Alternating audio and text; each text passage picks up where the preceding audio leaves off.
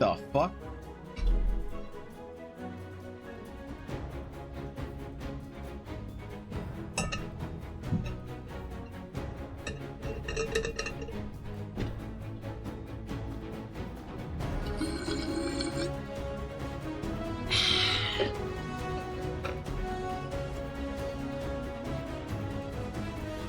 Oh yeah.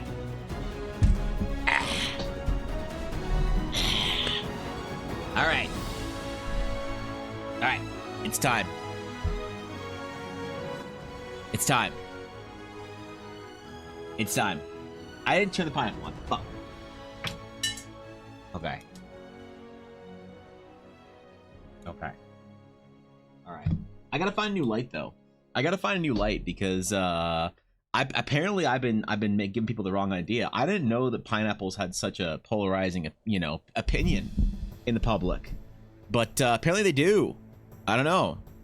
I gotta find a less polarizing object to have as my light. Now I do enjoy all things about the pineapple, so much so that I have a baby pineapple growing, and one day I will eat it, and it'll be actually I probably won't eat it. It'll probably never grow big enough to eat. That's kind of sad. But I need to find a new light.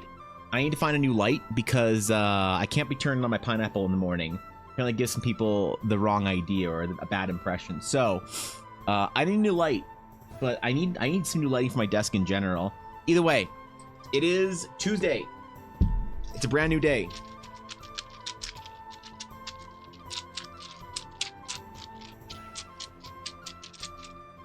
Let us roll to see how our day goes.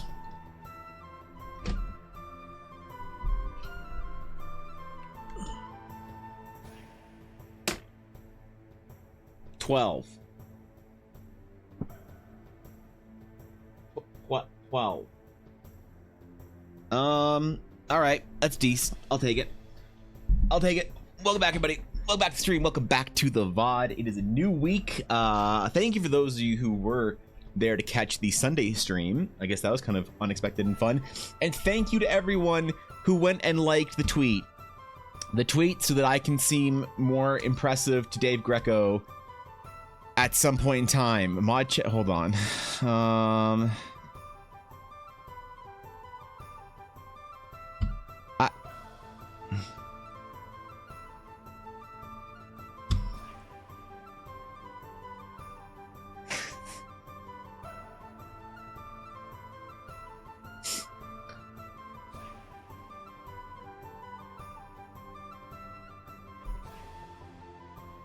It's beautiful, Thorkin. It's perfect. It's everything I wanted. I need to hold a GIF editing competition where everyone draws a GIF of me somehow punting Fishy some distance. This is beautiful. I want to mark that as a favorite. Thank you, Thorgan. Thank you. Wait. What I hit? I hit it. I did a thing. Nope. Okay. All right. Marcus favorite. And Bizzo with the entry as well.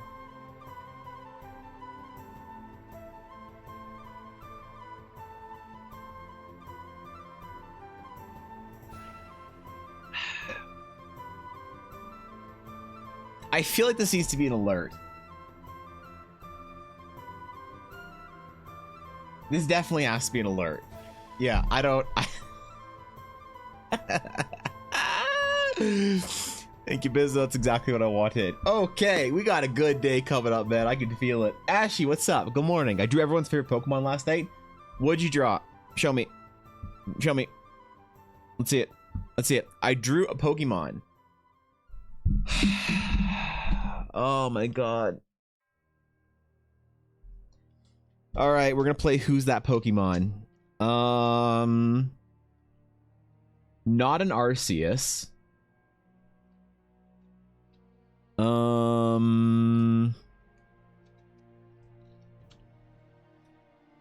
Potentially a Persian. Probably not an Onyx.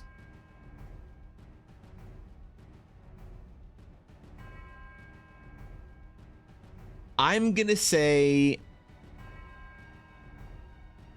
it's a Diglett. Let me explain.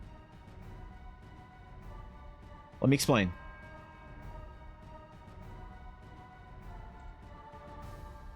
Let me explain.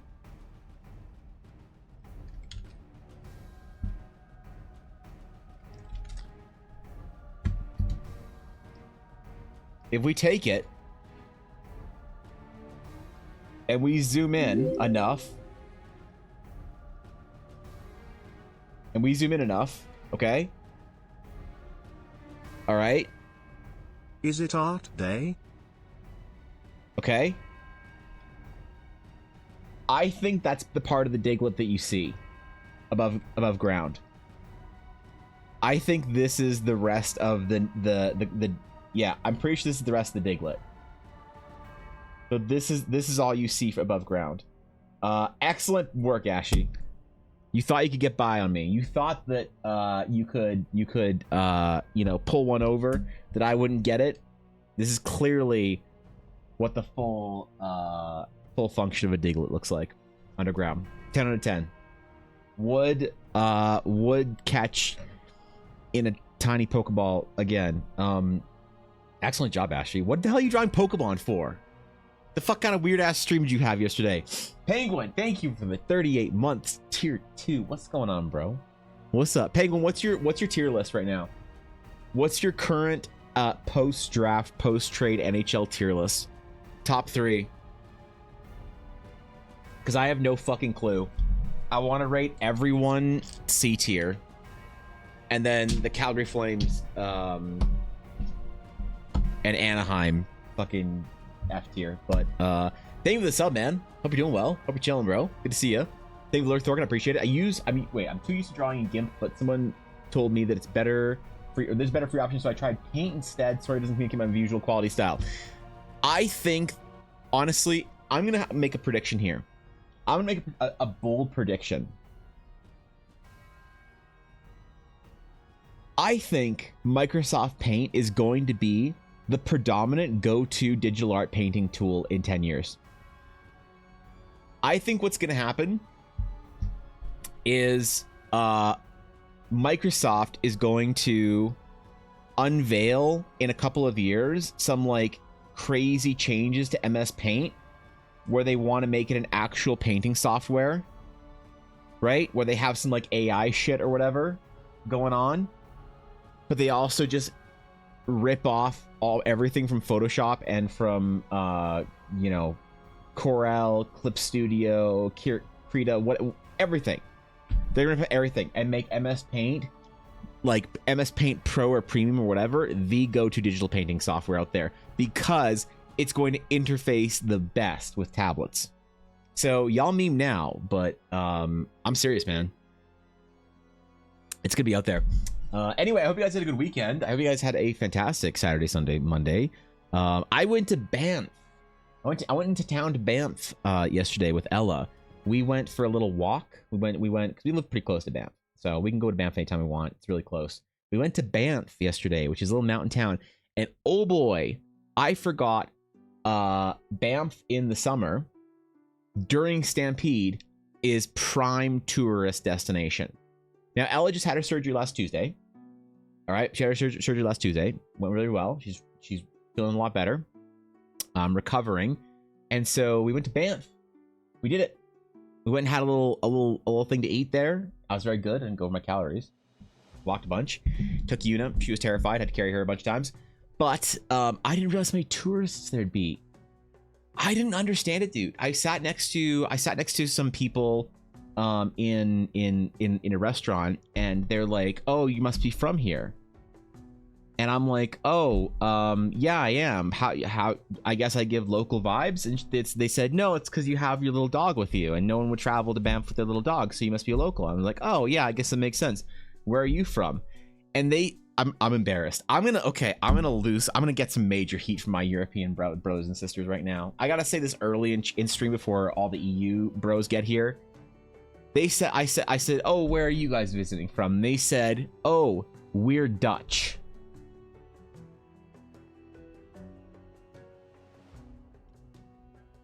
And I couldn't remember which country Dutch was. If it was Denmark or the Netherlands. I couldn't remember it. I was like, oh yeah. Oh yeah, that's great. Yeah, it's great. Great to have you. Hope you're enjoying it in Banff. Like I should have known. And I should have known. I was very embarrassed, but they didn't catch on. I managed to schmoz my way through that conversation. But I asked them, so why did you want to come to Banff? And they said, well, it's some of the most beautiful mountains and wilderness in the world. Of course we wanted to come to Banff. And I didn't get it, bro. I looked around, I'm like, you could have gone anywhere. You flew away from Europe to come see Canadian mountains. And this is what you get. A small little mountain town. I don't understand. I don't understand how people pay a ton of money to go to Banff. But people do. You know, Cobalt, pre-EBA stream, paid a bunch of money to take his beautiful wife to Banff. You know? And it's fine, I guess. You know, it's fine. It's nice. There's lots of trails and stuff, but I can't imagine going to Banff for like a week or whatever. You can drive around, you can go see some cool stuff, and there's wilderness and mountains and whatever, and good hikes and whatnot. But I feel like there's kind of not enough to do. It's like you go to the mountains and you're like, ooh, mountains. Mountains. Okay, that was great. Let's go home, guys. You know, like, is this just me working and living in the Canadian Rockies? I said, like, look, mountain. Wait, no mountain, mountain. No mountain, mountain. Is this? Am I just spoiled? Do people actually care about this shit? I don't know, man. Max Verstappen is Dutch. Yes, I know he's Dutch, but I don't know where that is. It's still wild to me that they made a town named after Matt Mercer's hit catchphrase, Banff. Don't tell him that. Don't tell him that, man. Reach Ashman gold levels of bust up pain any off-topic ranting. I was explaining EVs to chat. Oh, okay, that was an EV. All right, that makes sense. Makes sense. Hawks the ship, bias, Tampa and Ottawa, L everywhere else. Nashville, unfortunately, based. Do you think the Stamkos signing was worthwhile? Penguin, you have on your bucket list. That's fair. That's fair. Why though? Why do you want to go to Banff? Poor Danes being confused for the Dutch. Well, what is the difference between the Danish and the Dutch? I mean, really. I'm Canadian. I'm basically American. You know, I get it. It's like if you go down to the sort of the scrotum that is Northern Europe, it's like you got the Netherlands and Norway, and they sound silly and eat fermented stinky fish. And then you get Finland, and they sound silly and they speak in hieroglyphs and eat stinky fish while in a sauna. And then you go down to Sweden, and it's just everybody there's PewDiePie. And then you go down, where else, man? What else is there? You got Denmark and the Netherlands. Aren't they both basically just both bonus Germany? Aren't they just both like bonus Germany? Just like more Germany? What the fuck is the difference, man? Hey, God Sienna, did you hear me say that? What's up, Dave? How's it going, man? Mountains are peak content. Mountains are pretty good, but like, did people yearn for mountains? Did people want for mountains? Because I don't get spending a bunch of money to go see a mountain. Especially if you're in Europe and you can go see a European mountain. Europe has great mountains. All right, I've never seen one in person, but I hear they're great.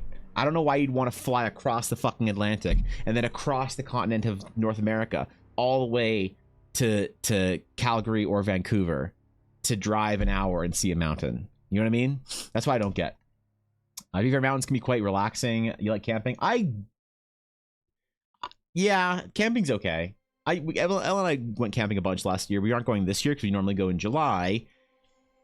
Because it's less like July and early August is the least likely time you're going to have bear problems, it's also the warmest because it gets down below like up until late June, it gets below freezing in the mountains.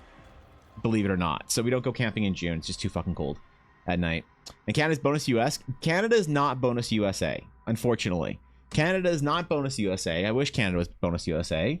All right, you Americans, I am so intolerant of Americans shit talking Canada because you're all pussies. Put your fucking money where your mouth is. You want to talk shit about Canada? All right, show it. Invade us. Invade us, you won't, cowards. Yeah, I don't want to hear any shit talking about Canada from an American. Europeans can shit talk Canada all you want. That's fine. Americans shit talking my country, Canada. I won't stand for it because if you want to shit talk Canada, why don't you just grow some balls and invade us? You know, take Canada over. Make us divide us into a bunch of American states. Give us American Amazon Prime, American Netflix, American shipping. I don't care. I'll put a fucking stars and stripes up there. I'll fly that flag if it means I get bonus Amazon Prime shipping dates. Are you kidding? You know how expensive it is to order shit from the US? Yeah, are you kidding? We got all the fresh water too. Spend a week in the flat ass province of Manitoba and you'll love a damn speed bump. You are right about that, Dave. When I drive, because I grew up in Calgary, when I drive west and I see mountains, it's like, oh, okay, we're driving out, we're doing shit. Like the drive from Calgary to Vancouver, I did a lot when I was young. Great drive. Whenever you drive east out of Calgary and you just see the abyss, it does something existentially in you. It's like some like Lovecraftian sort of like existential horror of like flat nothingness. Holy shit. I don't get it. To be fair, I live in the foothills of the Cascades, but I plan to go see Fuji when I go back to Japan, so let's cross the planet for a mountain. That's a mountain. That's a good mountain. You know, what about the Canadian Rockies? I don't know. I don't know, dog. And like, to be honest, I could be really biased here. Maybe I need a Canadian-based Canadian takes here. Dave, I don't know if you've traveled across Canada all that much, but I would personally say that if you were going to go see mountains,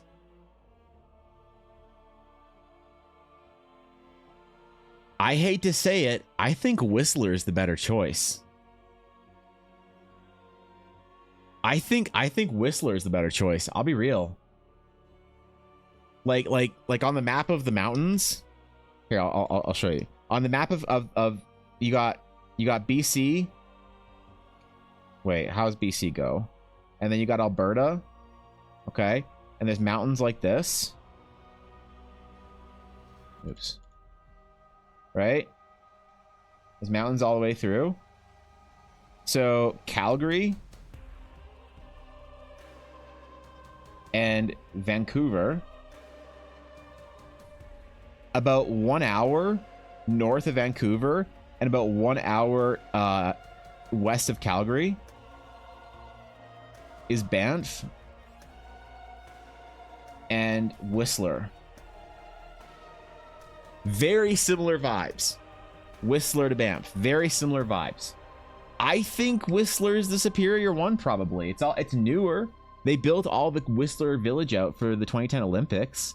And then you've got Vancouver to go back to. Because, like, look, you're not going to spend all your time in Whistler. You're going to fly to Vancouver, and you're going to do Vancouver for, you know, like 4 to 5 days or whatever. And then you're going to go up to Whistler for 4 to 5 days. And I feel like that's pretty good. The problem is if you land in Calgary and you want to go to Banff, like, there's not much to do in Calgary, dog. Ask the mods. They said they're never coming back again. You know? I don't know. Things to think about. Like, I love where I grew up, but Vancouver clears Calgary. I'm sorry, man. As far as things to do and things to see, you think the U.S. is rationally afraid of Canadian healthcare? Yeah, they're afraid of waiting 3 years for a fucking specialist appointment. You're right. What's the best ski resort up there? I'd say Whistler. If you're looking to ski, especially in the winter, Atomic Whistler is better. Whistler because for a couple reasons. Like Calgary during ski season gets to be cold as all balls. Calgary's like -20, -30 in the winter, Celsius. So pretty cold, whatever that is in Fahrenheit. Vancouver doesn't get as cold. So flying to Vancouver, not as miserable as flying to Calgary. And then again, Banff has a lot of great ski resorts, probably slightly better. All the ones around that area, Nikiska and all those mountains through Kananaskis and whatever else. Calgary will, the Calgary sort of into Banff in that area will feel more, you're in the middle of nowhere in a mountain lodge, especially if you go to Kananaskis, which is about an hour away from Banff itself. But Whistler is so much bigger and has so much more diversity as far as hills and stuff. It's all cramped in. Banff, you'll have to travel out an hour to go to a great ski hill. Whistler is just like stuck onto it. So again, I'd still say probably Whistler, but I don't know. Why is one of your states named after a dog breeds? What? We don't have states, unfortunately. I wish we did. We have provinces instead of states. You know, it's a distinction without a difference to many people, but unfortunately, we are a parliament, not a Congress, so we have states. Or sorry, we have provinces and not states. I get stand from the province of Alberta. What does that mean? Nobody knows or cares. What's the difference between a province and a territory in Canada? Not much. Not much. Should Prince Edward Island be a province? Nope. Should it be a territory? Probably. Should PEI and Nova Scotia and New Brunswick all be one broke-ass maritime lobster-eating, mussel-shucking province that doesn't get to distinguish any differences between each other? Yeah. Should Labrador just get sucked into Quebec?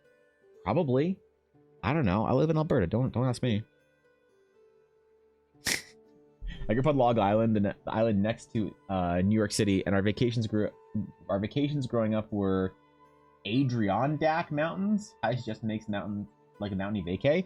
I've heard Long Island has a lot of like fancy vacationy property type things going on there. I've never been though, obviously. I've never been East Coast US. Banff's good for 1 or 2 nights of drinking, then you can go to Whistler for the rest of your vacay. 100% can confirm my mistake. Yeah, like Banff is great. I think if you have a chance to stop in and see Banff and Kananaskis and those kind of mountains, like 100% take it. But if you're traveling from somewhere across the world or the US or whatever it is, and you want to go see Canadian mountains and you're willing to pay all the money to go do that shit, I think Whistler's the better shot, man. I think it's the better one. I gotta admit. But there are a lot of tourists there. And you know what? It's nice. It's nice seeing people from across the world, talking to them, meeting them. Spoke a little Nihongo with some Nihonjin Japanese tourists. Very surprised to see an overweight, sweating white man speaking their language to them. That's kind of funny. I like my dog. I shall update the bucket list, Banff and Whistler. All right. You can do both. Yeah, Whistler's definitely beautiful. I haven't been there since the whatever changes and shit, but man, it looks like it just fucking clears Banff like a mofo. If you do want the secluded, I don't feel like I'm anywhere near civilization feeling, Banff and Kananaskis are the best. Kananaskis is like top tier for that.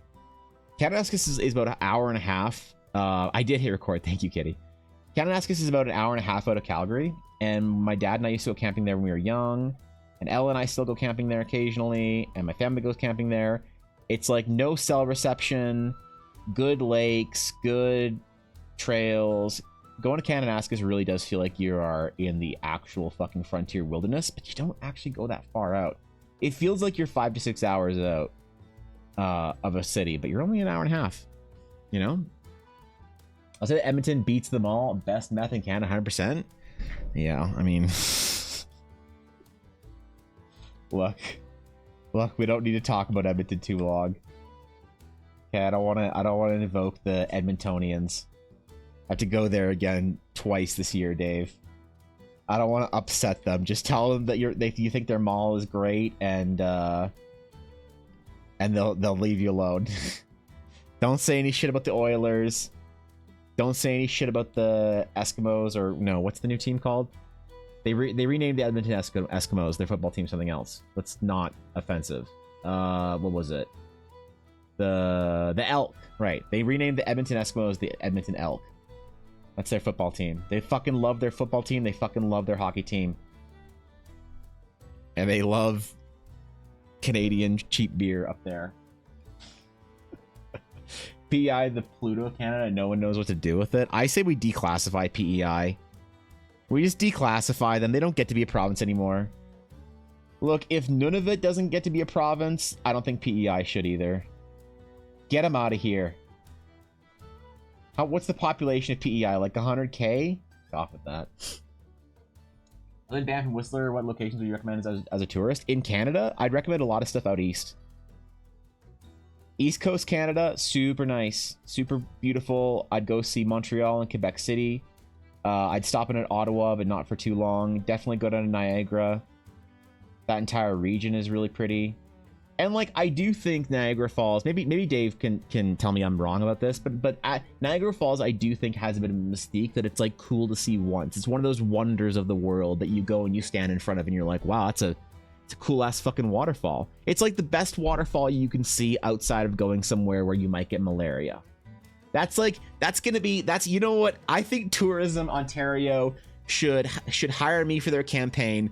I'm going to say that Niagara Falls, the tagline should be the best waterfall you can see in the world that you don't have to risk getting malaria to see. It's pretty cool, you know? If you're going out west in Canada, I mean, the old sort of like the pioneer prairie province vibe of Alberta is pretty cool. Obviously, the Calgary Stampede is pretty special. If you like the whole sort of like Western, you know, pioneers, Native American history, it's pretty cool. There's a lot of cool stuff you can see in Alberta if you're willing to sort of take the path less traveled and rent a car and go exploring for a bit. You know, you can see, like, one of the great things about Alberta is there's nothing really that you want to go see that's in particular this one thing that's worth going to see. But if you spend a week, let's say, in Calgary with a car, and you can go drive down to like Head Smashed and Buffalo Jump, and you can drive out to Banff and Kananaskis and Lake Louise, come back to Calgary. You can drive into the prairies and go see all sorts of cool shit. There's a lot of cool stuff to do. You just have to be willing to like not do the full, you know, touristy whatever sort of experience, which I don't know, some people might like that, but there's not a ton. I'd say Vancouver's a pretty spectacular city to see. Vancouver's fantastic. I don't know if Toronto is. I think Toronto's a bit overrated. Most people who come to Canada think Toronto's like the city, but I think if you're gonna go see a large, like, you know, interesting metropolitan area, I think Vancouver's probably the better city to see than Toronto. Toronto's bigger and definitely is more famous, but I think Vancouver has more of an identity that's like kind of fun to go see. Definitely go to Laval, bring cigarettes for bartering. Yeah, I don't know about that one. I might stay away from Laval. They're the rude kind of French there. East Coast good, islands bad. So the Maritimes are great. Like, look, Halifax would be a great trip. Halifax is beautiful. If you want to go to Halifax, and you want to go to the pubs, and you want to go eat great seafood and do cool stuff, you can go out to Peggy's Cove. You can drive to PEI. You can go see some cool shit. Halifax is a great time as well. But like, I don't know if Halifax, like maybe somebody who's well traveled can give me an opinion. Is there much in Halifax that you can't get in the North Pacific or in the Atlantic Northeast of the US? Like, I don't know, honestly. I don't know if it's worth going to Halifax for specifically. Falls is fun to see. It looks super close. Find it soothing. Yeah, there you go. What's up, Sienna? Niagara Falls is alright, I guess. It's super touristy now. Trying to be Bumpkin Vegas. Cool to check out, but at best, you want prime waterfalls, go to Hamilton. The fuck kind of waterfall they have in Hamilton? What, cash flow? Toronto's full ass. It's lost all of its culture and constantly smells like hot garbage. Yeah, I don't hear a lot of people say great things about traveling to Toronto anymore. I think Vancouver's still a great trip. It's a good time. It's expensive, but it's not, you know, I think it's worth it, personally. I think Vancouver's cool. You know what actually is one of the best things about Vancouver? Like, I'll give you the hack of how to go see Vancouver. Okay? I'll give you your itinerary. You want to see Canada and you want to see majestic mountains in the north and that kind of shit? Let me tell you what you're going to do here. Day one, you fly to Vancouver. Okay? You grab a hotel, you spend a couple days in Vancouver. You enjoy the city. You go see the aquarium, the gardens, all the cool stuff, the Japanese gardens, UBC campus, all the cool stuff in Vancouver. You go shopping, you go to Richmond, you go do the night market in Richmond, get that little like flair of sort of that Hong Kong, you know, diaspora culture there. Vancouver's great. Spend a couple days there. It's beautiful. Then you go to Whistler. You either take a bus or you rent a car and you drive up to Whistler and you stay a couple nights there, 1 or 2. You go do some hiking, some mountain biking, some whatever you want to go do in Whistler. This is a summer trip, not a winter trip, by the way. You go do summer Whistler. It's beautiful. Okay. Then you go back to Vancouver. And before you leave, okay, this is when you really make the Vancouver trip worth it. Here's the hack. You're doing this trip for 2 weeks. Now, you might be wondering, Evan, we already spent 3 or 4 days in Vancouver, 3 or 4 days in Whistler. What else is there to go see or do? Well,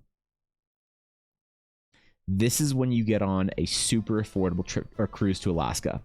Leaves out of Vancouver Port, you get to go see the fucking glaciers, Skagway, all those cool little Alaskan towns. You get to eat the best crab bisque of your entire fucking life that you still dream about 5 years later. Go talk to some old man about some gold that he found one time. You do the Alaska cruise. It's majestic. It's beautiful. It's some of the most amazing landscape you've ever seen if you don't live in Scandinavia. All right?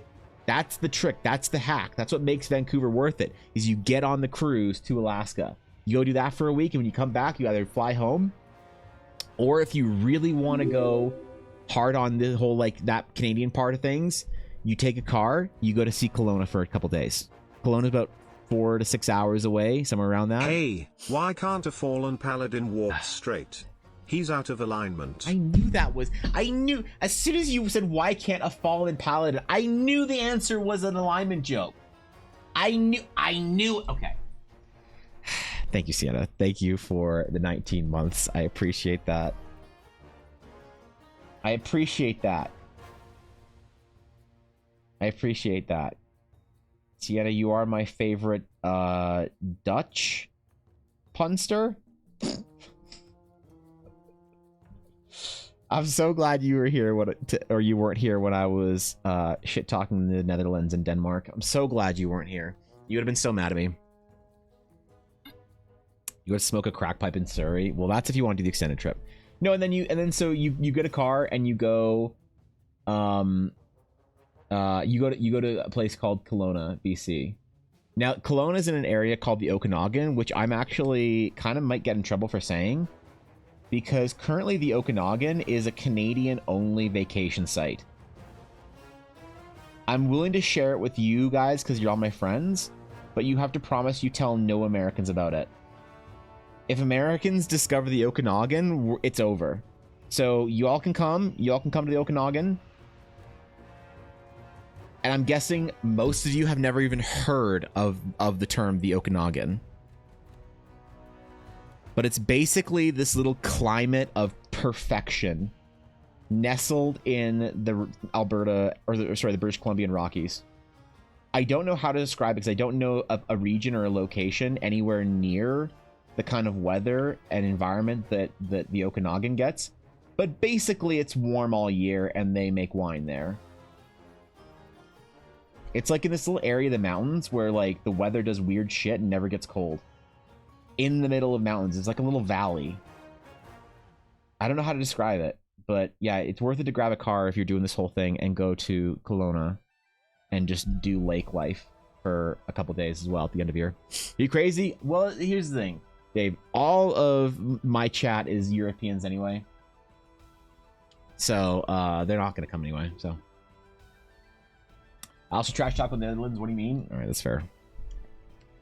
I had some. I met some tourists the other day, yesterday, Sienna, that told me that they were Dutch. Because they were like, "Oh, you're a local," and I was like, "Yeah, how'd you know?" And they're like, "Well, because you have your dog with you." And I was like, "Oh, yeah, I guess that would mean that I'm a local because no one would bring their dog to Banff, Alberta." And they're like, "Oh, yeah." I'm like, "Where are you guys from?" And they said, "Well, we're Dutch." And I was like, Dutch, eh?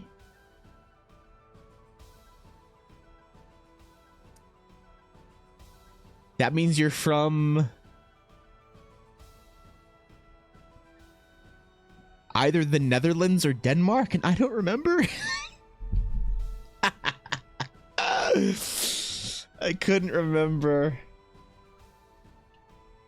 I couldn't remember. But I just nodded along, and I think they thought I knew where they were from. Like, I know you're from somewhere in that general European nub. I know you speak a silly language, but can get by in English perfectly fine. I know the rest of Europe takes easy shots at you for no reason, and I know that you had, like, I had to build the association to Dutch painters, and then where Amsterdam was, because that's where all the Dutch painters are from, in my head to be able to form an actual map of where the fuck they were from. So, you don't remember either? Yeah, see? She gets it. Koi gets it. What's up, Koi? I finally caught Lax streaming last night, Koi. It was magical. We had a reunion, and I need to help her fix her computer, so that's the thing. Yep. I'm 7 to Switzerland. I would love to go to Switzerland. There's like this river and bridge and whatever in Switzerland that I want to go see. Where is it? Thank you for the follow.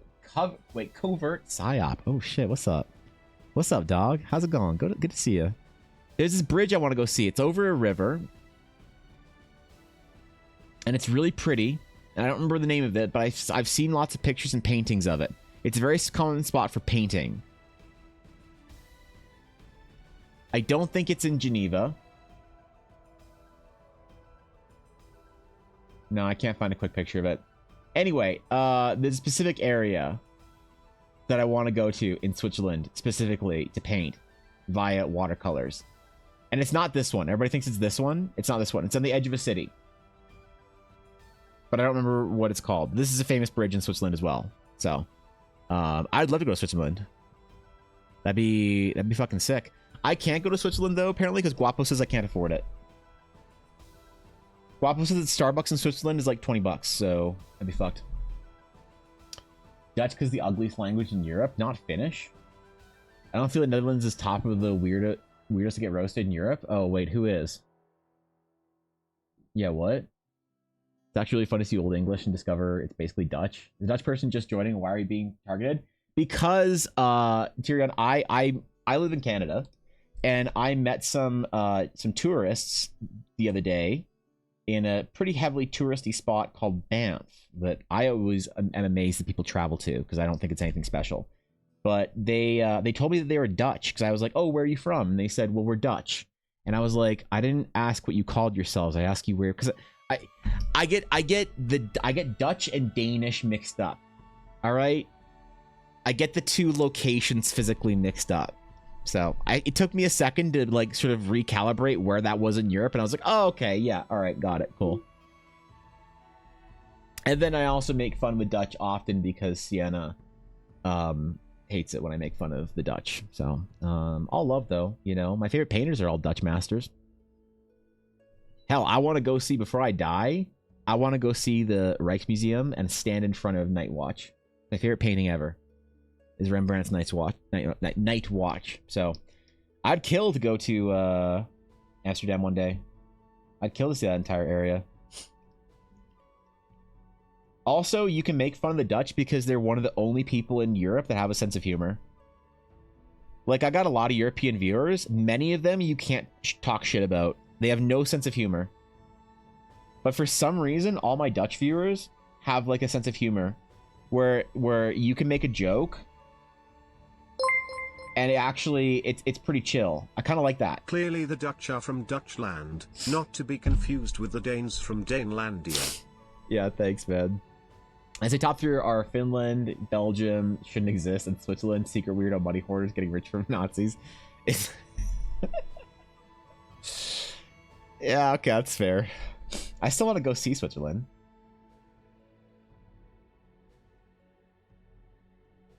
But I think, I don't know, man. My great European trip will happen one day before I die. I just don't know. I don't know what it would be. I don't know what it'll look like. Guapo and I are doing the Great American Road Trip together.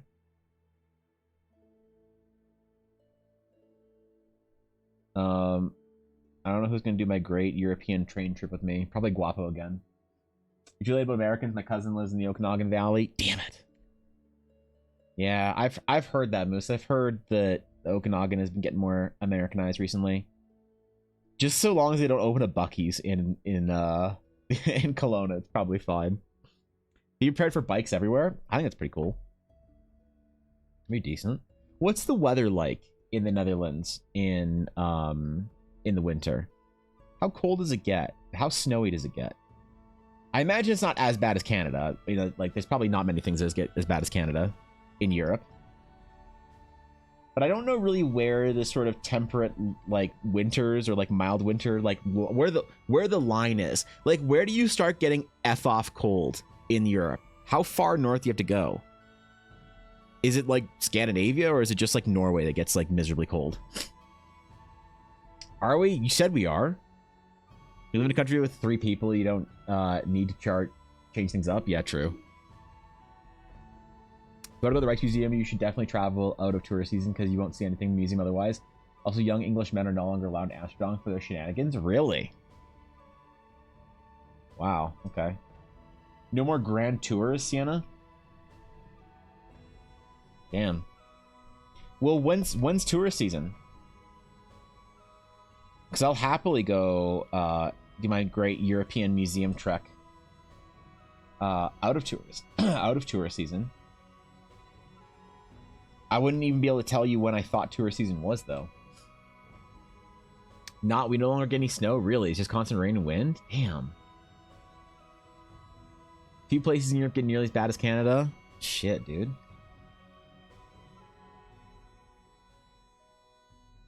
What are y'all complaining about then, man? Every time I see any news from Europe, somebody's getting upset about something. Somebody's just constantly mad. What y'all gotta be mad about? Holy shit. Y'all have nice weather? What the fuck? Yeah, you just chill out, man.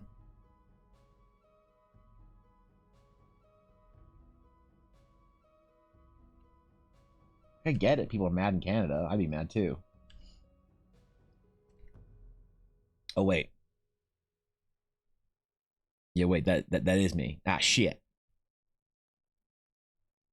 My question has always remained, though, which Europeans play the best D&D? Because I have, but for long standing, my opinion has been the best Europe, like the Europeans that play the best D&D are the Finns. I think the Slavs would play the best D&D, but they're all too busy squatting in a field listening to hard bass and drinking vodka and kvass.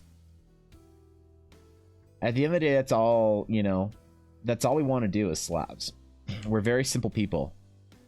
We just want to avoid responsibility, sit in a field, squat on some concrete, and listen to hard bass. Even as a Canadian Ukrainian, I've inherited that much, so. We used to have actual winters here, but then global warming happened. Same here, the Rocky Mountains are melting.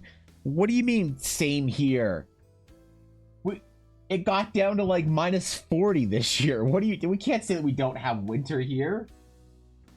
Sienna said we don't have actual winters. You can say, hey, also global warming has changed our winter, but you can't say same to that statement. Are you kidding? Holy shit. Not all of us have like nobility in like fucking government nobility in our family that they can go to their estate in Shanghai like you do, Koi.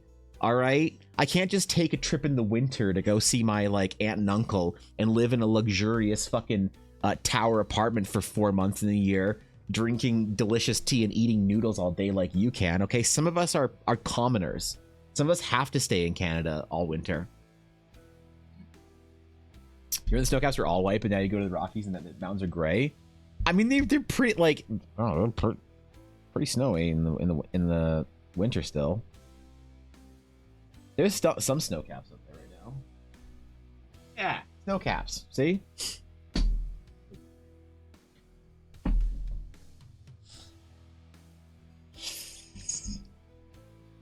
It's fine, man. We still have winter. What are you talking about? It isn't what like it used to be though. You're definitely right about that.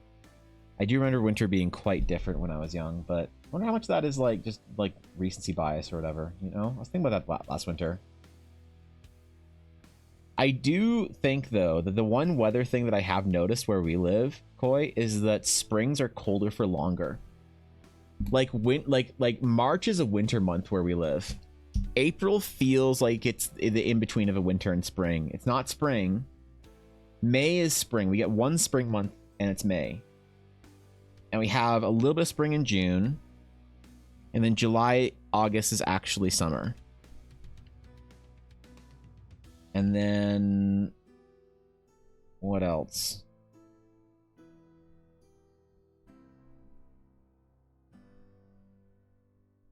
I mean, it definitely feels like summer with the Stampede right now. I want to frolic in the snow again, not feel my digits get not feel my digits and get hot chalky after. Okay. Honestly, it gets old, I think. I hate living here in the winter. I get affected by the short days and the cold. Very, like, it hits me hard, man. It hits me super hard. I get super low mood in the winter.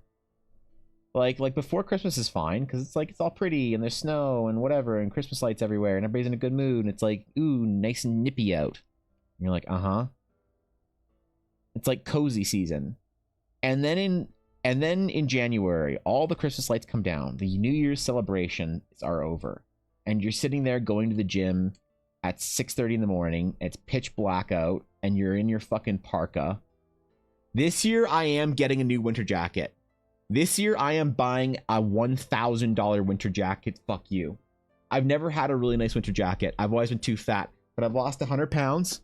And hopefully by the winter hits, I'll be able to buy a jacket that I can use for the next 20, 30 years of my life. So this year, I'm finally going to invest in like an actual good, like, screw you parka. I'm going to do it. If I have the funds, I'm going to try and we're going to do a jacket-a-thon.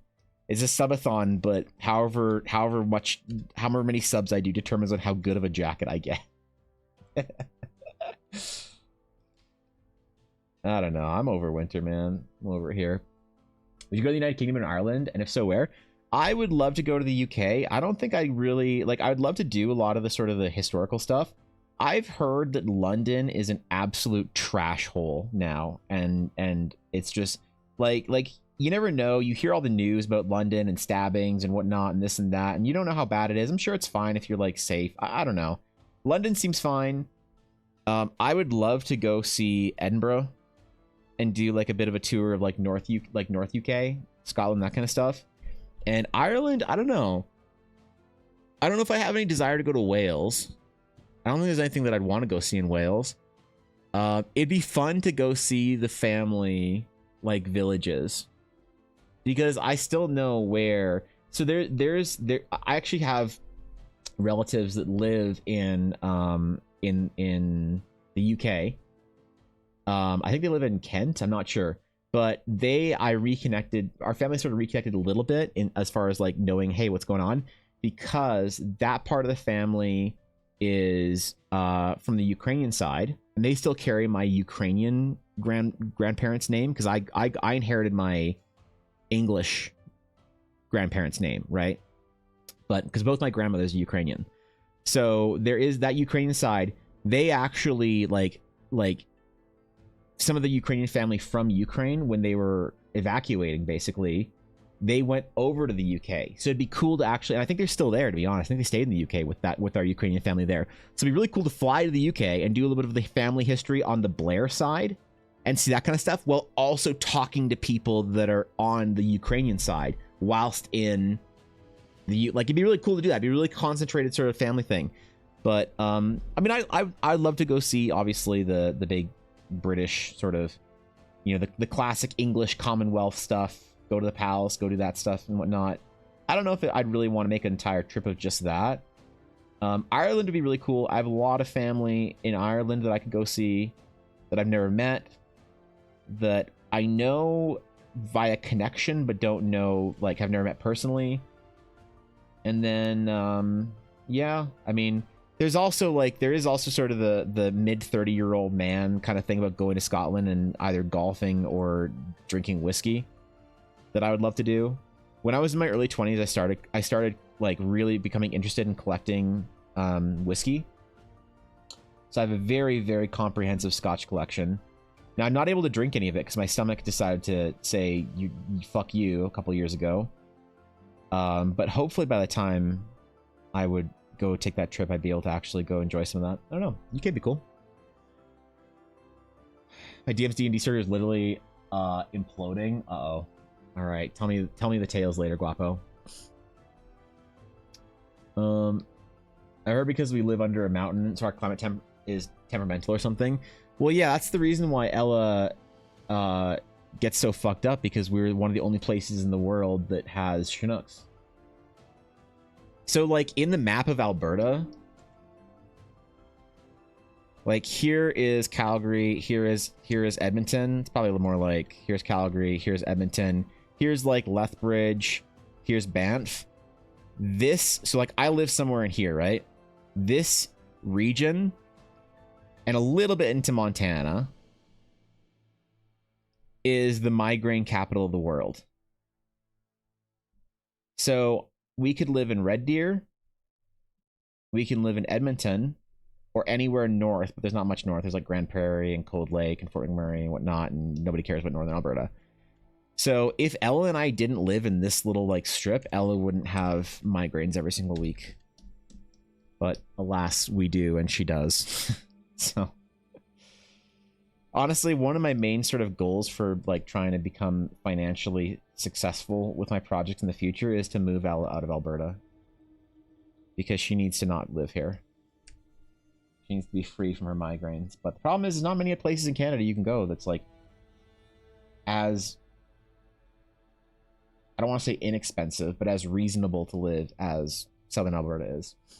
So need to lie down to lurk. All right, Sienna, good luck. You go to Wales, go Blue Lagoon, Alberedi or such. I don't know, is there really much to do in Wales?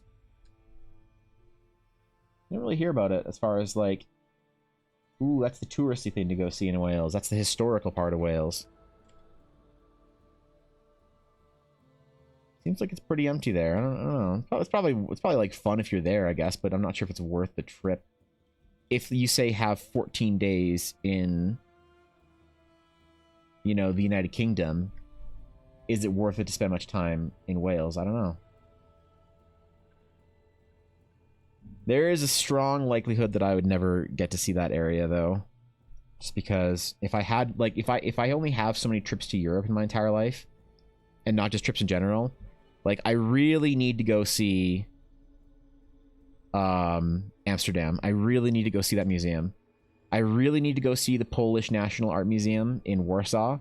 And I really need to go see a bunch of the stuff in Milan and Rome, as far as art museums go. After that, it's like, I don't know if I'll make it anywhere else in Europe. Going to see London or Paris or any of those big sort of like historical cities, they're pretty low on the bucket list for me, to be honest. Like, of course I'd love to go see them, but it's like, how many trips will I ever get in my lifetime to Europe? I don't know. And then how many trips will I ever get in general in my lifetime? Because like the next time I do go on a trip, I'll be going back to Japan. Next time we get a chance to travel. It's been too long.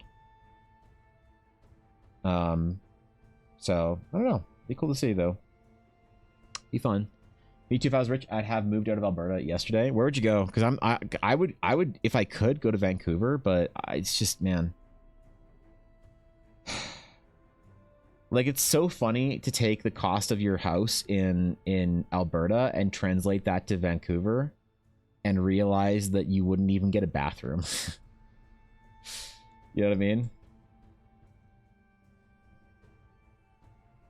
Go move into my friend Byron's parents' basement in Vancouver. That's what I'd do. I'd go make friends with his dad.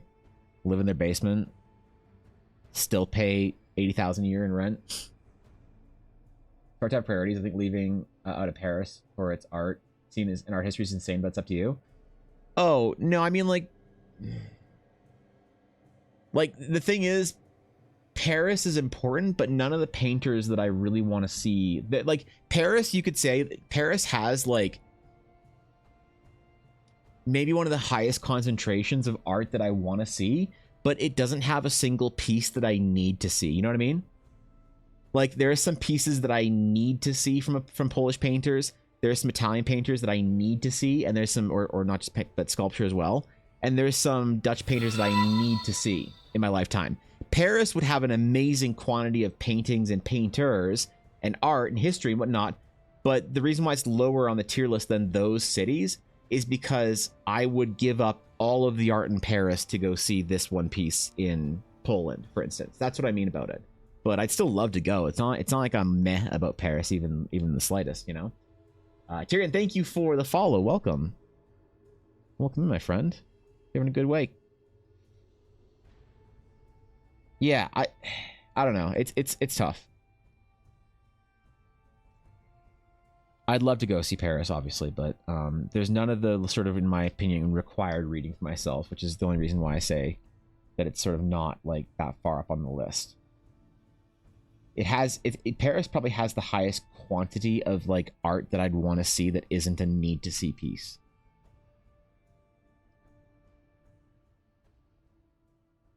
You know? Like seeing a Rembrandt piece in person, or like a Jan Matteo piece, or a Michelangelo piece, or like anything in the Vatican, super important for me. And I'd give up the entirety of the Louvre for those like one or two pieces, which I know sounds crazy, but it's where my priority is. I moved to Vancouver if I could afford such a thing. Just no way, though. Not in this lifetime. I mean, you'll get there. I believe. Boy, you are way too good of an artist to not. I'll be real. I'm a little offended at hearing you say that. No, absolutely. You'll get there. You will get that hot apartment on Marine. Easy clap. My friend just bought a house or a townhome in Surrey for $700,000, and I was like, bro. He's like, yeah, how much would that be in like Calgary or Edmonton? I was like, 350. Like, damn, bro, that's tough. You sound French at least. Oh, really? I don't want to rent though. I want to own. Currently, I'm a homeowner. I ain't renting ever again. Yeah, I know. I get it. Like that's what I've thought about that a lot. Is like you sell your place in sort of Alberta, and what does that turn out in, or wherever in the prairies? What does that get you in BC, man? That's tough. It's real fucking tough.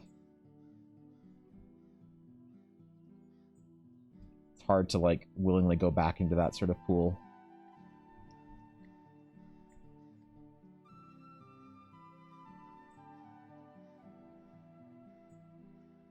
I don't want to live somewhere. I want to live somewhere warmer, but I don't want to live anywhere with spider mounts. Right? Like, I don't want to live anywhere where you'll see a spider on the wall and you're like, I'm gonna get my rope and go for a ride. You know what I mean? No Texas for me. No Florida. No SoCal. Nope. I'm fine with having cold months that kill off the big ones. Catch me in Arizona or Australia. Nuh-uh. Catch me in Barcelona. Nope.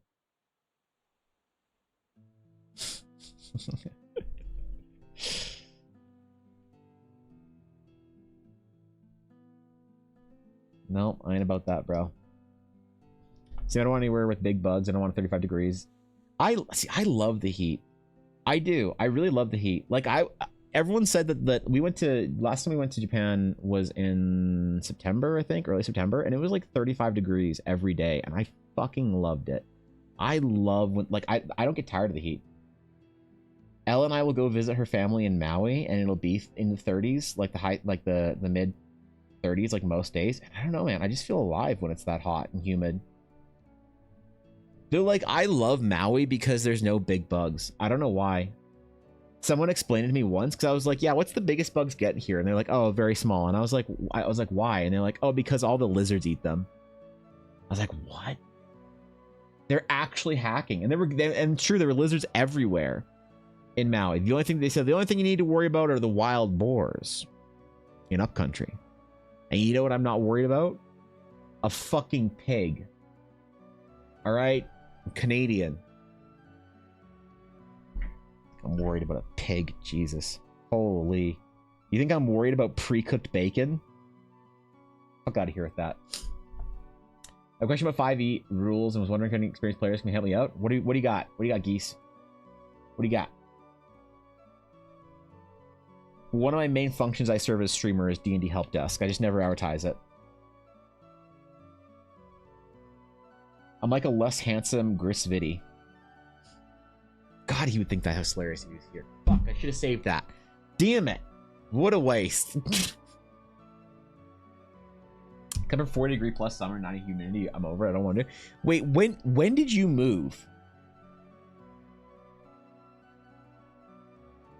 How I never got an impression as to exactly how long you have like. I always thought that you were here from like a really young age, but you referenced that shit 12. When did you start learning English? Because every friend I have that moved over from either mainland or more specifically, I guess, Hong Kong, that moved past like 6 or 7, still has an accent, will always carry an accent. Because the whole thing of like, if you learn a language past 10, I think it is, or whatever, you like still carry the accent. When you came here, what? How the fuck? Jesus Christ, that's incredible. Actually incredible. Wait, so do you have a really thick northern accent? Do you have a really when you're speaking Chinese, do you have a really thick northern accent? Is it hilarious? I love northern accents. I fucking love Shanghai accents. Are you kidding? If I was gonna learn Mandarin, I would get such a Shanghai accent. You have no idea. A lot of pigs are pretty tough, especially compared to domestic hogs. Bacon's bacon. That's all I gotta say. Atomic bacon's bacon. From the south and from Nanjing, Shanghai accent is not the north evan. It's north. It is north enough. If you're from like Guangzhou, Shanghai's the north. Okay, I don't want to hear about that. Cause like, what's the north? Inner Mongolia? Nobody cares about Inner Mongolia. All right, it's like south, mid Shanghai. Who asked? All right. Yeah, name one interesting city north of Shanghai. That's what I fucking thought. Prepping my first one-shot. My players will get a chance to ambush. Goblin Patrol. Was thinking I should roll stealth perception for 60 feet, 30 feet, and 0 feet, but I'm not sure how the rules exactly work. Prepping your players get a chance for ambush. Goblin Patrol. I mean, you can do it however you want. There's no rules for how to ambush in D&D. Right? Should I roll a stealth first perception at 60 feet, 30 feet, and 0 feet? No, I would do it. I would do one roll, like just one roll the entire time. If you want to add suspense and drama, you can do it as multiple rolls as a skill challenge. But I find players get exhausted by that kind of stuff. Like ooh, you approach them, do a stealth roll. Okay, you get a little closer, do another stealth roll. Okay, do another close roll, you get a stealth roll, right? Like I find players get that sounds reasonable, but it's less amusing than you think it'll be. Players typically kind of get tired of that. The interesting cities west of Shanghai, not north. Xi'an, for an example. Well, yeah, like what? Yeah, I know my mainland geography. What are you talking about?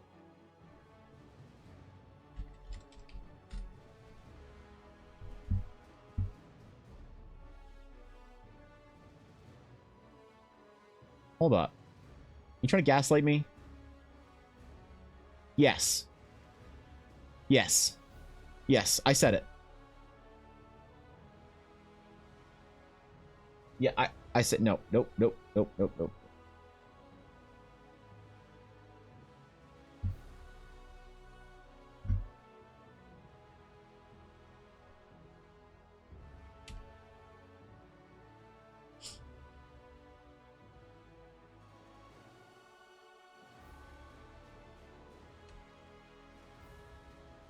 Yeah, hold up. Hold up. Let me prove to you my geographic knowledge. So, where are we? You get like this is like South China. This is United States of America. This is mid, so this is South China. Okay. This is middle.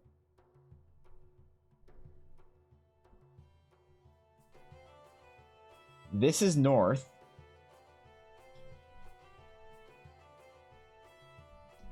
This is bonus India.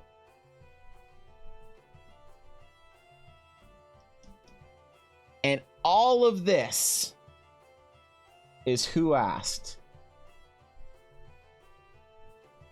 Except you have to add a little line here. You have to add a little line for North China.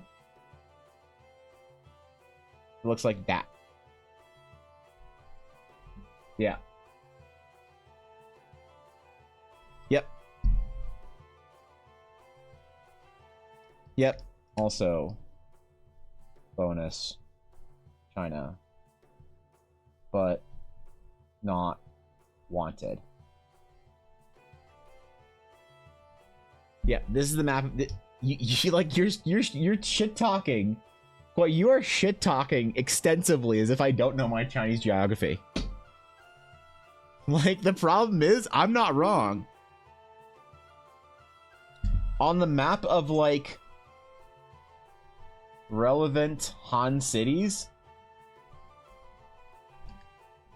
On the map of relevant Han cities, you have Beijing and the rest in North China. And then you have mid China with like Hunan and shit. And then you have South China. Yeah. But Shaanxi? What? Yeah. Guess what? Refer to this. Yeah, refer to that. Except I will say this is noodles. Nudes.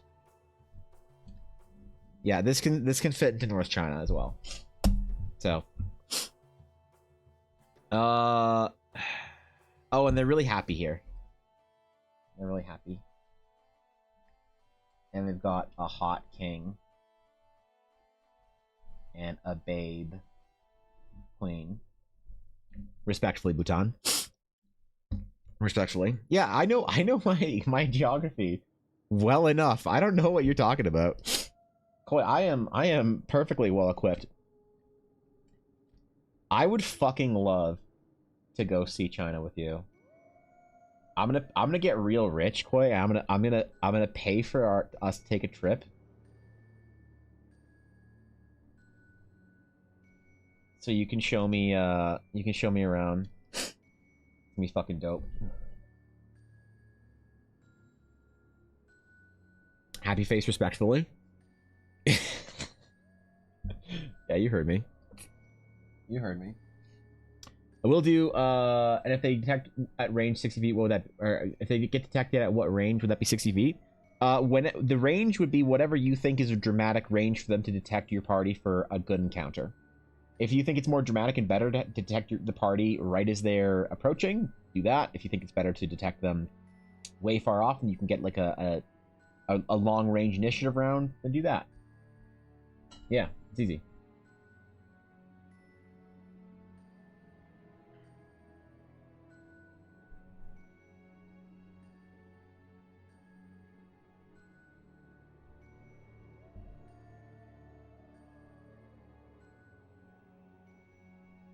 We're sitting here debating over what's relevant China, and Koi doesn't even try and defend Inner Mongolia. doesn't even try to defend bonus Russia. I mean, Inner Mongolia, sorry. Sorry.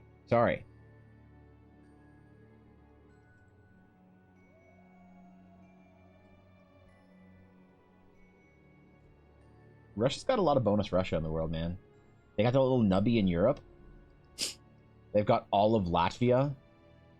It's crazy. They got a lot of bonus Russia in Europe.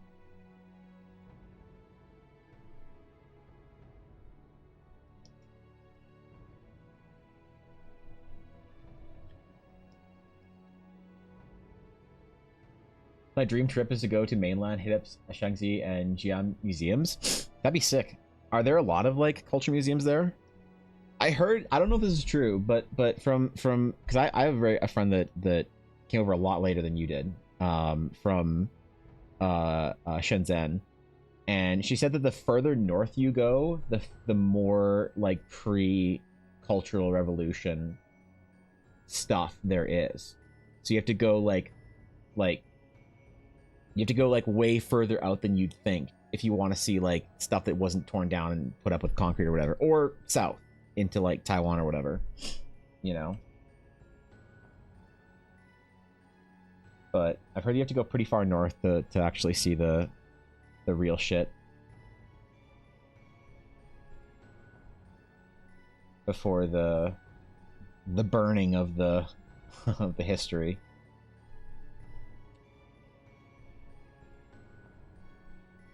I just want to go eat some nudes there, bro. I just want to eat me some nudes. Get a big old bowl. Oh, yeah. I'm a noodle fiend. Back when I could actually eat food. Get some beef noodle soup. My friend, she introduced me to this meal that I ate through college, like twice a week.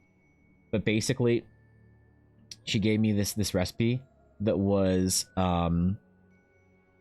it was these flat noodles, these like really big flat ones you can get at TNT, and then you dump like a bunch of this like onion sauce from Taiwan on it, and then a bunch of like Szechuan oil. Holy shit, dude. I ate that and some vinegar. I ate that when I was at art school, like 3 nights a week. It was nonstop. It's one of the things that I miss the most about being able to actually eat real food. Shang-Chi, they like old time Chinese food before rich, more affordable. People only ate noodles and bread. Then rice is for rich people.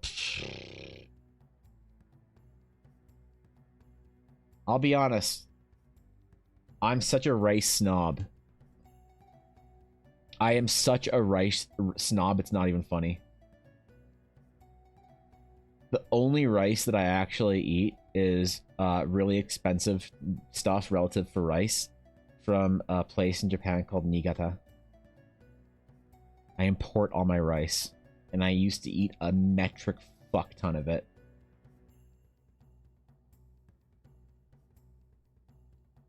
Holy shit.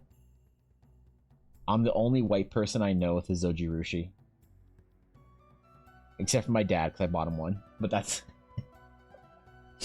Yep. Axon, we're talking about why Paris is the greatest city in the world. Wait, no, you live in the countryside, never mind. I just bought Japanese imported rice too? Where from? What region? What prefecture of rice did you get your rice from?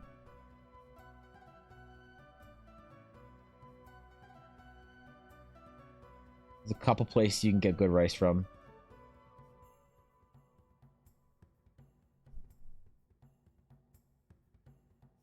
I'm such a snob about it, though.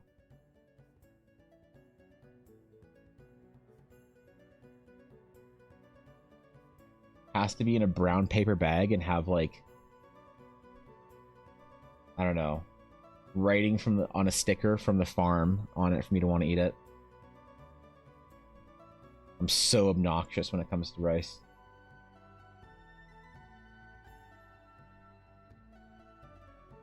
Unless I'm making Korean purple rice, and then I don't give a shit what I use. Toyama. Okay, that's pretty good too. All right, that's a pass.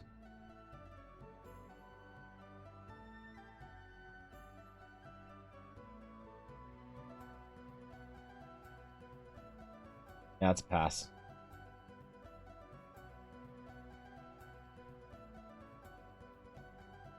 Yeah, that's pretty Asian, I guess. Yeah, I guess I'll acknowledge you. Yeah, all right.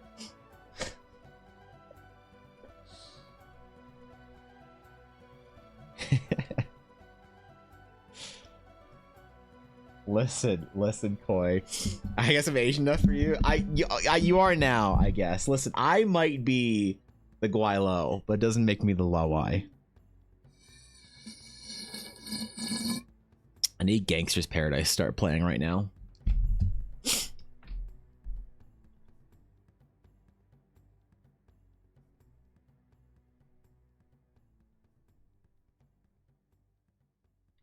And get some more. That's Kanto. Oh, man. Chill. All right. The goal is to finish 3 paintings in 3 weeks.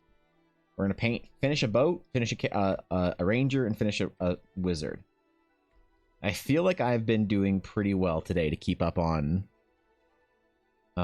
work. I feel like we're gonna be able to get a bunch of shit done very quickly this week. And I feel like I have momentum, you know? You know how sometimes you feel like good about your work and you're like, oh shit, I'm getting a lot done. I'm kind of crushing it. I'm feeling productive recently. Art-wise, fitness-wise. Went to the gym and threw iron for an hour this morning. Diet's been on point.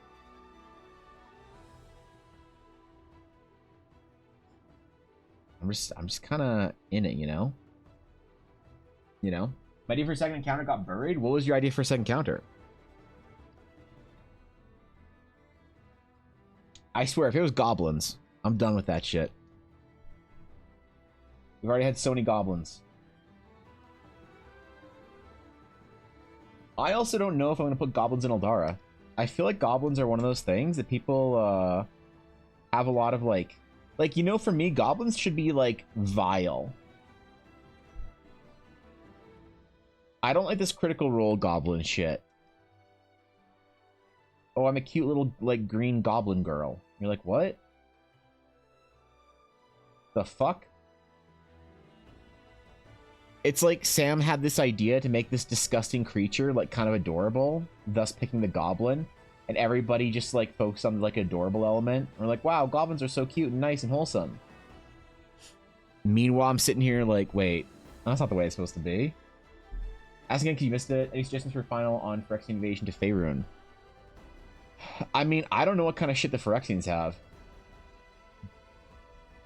Really? If you're gonna, like, okay. If you're gonna do... This might be a bit of an old, like, boomer take, but if you're gonna do a Phyrexian invasion, I would just resurrect Yawgmoth for it. If you really want it to boom, I would resurrect Yawgmoth. But I think newer players probably don't know who the fuck or what the fuck Yawgmoth was. So I don't know if that one tracks, you know? You know what I mean? One of those, like, ancient references.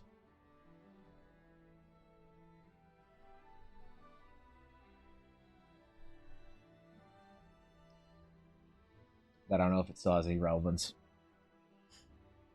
How's Money Friend? Best Goblin? Yeah, I don't know. To me, goblins are best done when they're monstrous, terrible little creatures like Moria goblins, you know?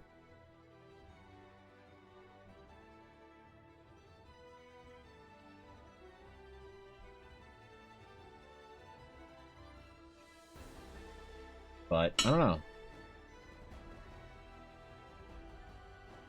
These people have different ideas now. It's one of those things, like, will there be goblin, like, will goblins still have a place in Teleria? Yes. Will they be called goblins? Probably not, because I think that's one of those things where if you have this like vile, crazed sort of like group of insane little gremlin creatures, it's like, oh, it's cool. But as soon as you call them goblins, you have someone being like, hey, I play a goblin in D&D, and my goblin's not a little crazed monster. You know? Like someone gets offended for no reason about your interpretation of goblins being little brutish gremlin things. Hey, but where are the good goblins? Oh, I mean, the good goblins are there. They just didn't come to invade you and eat your face right now. Oh, I need the good ones. Right? I never got that. I get it, but I like the new ones too. Why not have both? Why not have both? I think because you water the concept down, in my opinion. Yeah, I think that you lose. Like sure, have both. Find a new name for it. If you want to have like kind of little tinkery sort of World of Warcraft like goblins, I just call them something else. Or call them the Gremlin Moria goblins something else. Find a new name for one of them, and then you won't have as much baggage. It's just easier, in my opinion, that way. You don't have people assuming that they're one thing or another, or expecting, or disappointed, or, you know? There won't be any sort of preconceived anything's happening.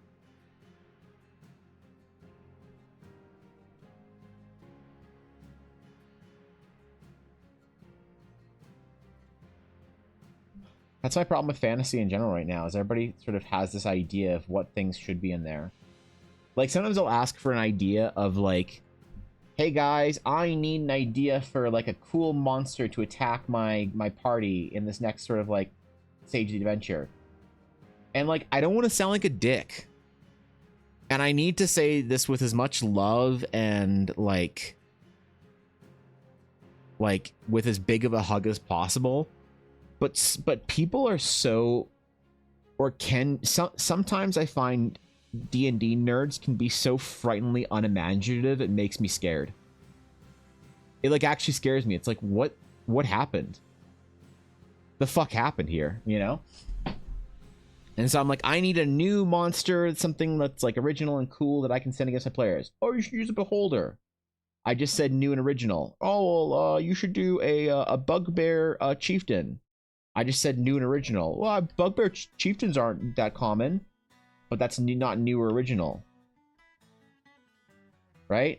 It's like, if it's not a D&D accepted idea, a lot of people just like can't sort of process it as a fantasy idea, especially within the TTRPG kind of scene, right?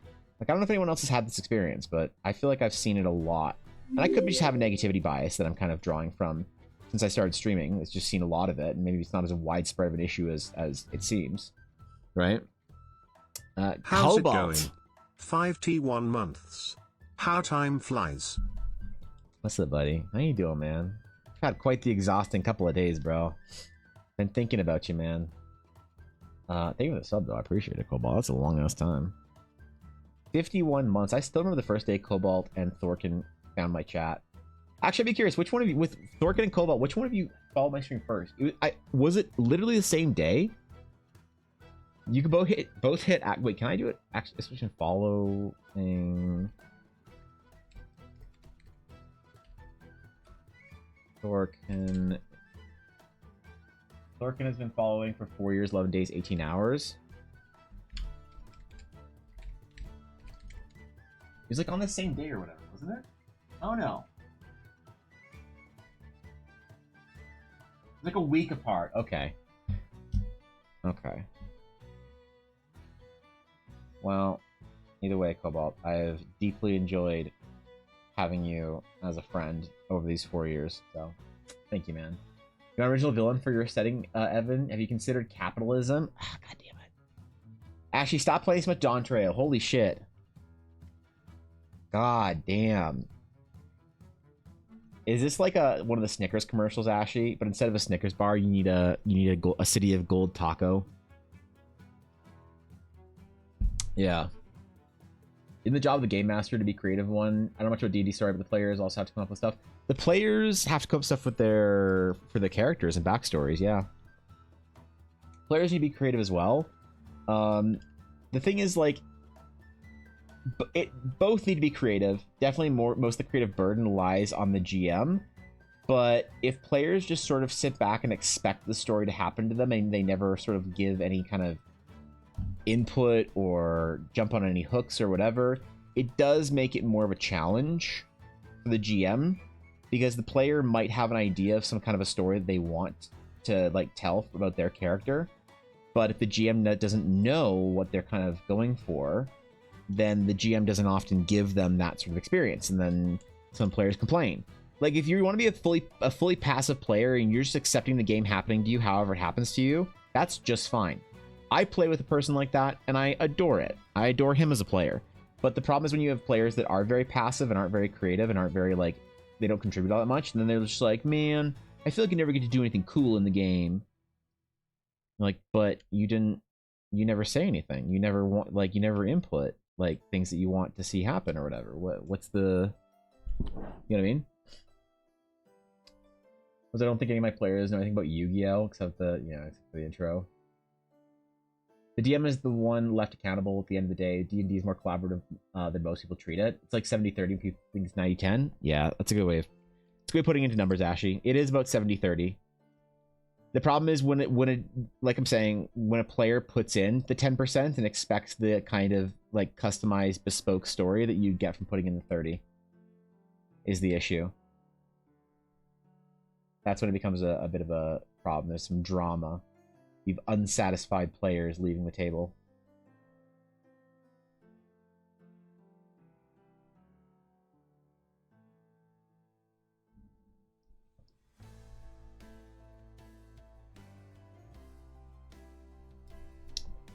But I don't think it's as widespread of an issue as maybe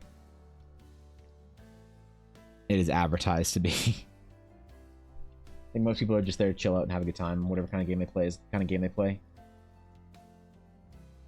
Right? That's you, I know it. All you gremlins out there.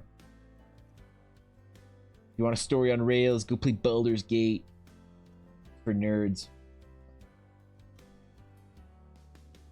You're saying you're noticing more of a passive kind of player nowadays?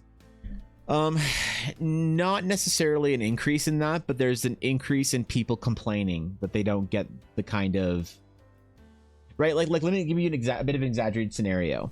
You go into you as the DM say, okay, so you get to the town, and it's a city of bustling trade and brilliant architecture and art.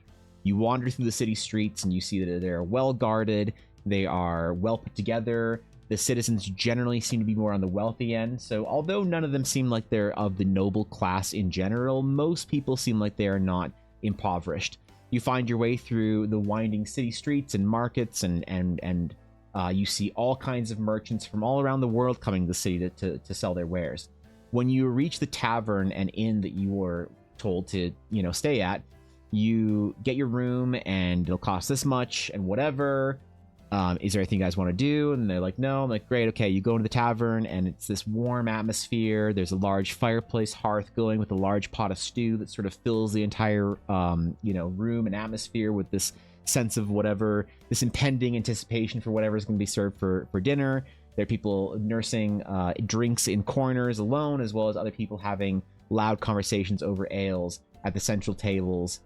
It's quite populated and bustling in here. There's a couple people that work here, but it's not like a giant inn by any means. The players go upstairs and they leave their stuff or whatever. And I'm like, hey, do you guys want to do anything tonight, or are you all going to take your long rest? And the players say, well, we're pretty low on HP. We've been traveling all day. We're this and that. We're just going to take our long rest. And I'll say, great. Is there anything you want to do during your long rest at the inn? And they all kind of say, no, I think we're just going to get dinner and drinks. And they all kind of look at each other and nod and are like, yep, cool. I'm like, great. So with that, then you go down a couple of hours later after you've bathed and relaxed and maybe had an afternoon nap. You have a great dinner. That stew and another course of some sort of roast meat and fresh baked breads are brought out. You have some ales. You have a couple of conversations. Maybe you kick up a conversation with some people that are there. You take your long rest. It's like, cool.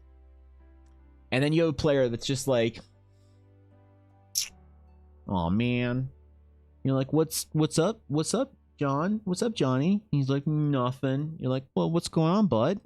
He's like, well, I was just hoping something cool would happen. I'm like, oh, like what? Well, I was just hoping maybe like I could like talk to one of the pretty like barmaids.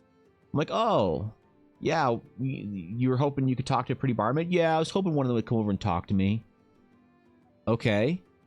So when I said, is there anything you guys want to do? Why didn't you say, I want to go talk to one of the pretty barmaids? Well, I was just hoping that she'd come talk to me. Like, how am I supposed to fucking know that's what you wanted to happen in game, you weirdo? So that's like, that kind of scenario is the player that doesn't put any, like, they want the game to happen to them in a certain way, but then I give them opportunities and I say like, okay, you find a large bar. Is there anything you want to do? No? Great. Okay, you go to the castle. You see all sorts of people. Is there any people you want to talk to? No? Okay, great. Then the story progresses. You go to the market. Is there anything particular you're looking for at the market? No? Okay, then you find these amazing things. The problem is the disconnect when you have a player that isn't actively part of the story. They're only putting that 10% of the creative effort in, but they expect the sort of things that happen to them the way they want to happen to them that you would expect if they're putting in the 30, right? Because a great player will say like, okay, you're at the bar, you know, you're at the tavern, you guys can take your long rest. What are you guys doing during your long rest? A great player that's like sort of an engaged, I mean, not great, an engaged player might say something like, okay, cool, I'm going to go up, I'm going to have a nap, I'm going to have a bath because I smell like the road and blood from the goblins we attacked earlier. Then towards the beginning of the evening, I'm going to go downstairs and I'm going to sneak around a little bit and see if anyone seems to have a little bit of coin on them. And I'm like, ooh, cool. Okay, yeah, do a perception or like investigation check. Ooh, yeah, cool. There seems to be some merchants that are talking about, they seem to have some expensive alcohol on their tables and they're talking about, you know, you do a stealth check to like see what they're talking about, you know, and to get close. And they're talking about some big deals like into the platinums, the hundreds of platinums. These guys clearly have a lot of money. Okay, great. I'm going to sit down at that table and I'm going to ask them, I'm going to introduce myself and I'm going to ask them if they want to play a game of cards. And it's like, okay, great. And now that person has a story that they want. They're doing some cool shit. But it's like, as a player, you have to seek out the adventure. The job of the DM is to tell you the world and what happens as you interact with the world. But if you as a player never interact with the world, then you are sort of signing a contract that you are okay with me telling you whatever happens to you in the world. Now, I've been doing this a long time, and I think I'm pretty good at it. I have lots of players that love my game happening to them, right? Dashto and Ella are an example. Dashto and Ella, they're like, we're in the town, man. Whatever Evan says happens to us, whatever cool shit is about to go down, I'm here for the fucking ride, man. I got my popcorn. I'm ready, you know? But it's like if you want something specific that you want to do or progress towards or whatever in your story, you gotta like be part of it. So that's the kind of that's what we're talking about, how most of the creativity does come from the DM, but you have to still play the game. You know what I mean? I probably am part of a group of 3 where me and one other active players, while the last person's actively acting passively, and that's fine. They just, as long as they're happy to sit there quietly watching everyone else at the table. The problem is you might need more players if there's not enough to do, right? Like I have 2 active players and 2 fairly passive players in my D&D group, and we could probably do for 1 more active player or 2 more passive players. Like I've thought about adding more people to our D&D group because of that, because we have 2, I think you need 3 active players total, right? And I think that 3 passive players equals 1 active player. So you can have a group of 6, right? Where you have 3 passive players and 3 active players. And then you got 4 active players, really, as it sort of, you know, works out or whatever, in that somewhere in that range. So I think that in my current game, I would really like to add another couple of people into it. Because yeah, I have 2 players that are very active and will go out and seek adventure and seek the whatever and tell the story. And I have 2 players that are fairly passive and are happy to like sort of enter their 2 cents in here and there, which is, there's nothing wrong with being a passive player whatsoever. You just got to understand that you are not helping the DM lift the burden of the social responsibility of the group as much as the active players are, which can become exhausting to a GM. Some GMs are fine with it, but some players are fine with it. And it's like, hey, just tell me a story, man.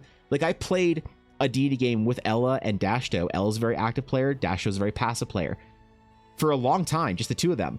But they loved the story I was telling so much that they're just like, they're happy to do it. And Ella was happy to take control of the game most of the time and play basically a 1v1 D&D game. And Dashto was super happy to be a part of that and see it. And then every once in a while he interjects. So it's also about player expectation. Some players want, but I did find the game was taxing, right? So it's less taxing the more players are like, if the balance and the burden is sort of like properly balanced, then it's not taxing at all to play D&D. Typically it's taxing, but it's within the realm of what you can usually do. But for me, my social battery is a little bit drained, I think more so than it was in the past, because I stream for 20-30 hours a week, and that just definitely does drain my social battery a little bit. So when it comes to D&D, I'm not able to just present myself entirely. Could I do that game with just Ella and Dashto today? Probably not. So I like to have a bit of a balance between my players taking some of the weight of the actions and then me providing it. Definitely, that's a lot of fun. But I think that my current group could probably do with one more active player or two more passive players, and I think it would feel really, really good for me, you know? The main three villains here are one evil cult leader, neighboring kingdom invader, and a demon dragon owner. There it is. A demon dragon owner accidentally added to the campaign. Maybe we related to one, unsure. Okay, all right. I'm going to ask for Ulner's side of the story. When does Ulner stream next, Ashy? I'm going to ask for Ulner's side of, tell me of this demon dragon you accidentally added to the campaign. I don't want to know about it from your perspective, Ashy. I want to hear it from Ulner's perspective. It's just hard to connect with the character, okay, of a player that actually dodges all group experiences. Yes. Yeah. What's up, Raven? Interesting conversation. Yeah, I mean, we're just talking about active versus passive players, because Koi asked what sort of the differences in players as far as the balance goes. Describing a great way to run a campaign. I think for one shot you need a lot more direct direction. Do you have any thoughts on one shots? One shots, because one shots I treat more like choose your own adventures, right? Because there's no time to really get into the large grindy backstories. For one shots, it's more like it's more like Jenny Nicholson watching a Disney show. It's like, and then the dragon comes to the city. Oh no! And the dragon summons goblins. There's goblins everywhere. They're attacking the town hall and the inn. Do you want to go save the town hall or the inn? And the party's like, let's go save the inn. I'm like, great. You guys go to the inn. You find on your way, oh no, a group of goblins is attacking a merchant. Do you stop to save the merchant, or are you going to the inn? Right? Like, it's more a one shot, I think, is better as this kind of like choose your own adventure, like very kind of, you know, almost campy type thing. Or for it to be more of a singular encounter. Like, if it is more open, you have to change the scope to be a lot smaller. So if it is a very open-ended one shot, I think the best way to do it is to have it be a very small thing. Like, all right, you've gotten into this dungeon, you've done all this stuff, you're whatever, you're at this large room, and the one shot is you figuring out how to like uncover the secrets of this temple, and there's a couple of combats and some mysteries and some puzzles, and the players are very self-directed in it, but there's less scope, I guess, because you need to pack a lot into 4 hours of D&D. So that's how I personally run it. I don't know if it's the best way to do it, but I think that's kind of the standard that a lot of people sort of go to. Is the shorter the campaign / one shot is, the more sort of choose your own adventure and less like sitting around the campfire. Like, you know what I never do in one shot? I'd never say, okay, you guys get to the town. What do you want to do? Right? I say that all the time to my players now in our active campaign, because sometimes my players spend the entire day talking to NPCs, gathering information, and buying and selling their wares, and they're very happy to play a game that's just that they're very happy to spend 4 hours meeting the nobility, talking to quest givers, meeting the whatever, selling the thing, and they'll go out next game and go into the jungle and do hard combat, you know, with fucking wild boars and shit. But you can't do that in the one shot, I don't think. So you need to have more of it sort of happening to the players, right? Maybe a passive player, but I wouldn't complain because I like watching things unfold, which is totally fine too. Like that's the problem with a passive player, that like what makes for a toxic passive player is a player that sort of like wants things to happen to them, but kind of wants them, you know, so quite. The example I think of like a passive player that didn't work out was a lesson, watching a player learn a lesson in real time. So I started playing D&D with my group of friends from work at one point in time when I was back and I had a fucking job at GameSpot or whatever. And I was playing D&D with one girl, and it was her first time playing D&D. That was two girls were playing in our group. They never played D&D before, so I was teaching them how to play. And one of them played this tiefling, so this big like you know, demonic horns, purple skin, like big demon tail, whatever. She's playing this very beautiful tiefling witch, sorceress, whatever kind of vibe, and she hated humans because humans in the D&D story, the tieflings are like outcasts. And so she like was reading the D&D lore, and she's like, oh, I'll be an outcast. And she thought it was like a cool story and a fun story. But so in her story, she's like, my character hates humans. And my character doesn't really like talk. She's not all that talkative. She's very like reserved. She watches to see what's happening and then chooses to act later. And I'm like, okay, cool, whatever, man. Like it's your character. But one day, because we played for a couple weeks, and one day, it was like 2 weeks in or so, the party arrives at a tavern and in a city. And she wasn't talking to the party. Some of the other players were like, oh, I'm going to go ask, Tiefling Witch, like, hey, so what's your story? And she's like, I simply brush my hair at you and say, I don't speak to the lesser races. And the other guy's like, whoa, it's so dark and dramatic. Okay, cool. And then they keep having conversations in the rest of the party without her. And she's just like happily listening and watching, right? But then we get to this tavern, and I'm like, okay, you guys take your long rest. What are you doing? And they all chose to do something. So they went downstairs, and one of the players is trying to steal from people while they're gambling with another player, right? Another player was doing arm wrestles, and because she was a barbarian, she had a lot of strength, and she was arm wrestling people for money. And then the bard was actually performing, and everybody was doing something in the bar. And I asked, and I at one point in time, I'm like, hey, where's your character? And she said, well, this is mostly human establishment, right? I'm like, yes. She's like, well, I don't like humans, so I'm gonna sit up in my room. And I'm like, okay, great. So you're happy to sit and spend the rest of the night in your room and you take your long rest? She's like, yes. I'm like, okay. And so we have this whole adventure in the bar, and people are doing stuff, they're making money, stealing, singing songs, jokes, and all this other stuff. And then after the game, she kind of like was looking a little like down or whatever, and everyone was kind of packing up, and I walk over and I kind of nudge her. I'm like, hey, what's up? You okay? Like, I noticed you weren't very talkative tonight. Are you good, or is it just a chill night? And she's like, well, I don't know. I kind of want something to happen to me, while I was in my room or whatever. Like, I don't know, like, and I was like, well, why didn't you go, do some shit or whatever? She's like, well, I don't know, because like my character's not supposed to like humans, and like I'm not supposed to like the party. So like I didn't like my character wouldn't go downstairs and like have like song and dance with the rest of the party.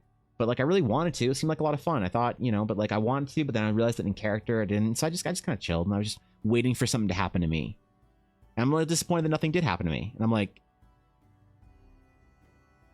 you built a character that doesn't want to be part of the story, that doesn't want to be part of the party, and then you as the player chose to just sit in your room.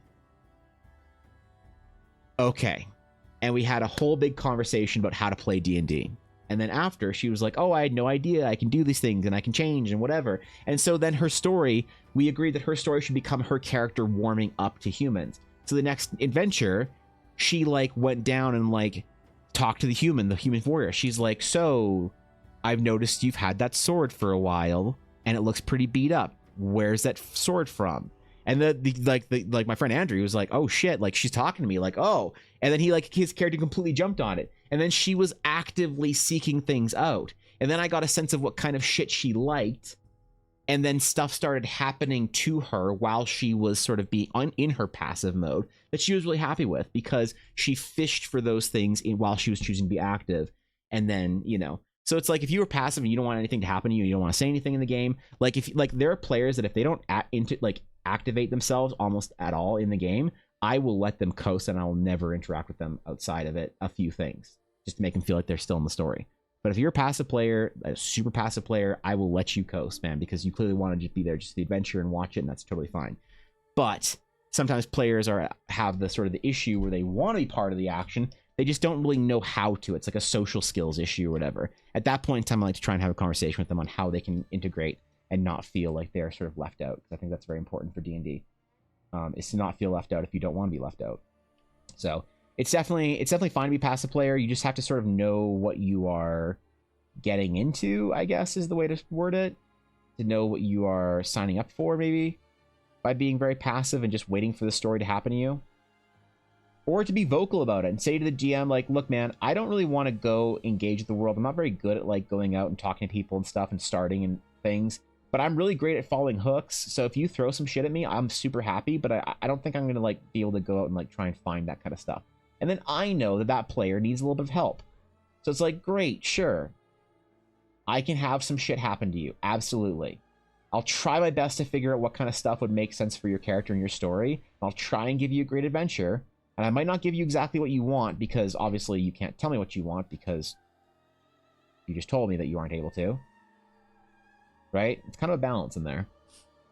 First rule of improv, you have to do yes and with people, and she's not doing it. Yeah. Yeah, and what makes sort of, and that's fine, but just what makes for the like the kind of the toxic passive player is the person that then complains that nothing ever happens to them when they choose not to interact. But I think that player is a lot less common than people like to complain about. I think most people are there and they kind of want to be part of it, or recognize that if they aren't acting upon the story doesn't going to act upon them. I try to figure out who has what skill set and a thing that needs it, then get those passive players to do something cool. So during encounters and during like travel or whatever, I'll do the same thing. I'll pull out like I have a rogue player that kind of like, he's happy for me to call on him to have a cool rogue moment, but he doesn't pursue a lot outside of that in like RP settings. So absolutely during those kind of things, I will actively address my passive players when they're in a dungeon or doing a cool thing or in a whatever, and when they're in like sort of an encounter of some variety, or on like a mission or whatever, in some variety. But when it comes to player downtime and somebody's not kind of like interacting with the party or the game, I typically kind of let them just sort of like chill. One part because, I mean, it's you never know what they're there for, if they want to chill or not. And one part out of sometimes just like the exhaustion of trying to like completely pull someone. But then again, if I find that a player is like that kind of more annoying variety of passive player to play with, or requires more energy on my part, I tend to not play with those players. I'll tend to like seek out players that are more active. And I talked about this last week on stream, that I felt like I'm kind of a bad person or whatever, or a bad GM, because I find that my patience for passive players is diminishing. Like, I'm fine with passive players, but players that require too much like caretaking, if I need to have a list and if I need to sort of be thinking to myself, oh, James hasn't said anything in like 2 hours. Ah, fuck. I gotta prompt James to see if James wants to do anything. That kind of like trying to remember to interact with the player every so often, because if I don't, they won't, and they're waiting for me to do it. I think I'm not like all that about, like, I think right now in my phase of D&D, I need to be playing with more active players that are going to choose to explore the world and require a little bit less management and attention in that way. But I don't know if that makes me a bad GM, or just a average GM, or just a preferential type of player, or if I'm just fucking tired. It's all great advice. Do you also have some for creating backstory? To me, that's the hardest part. Tyrion, I would create your backstory as vague and as loose as you possibly can, and find your backstory for whatever fits into the game. Right? The best player I know by a long shot, and I'm so sorry to all the D&D players that I've played with or whatever, but Ella Blackwood, who's my wife and another streamer and dice maker, she clears every other D&D player I've ever played with by a mile. For my style, mostly. One of the things she does that is a masterful sort of way of playing D&D is she never invests on her character's backstory too much before she knows what the vibe of the game is. Let's say that there is like a party where everyone's like a scoundrel, and it would be cool to have a player that's balanced, that has like a noble background. She will then like assume that role. Let's say everybody in the game is a super like sarcastic, or let's say everyone is this like super stand-up-y, lawful good, stiff play or like character. She will become sort of the sarcastic, quick wit. Her character will change to morph with whatever fits the story and whatever fits the game and the players the best. It's like you can make a character and you make the entire character backstory, and your entire backstory is this like ridiculous trickster, this or that or whatever, and then the DM basically starts playing Lord of the Rings. It's this very serious, sort of somber, whatever, heavier D&D game.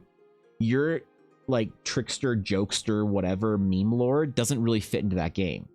And whenever you are that way, it kind of feels like you're taking out of the game for a little bit. So I would say my advice for creating a good backstory is create a general sense of your motivations of why your character is doing anything, and not announce more. Your backstory can, like no one's going to ask you your full backstory the first night. There will be a time in your D&D game, like on the third or fourth night or whatever, the fifth or sixth day of playing, where you're all sitting around the campfire, and the grizzled old you know, orcish war veteran kind of grunts at you and says, "Oh, what's your story, kid? Why are you here?" And then at that point, you want to have a little bit more into your backstory. But I wouldn't ever go into a game with an overly self-indulgent backstory where you're sitting there writing these dramatic scripts of all the cool things you've done. D&D is a game about how you became cool, not cool people doing cool things, in my opinion. I think the best D&D is the story of why your character's cool. So if you want to write a big long backstory about how you're the 18th prince son of the Fire Kingdom of Alzalor, to which you already consumed the vampiric essence of the, you know, ancient ruler, and then married the draconic princess of the deep land, to then, you know, obtain the power of the dragon blood to become the first half-blooded dragon vampire, to now you are on adventure in this backwoods with this party attacking gnolls at level 1. It's like, okay, chill. You know, like, relax. What's your D&D question, Echo? What is your D&D question, my friend? I'll do my best. So yeah, it's my advice for creating a backstory. This week's animal meta is not islands in Canada, starting with Newfoundland. It's not islands in Canada, starting with Newfoundland. Not so. So I'm guessing it's dogs then. I'm guessing if it's not the island in Canada, it's the dog. Newfies are great, dude. Yeah, Newfies are fantastic. I saw a Newfie the other day. It was so big, I took a picture of it and sent it to Ella. Which, by the way, Ella, that thing that we thought might have been a Mastiff, I'm positive it was a Newfie. I'm pretty sure it was a giant, like, huge Newfie. These dogs are amazing. On the dog scale, I would rate him an 8.6 out of good boy. Thanks to 146 bits of Duria. It's my official ranking. I think I'll go through phases. Right now I'm loving newbies and walking them through the game, but I'll change it now. I should keep my backstory vague. How I end up at the party and how I end up in that class is about it. I mentioned a cool exception. You can try. You can try. Whether it'll be a cool exception, I don't know. But I'm always intrigued. Love to have fun with a Newfie. I mean, dude, they're so cool. I'm deadly allergic to them, and I would curl up in a sneezing ball of death if I ever came into contact with one, but I think they're really cool. Great swimmers. Absolutely insane top-tier swimmers. They jump into freezing cold, you know, sub-zero water and do not give a shit. They'll pull your ass out of that boat like it was a Thursday, man. Learning about wizard spells, it seems things like Utleek, Resilient Sphere. What is a spell? Resilient Sphere. Creature object large size. Sphere skirmishing force encloses the creature object large size smaller than range. Any unwilling creature to make a dexterity save. The creature's in close duration. Okay. No physical objects, energy, or the spell's effects can pass through the barrier, in or out. They can breathe there. It's immune to all damage. Alright. Or Otto's Visible Dance or Bibby's Grasping Hand are all named with similar naming conventions. What extra book do I need to buy? All the starter player. Wait. Then this player's handbook to buy to find out what I need to cast Mike's Hard Lemonade. Ooh, you just make that spell up yourself. You just make that spell up yourself, homeboy. You join in the long-time lineage of spell makers, homebrewers, spell crafters. Echo, whenever there's a spell that's not in D&D and you wish your wizard had it, you get that Google Doc out and you start writing. You do one of two things. You either see if somebody else had made rules for it on the internet, or you write that shit yourself. That's what you do. That's what you do, my friend. You start homebrewing that bitch. My daughter is an adult when I began a campaign with her, and she handed me a 40-page backstory, but it was literally her childhood and experience with a necromancer, which is why she became a cleric, but everything else was left open. It was awesome, but not constricting at all. Like, that's neat. I wouldn't say that's an exception. I'd say that's cool when that works out. But I still find that then that player is not... the backstory isn't malleable. I'd say you don't need 40 pages to talk about... like, you're kind of limiting in that way, in my opinion. So that's neat, but I still think that that's a little bit like when I was saying like self-indulgent backstory writing. It's good if you want to do backstory writing like that, like you said, if a lot of things are left open, that's awesome.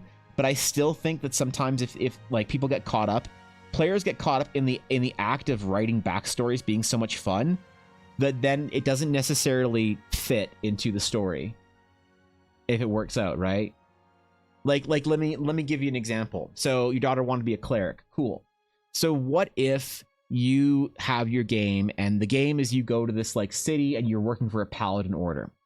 This paladin order has clerics and acolytes and whatever, and there's this really cool world that you build and this really cool like sense of like sort of political games between the paladin orders and whatever. And it's like, ooh, we got to be careful of these paladins, they're good, air quotes. We got to like, we're working against this paladin order because they work for this noble family and they're like not good, and then we got to do all these things. And then you're sitting here as a cleric and you're like, oh man, I wish I could have been like a cleric of this order. They're really cool. It'd be cool backstory if I got to reveal like, guys, I'm actually a cleric of this and I grew up in this temple and I was, you know what I'm saying? Like you lose out on opportunities to do that when you come with a backstory. So that's what the thing is, when from the point where you've defined when you need to define your backstory, from when you start the game to when you need to define your backstory, you can write those 40 pages.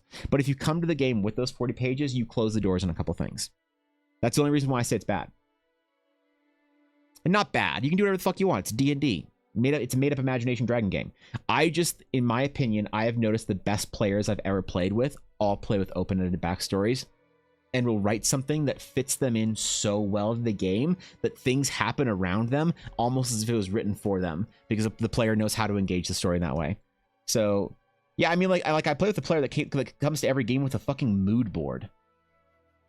She comes to games with mood boards of her character. Like, I'm not saying you can be you're a bad player if you come with a large backstory. I'm just saying that I've noticed that the best players tend to not, and that's the observation I've had. You can definitely do some very cool shit if you have like a cool backstory, especially if you're writing it with the DM to fit into the world and to fit some sort of cool sort of whatever standard. And sent with a message from esteemed wonderful VTuber Galaxy Goldfish. Due to her internet being up to par, she has asked that I relay the following message. Hi Evan, my work here is done.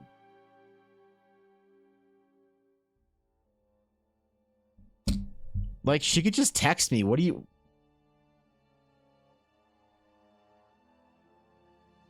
I have no new messages from the Galactic Sewer Carp. I don't know what she's doing fucking hiring you. Thank you, Blaze. Thank you, Messenger Blaze. Can you scroll a bit so I can see the progress? Yes. Yes. There she is. There's DJ. Majestic foxfolk. A kitsune of all generational power. Once in a lifetime do we see such a paragon of the kitsune people. Still, my backstory was I had a happy, reasonable childhood before stowing away on this ship. My DM was like, yes, technically true, except for the 50-year time gap between leaving home and stowing away on the ship. As you accidentally slip through the time tunnel, or slip through time, my race was a common and normal childhood when it happened, but now I'm a mega anomaly. Yeah, for real, right? You want to be punk rock? Play a character that still has their parents alive and that has a decent childhood. I work for both of you. I'm just doing what I was told. Hey. That's right. That's right. I forgot the fishy stole like half my mods. God damn it. We can't give her Thorkin. If we give her Thorkin, I can start streaming in the evenings. So I was going to start streaming in the evenings, and I was actually thinking, which mods would be around for evening streams? Wait, shit. I need some more mods. I need evening mods. Because I would not expect any of the fishy mod, EBA mods, if I start streaming in Fishy's time slot to be in my stream ever. So I need to get like a couple of evening mods.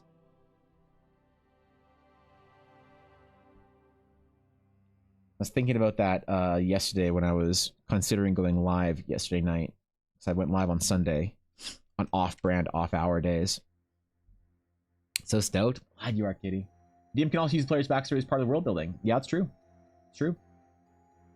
All I had spelled out was her family number, no details, her mentor is a bad guy, and Flet he'll be back, and she had a voice and told her necromancer was bad.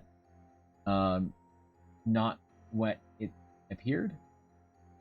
I'm confused. Character got sent away to school, so there's nothing that limited me, and everything was open. But yeah, it's me. Mileage may vary. Yeah, I mean that's nothing wrong with that.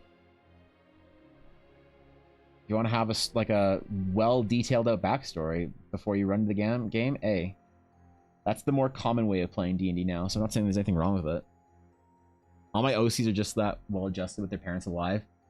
I'm like, what? They're boring, but they're happy. There's nothing boring about it. What are you talking about boring? So, Koi, if you were going to play D&D, if I was going to convince you and Lack to play D&D with me, if I was going to convince you and your wife, and I don't know if Lack has a significant other right now, to come over and play some Dungeons and Dragons with Ella and I, what kind of character would you play? What kind of vibe would you assume? Do you want to be a noble knight? A fierce warrior? A spellcaster? A holy healer? What's your fantasy vibe? My longest played character was a cleric with 2 living parents and 2 loving brothers and a happy childhood. As a friend, then employee of a prince. There you go. Modding 3 streams right now, and it'd be stretch for me to mod 2 to 3 in the evenings too. That's fair. That's fair. I showed my DM the sketch. He said DJ looks better than he imagined. What an honor, man. I consider that my job is to try and make something that lives up to or exceeds the imaginative expectation of the D&D player and the group. So I'm humbled, kitty. I'm humbled.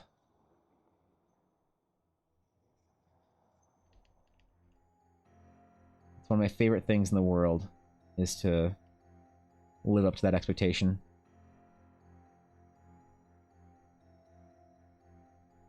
Because people got some high bars to jump over for their D&D game, right?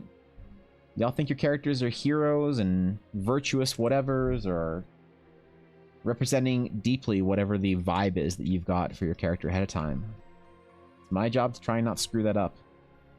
If I can meet the expectation you had of your character, that is what I consider to be a job well done. And if I can exceed it in some way, that's when I get a lot of fulfillment out of. That for me is the personal rewarding part of it. Is that kind of comment right there. So you made my day, kitty. Appreciate you. Pace for us, so I missed everything. Ah, shit. I don't remember what I was talking about. I just assumed Lack already played D&D. Well, I don't know. I don't fucking know. I don't know if Lack's a nerd. I played normal level 1 player like an idiot. Oh, okay. Great, you'd be a fighter. You'd be a fighter, but your fighter would be like this excellent, like elegantly designed, elaborate, whatever costumed individual. Because you can't not be extra. I'd want to see you. I'd want to see in your style. I'd want to see you do something like Sonech. Like, do you know Sonech on Twitter? The artist? You probably know them personally. Just fucking famous artists. Jesus Christ. Y'all know each other. Dude does like all sorts of like fantasy like art with like kind of a westernized anime style, but they do really cool like sort of, I don't know, like non over the top, more based, more grounded like figure like or character designs. It's not figures, right? Like I think it's so cool. I think it's great. I'd like to see you try and unextra your designs down just to make a D&D character that looks like a level 1 character. Because that's a tough thing about like character designers is like you're so used to making these like amazing character designs that are expressive and whatever, and then you have to figure out how to make an interesting character design look like a level 1. This is a great example. Super interesting character design when you dive into it, but also gives you level 1 vibes. It's a challenge. I'd love to see you take on that kind of challenge, you know? It's fucking rough. Or like this dude. I used to follow this dude on Twitter, but they retweet a lot, and before I realized you could unsub from someone's reposts, Yeah. Yeah, you can... Oops. You can turn off reposts. Yeah, same vibe for fantasy art or whatever. Glad I didn't scroll down on stream. I am so glad I didn't scroll down their page on stream. I am so glad I didn't. Where was the piece I was looking for? Right? Like these like RPG characters. Low-level RPG characters. I don't know. I think it's dope. I think it's cool. I can do it if I'm challenged? Alright, fine, jeez. Well, we'll see if one day I can convince you to play Dungeons and Dragons with me. It'd be dope. I posting because life busy, but I hope to make art again in September. Yeah, get it. Get it.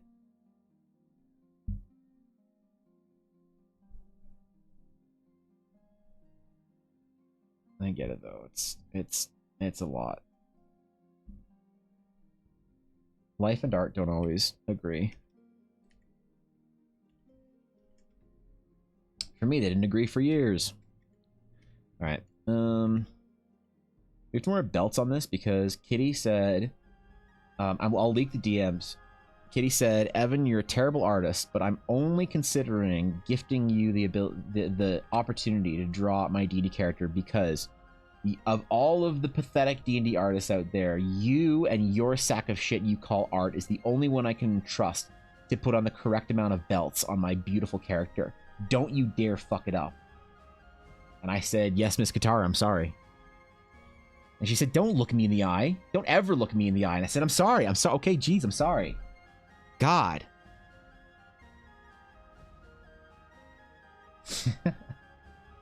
All true, yeah. I like the DMs.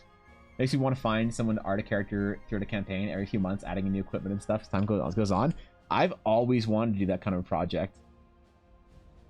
You hit me up if you get that shit. I will happily evolve your character with you.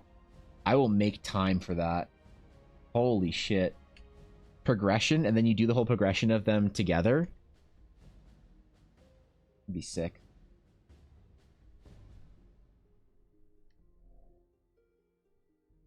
Be actually sick.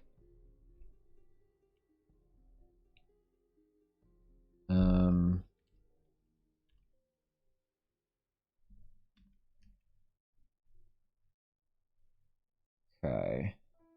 Think I need to go grab a new water. It's hot as hell here, man. I don't drink water all day, bro. Like I got super dehydrated at the gym this morning. I'm not drinking water fountain water. What am I, a plebeian? I think I'm gonna drink water fountain water. Other people have been around that water fountain. Ugh. Could you imagine drinking water from a communal water source and it's not the Byzantine era? Disgusting.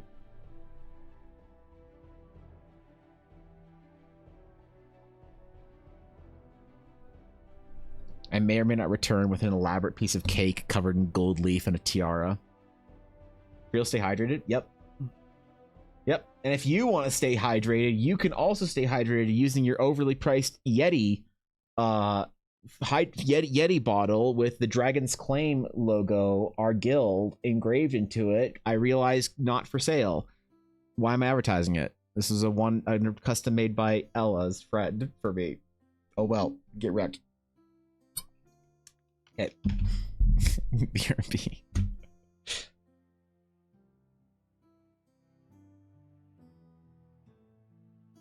Oh, wait, while I'm gone, I need to farm a thumbnail on Twitch. Hold up. We need to farm a thumbnail while I'm gone. Wait. Let's farm a thumbnail real quick.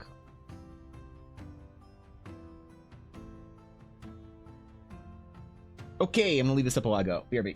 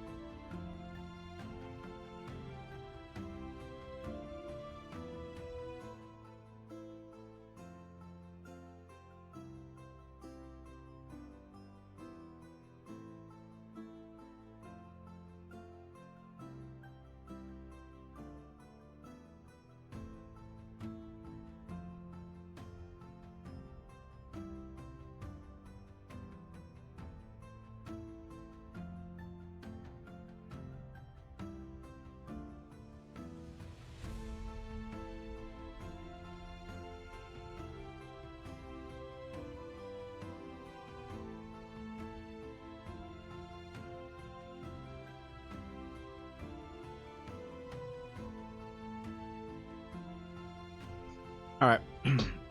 I'm back. I got some blueberries. Did we farm a thumbnail? Is our thumbnail officially farmed? Does the Dini category think I'm an artist of quality yet? Evan only drinks Voss. Shut up. I have so much Kirkland water in my house right now, Koi. Because when we were in Edmonton for GameCon, we bought a bunch of Kirkland water bottles. You have no idea. Thanks, Guapo. Also, it is blueberry season now. So I'm going to be eating my weight in blueberries every single day. And you guys can't stop me. Oh, shit. I didn't add it into my... I do see the farm thumbnail. Excellent. Thank you, Garthen. I gotta add another 100 grams of blueberries to my meal tracker. We're gonna go... This is lunch. We're gonna go blueberries. We're gonna go, I think it's 90 grams, so we'll do 100. It's only 57 calories. Easy clap. We're at 375 calories today. There it is. There it is. We got 23 grams of protein, 40 grams of carbs, and 14 grams of fat in there. We're doing pretty good. Okay. Oh! Well, I'm taking my blueberry interlude. Let's see if I farmed Dave Greco's attention on Twitter yet. Let's wait. How is DM Dave CC the first Dave that comes up when I search for Dave Greco? The fuck? Like, I love Dave. You know?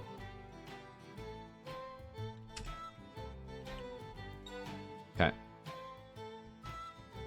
Does Dave Greco follow me? Still not. Damn it. Damn it. Did my portfolio day tweet not pop off? 100 views?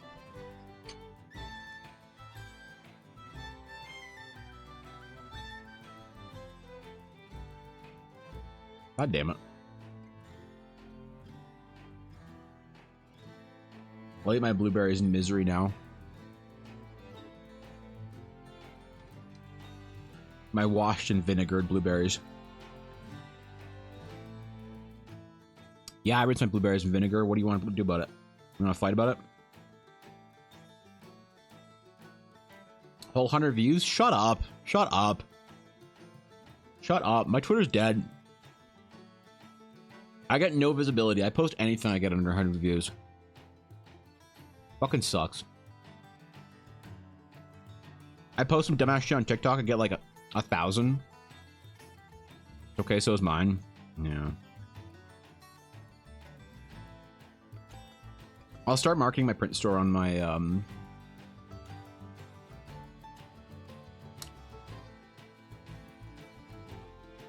think that was a bad blueberry. Oh well, it's gone.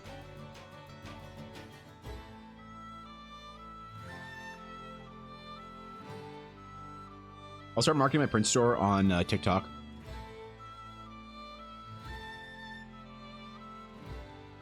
We'll see how it does. Okay. Oh, I should make blueberry water.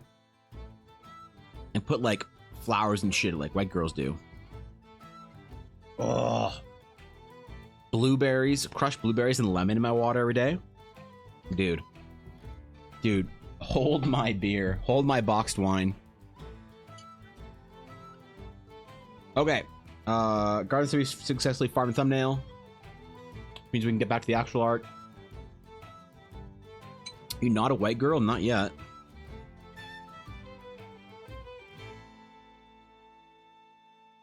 I do have my little white girl dog, though. There's this guy in my building. Well, there's two of them. And they're this cute little married couple. And one of them is so flamboyant. And the other's pretty mid. When either any of them see me with Yuna, they're like, "Aw, it's your favorite straight guy taking his little gay dog out." Like, why can't I be my white girl dog? What if it's my wife's? The fuck? Why can't it be my basic bitch dog? Like, I'm trying to enter my final form so I can assume a Karen one day. Alright. Alright. Oh, I should have paused the recording. Ah, fuck, whatever. Whatever, screw it.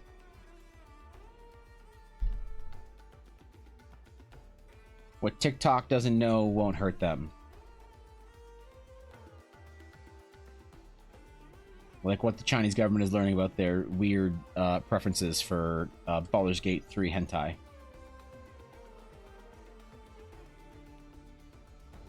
Oh, Yen.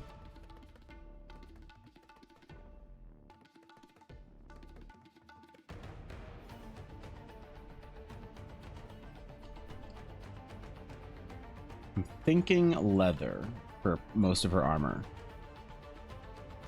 I suppose I should have asked Kitty what actual classification of armor DJ was wearing. But let's face it, that's a limitation. Who cares about the exact class of armor? When you could instead care about how cool it looks. Hmm? Yep. Trying 2 cozy RPGs at Gen Con. I don't know what to expect, but I'm kind of excited. What defines a cozy RPG? I'm here to spy for the CCP? Really? Shit. How to improve social credit score. Alright, let's see. Feature headline, boost your social credit score. Alright, what do I do? 5 ways to boost your social credit score for smooth summer travel. The US social credit. I don't care about the US social credit. What if I just Google Bing Chillin'?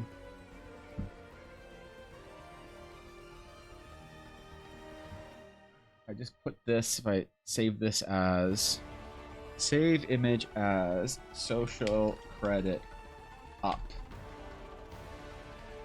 and then I go to my stream, I put this there. Sick. All right, is my social credit better, Koi?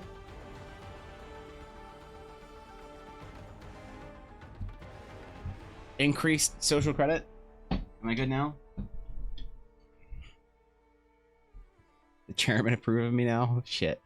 Shit. Not enough? God damn it. Alright.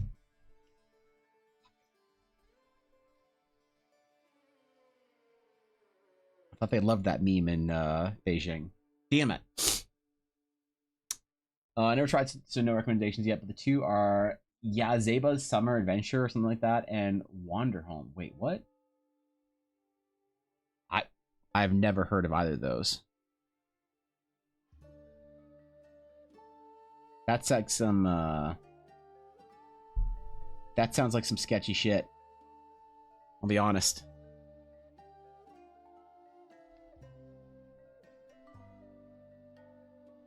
I don't trust the cozy gamers. They have their own agenda. They're here trying to make cafes the predominant third spaces of the youth. Their pretentious coffee. And their white razor accessories. Or pink. I don't trust cozy gamers.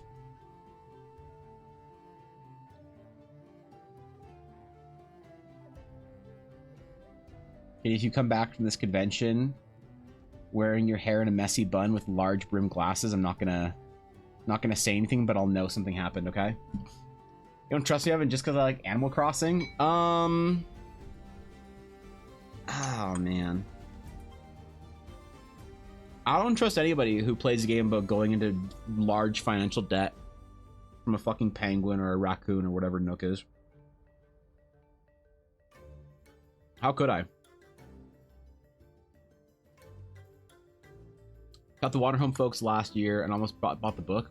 Spouse convinced me out of it, so I'm trying it first this year. Oh, hell yeah. I don't know. I always wanted to play a game at like, a convention, but I feel like it's a...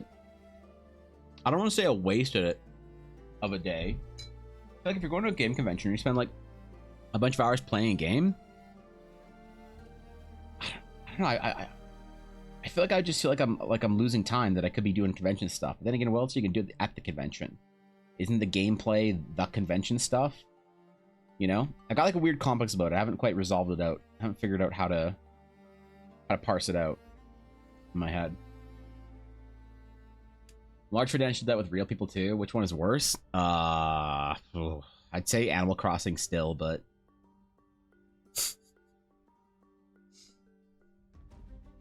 here we are.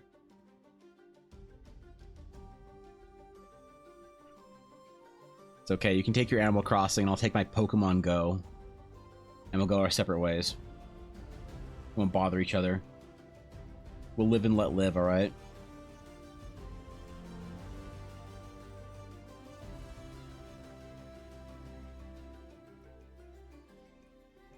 Yep. Be loving and accepting, Jesus, of one another. One game is 2 hours, the other is 4, so it's not a full day. That's fair. Great cozy RPG, good vibes. What is this Wander Home shit? Give me the one paragraph pitch of why it's cool. I feel like I've heard other people mention it too.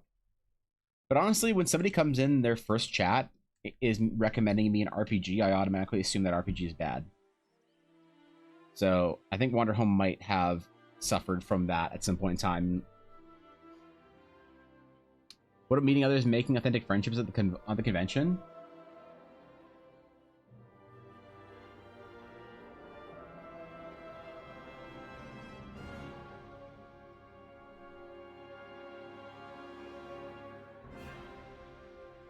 I don't think I've ever made a friend at a convention. Have I? Never made a friend at an anime convention. Never made a friend at a, like, Comic-Con, NerdCon. I'm trying to think, did I ever make a friend at a BlizzCon? I don't think so. Maybe I'm going to the wrong cons. EldaraCon was just my friends, so that doesn't count.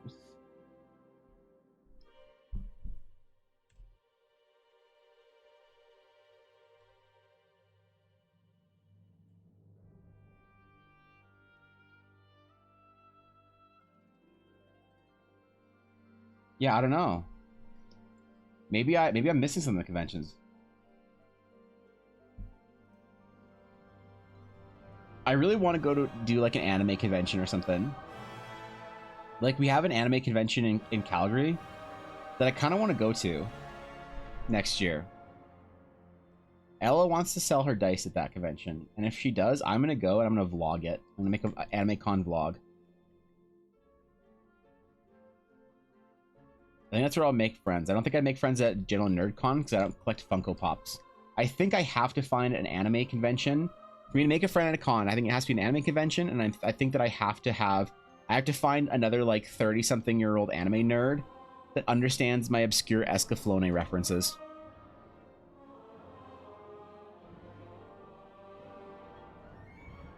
Because even Fishy doesn't understand my obscure Escaflowne references. So is she really an anime nerd? Not really. Is she cringe enough to be an anime girl on the internet professionally? Yes, but it doesn't quite, you know. Host a Wonder Home game for us. Yeah, are we playing? Playing in mod chat after stream? Got it.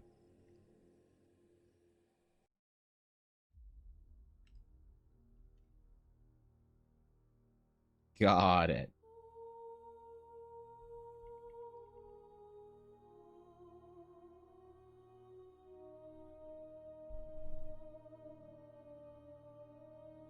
Now I know what we're doing.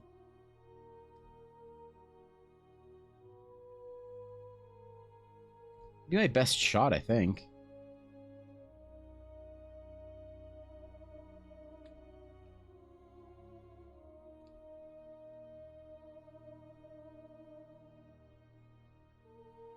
Did sort of make a friend at Comic-Con, but I haven't really kept up with them, so that doesn't really count. Not gonna lie, if I didn't work conventions, I wouldn't go to them at all. Yeah, me too. Like when we were in art school, I had a I did conventions because I had a t-shirt company with a couple of friends, and going to conventions as a vendor removed all desire for me to go to conventions as a attendee. I think that's a big problem for me, and I wanna learn to love them again, you know.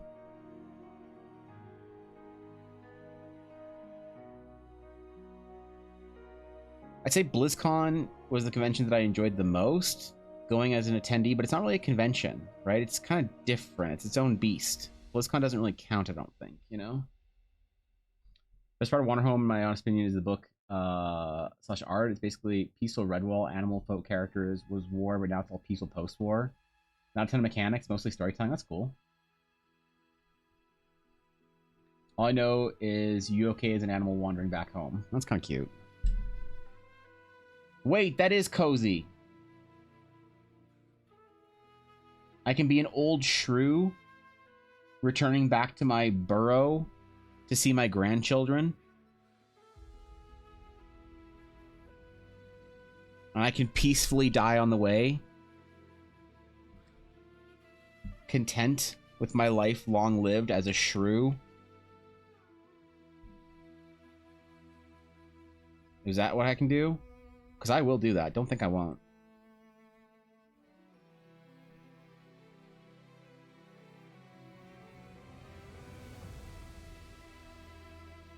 I think for a second that's not what I'll do.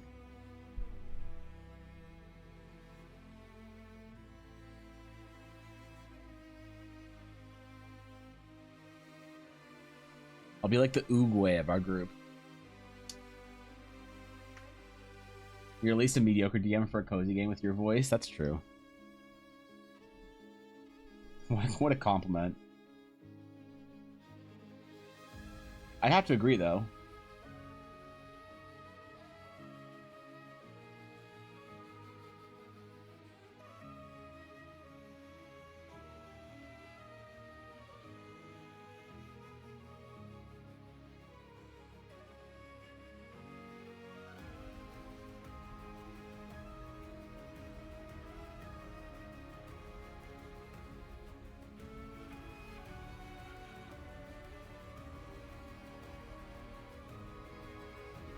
Dude, we're actually getting there.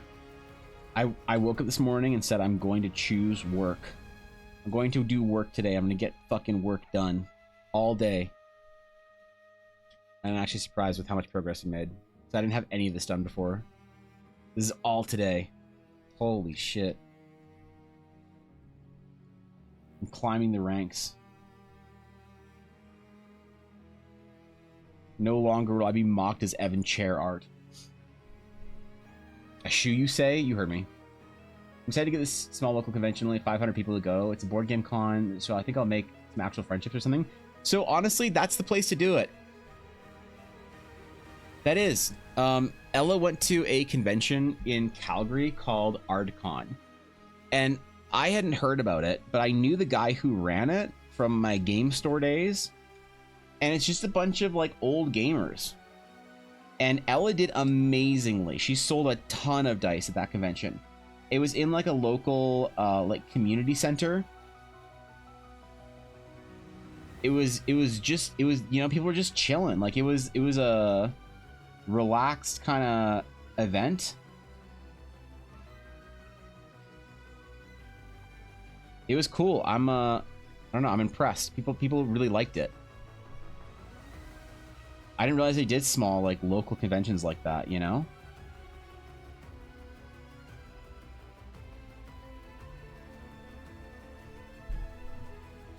But yeah, Ella really liked it. She did really well, and it was just people there to play games and jam and have fun and trade their minis and play board games together and stuff. It was like, in my opinion, what like a good convention should be for gaming. You know, it wasn't huge. There wasn't like any massive guests. There was just like some prizes and some games and some tournaments and some vendors and tables, and you know what I mean. Like it was really cool to hear about. I think I might go with her next year to be a Realms of Eldara presence. Which, by the way, I did finally agree. I'm officially announcing this. I did agree with Ella. I am applying, or we are applying for a second table at Edmonton Expo. And I'm going to bring my art there. It's going to be the first convention I go to as an artist. Yep. Yep. We're going to see if it does well.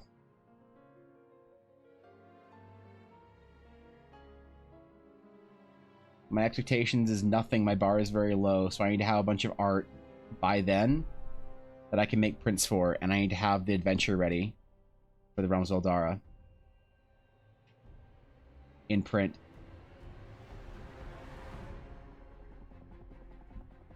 But next year I might go to ArtCon as well. I like those local events, you know? Community stuff. Who dared usurp my title? Yeah. I can't laugh at that, Thorkin. Come on. You know I can't laugh at that. You know I'm not allowed to. Fuck. God. I won't stand for that kind of joke in my chat, Thorkin. I mean, you won't either, but... Oh, God. Sorry. Jesus. Oh, God. I'm getting canceled. Was there a taco bar? No, there wasn't. I can't. I'm rolling on the floor laughing. And that's...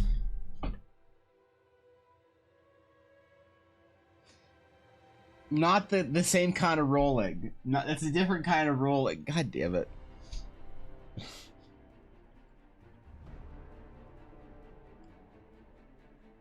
Damn it, man.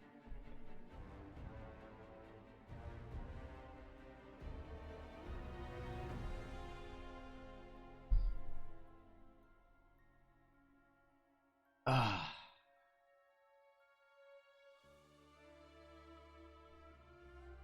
That's why they call him Lando Norris, man. Evan C. Thornton rolling. He hating? Yep. Cool local indie artist? Shut up. I will be. Watch me. Watch me. It's happening. Atari will be at Gen Con. Atari's running a Realms of Eldara themed adventure. You can sign up for, Kitty. I don't know if there's still spots in it.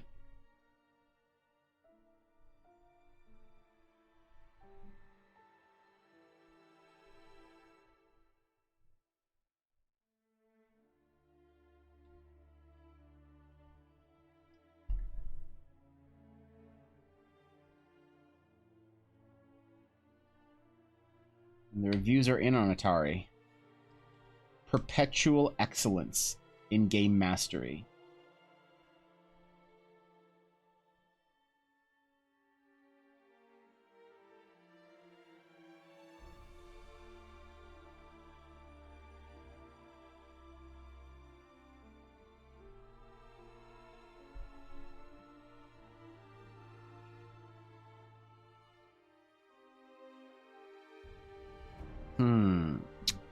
What do we need to do on the TikTok? Okay, fucking Thorkin, I've had this GIF up on my monitor, just playing in loop for the last 2 hours, and I keep glancing up and getting distracted, so I'm closing it. I'm closing it and going back to my Twitter post. God damn it. Okay. All right.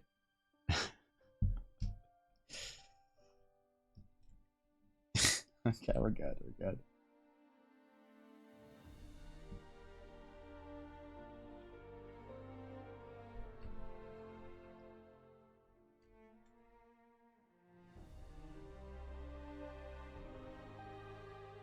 That's fine. Don't worry about it.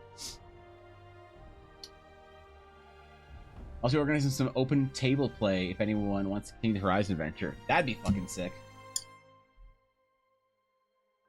I'm excited to see what kind of like stories people tell about their characters in Eldara. You know, eventually when things are all printed and ready.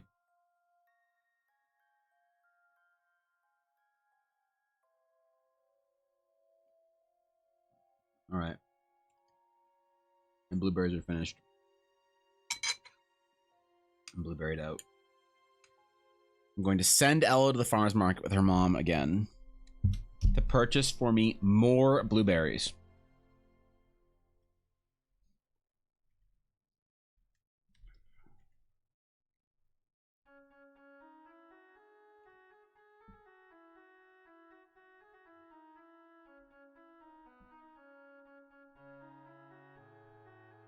And then I'm going to try making a blueberry frozen yogurt in my Ninja Creamy. An attempt will be made.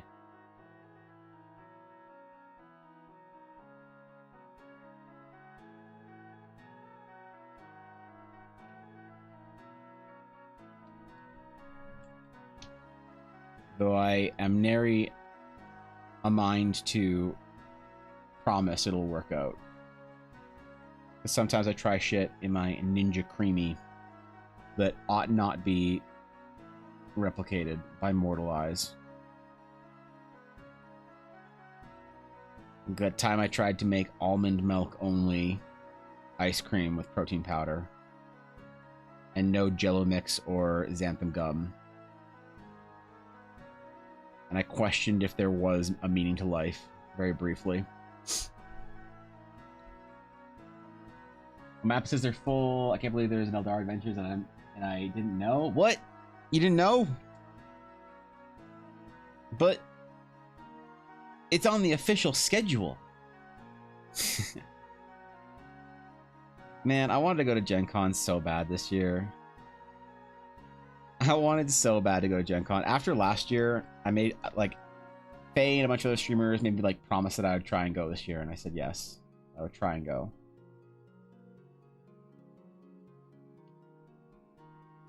But whatever. Who knows? Maybe Ella will get her table next year and I'll be forced to go. What about blackberries? Did you ditch them for apples? Wait, what? I like blackberries. I eat blackberries too. They're just more expensive and not at the farmer's market right now.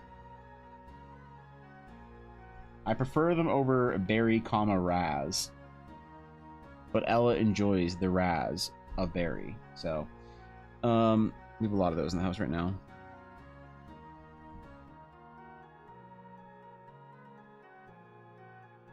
I just really dig blueberries for how low calorie they are. How you can eat what seems like and feels like a ton of blueberries and not have to add too much to your totals. Being which I haven't harassed Aduria yet this week yet for updates on his gym going. Next time Aduria is in chat, maybe remind me to yell at him about it.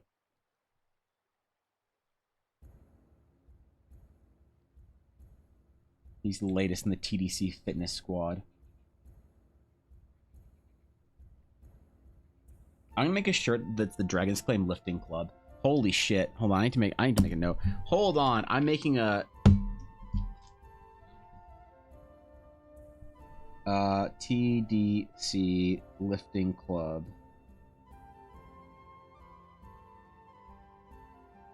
work out shirt.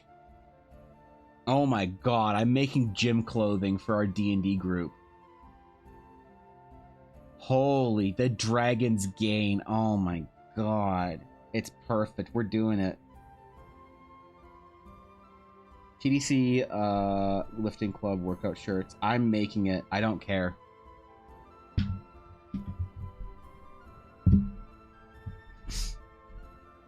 Yep.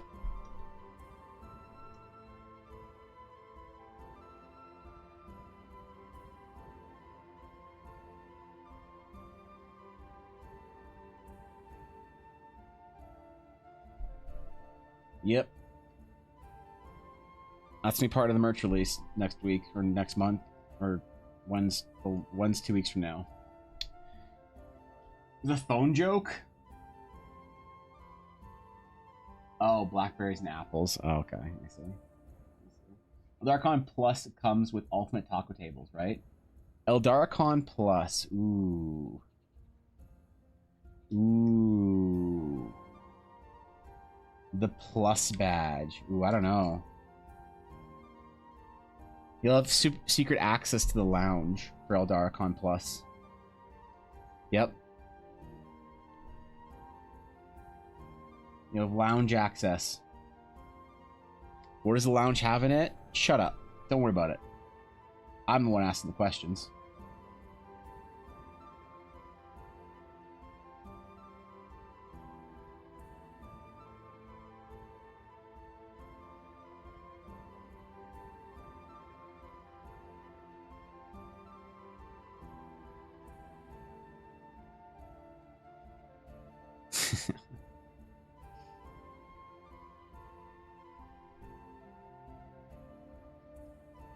The first Eldarcon, the first official one, is going to be fucking dope. We're still on beta releases of Eldarcon, so for still looking clothes while at the gym over my basic stuff, just gotta make sure the print is decent quality so it doesn't peel right away. Yeah, I'm looking at there's 2 places. One's called Printify and the other is called Printful. I think Printful is the one I'm going to go with. For because I used to use Teespring, but they have basically failed at every corner that I could gauge them on for shipping to Canada. They've dropped the ball in every possible way when it comes to shipping to Canada. So what do they have, like actual athletic gear?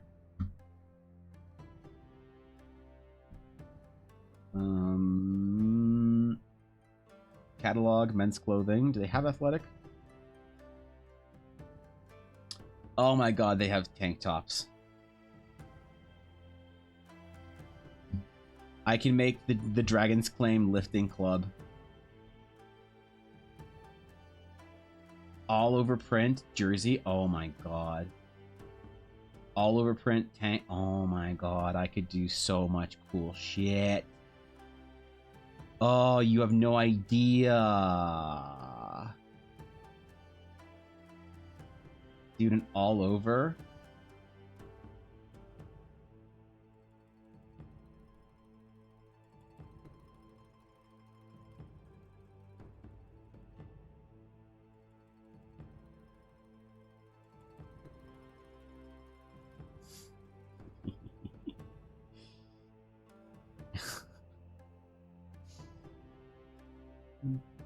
Dude.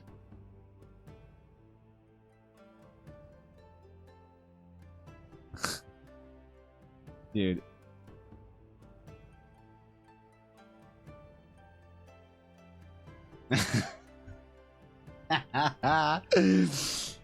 Oh man.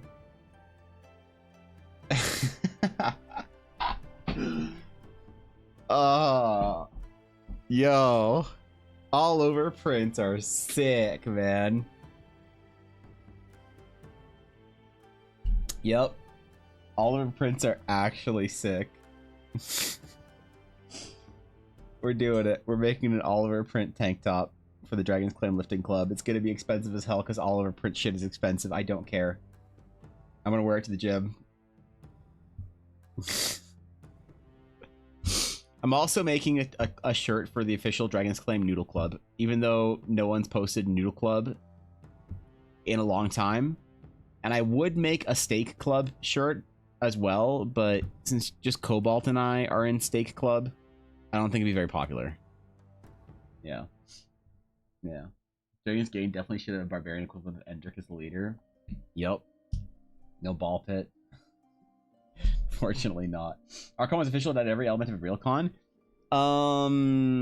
Did our convention have every element of RealCon? I'm not sure if anyone got food poisoning, so no, I don't think it was. I don't think we went out for dodgy chicken and waffles and got food poisoning, so I'm not sure if it did have that part in it. It's come with the model.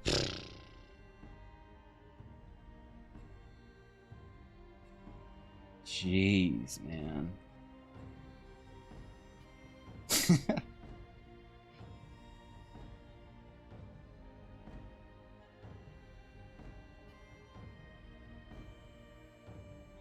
Dude, I'm gonna make an athletic section. I need to do a test though. I need to test buy something from Printful and make sure that it's good. I don't want to put something up until I get a sample and I know that it's good quality, but everyone says Printful's the way to go. Printify is apparently less expensive, but has worse shipping and like worse support for Europe. And that sucks. So I'd rather pay more, get a smaller margin, and have it be good from Printify or Printful. Printify is the one that's bad. I don't know, dude. Look, I don't know what I'm doing. I just know Teespring didn't work. It sucked. Probably enough for me, yeah. Astrolites Go Team, that'd be a good one too. I have one that you might like, Samurai. It's a design that I have. It's a world building specific design that I think you and the World Anvil crew would think is funny. I don't wanna leak it right now, but it's a general shirt for world building enthusiasts. I'll send you a mock-up of it to get your approval nod, chuckle, or the thumbs down, whichever it deserves. Went to a hot pot yesterday for the first time. Much noodle, dude. Noodle Club was great. I love Noodle Club. Back when I could eat noodle, I'd post the like unironic reviews of various noodle in our Discord. And nobody read them. Nobody cared. And I kept doing it out of passion. Out of passion for noodle.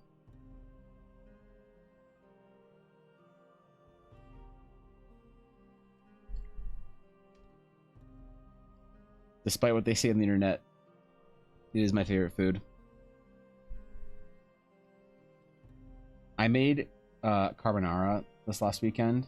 Dude. Someone send help.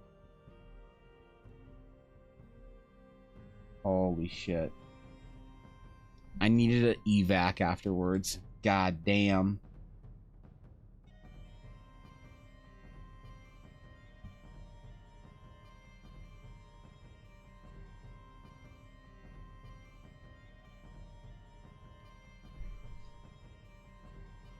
Swiss Chalet counts for that? Oh, okay, yeah, you're right with that. Never mind. We're good. I don't eat chicken and waffles. The first and only time I actually had it, got major food poisoning. See? That's why it's part of the, you know? Part of the, like, the tradition, I guess. What's your favorite noodle? My favorite nudes are probably, I mean, I'm a big pasta fan. So any sort of pasta is probably up there. But non-pasta nudes, I don't know. I'm a big fan of noodle and oil and vinegar bowls from whatever region of China you're getting it from. Different region, same base. I'd probably have to pick ramen if I was going to say best noodle. Just the experience of ramen. It was life-changing. It's always life-changing. But it's tough, man. Pasta's been growing on me recently because I can actually eat it. Because every ramen you get has, like, garlic and shit in it. I just can't eat garlic right now. Somen's really good, too. Sometimes I make cold somen during the summer. Break a pack of buckwheat somen noodles. Bust it out. Get a little dish of cold tsuyu. That shit hits hard. I don't know. What am I missing? Rice noodles, the fat ones. That's your go. Is the rice noodles? It's pretty good. It's pretty good.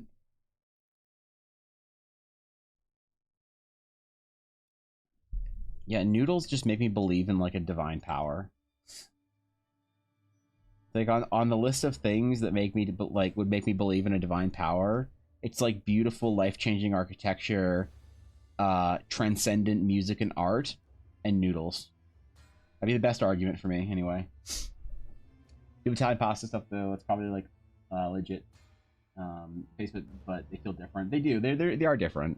A good udon or wide egg noodle. A good udon, man. I don't know. I've had the best udon ever, and I still find udon very mid.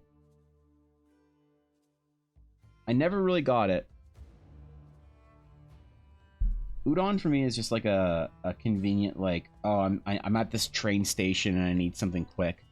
And I've had expensive udon though, and I don't honestly, udon's one of those things that I don't honestly notice a massive difference in quality and taste and everything from like 700 yen udon and like 2,000 yen udon.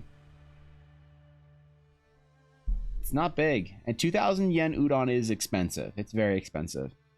Udon's one of those foods that you don't pay for, it doesn't get very expensive. It's one thing people don't really realize about when you go to Japan, that the great food isn't the most expensive food.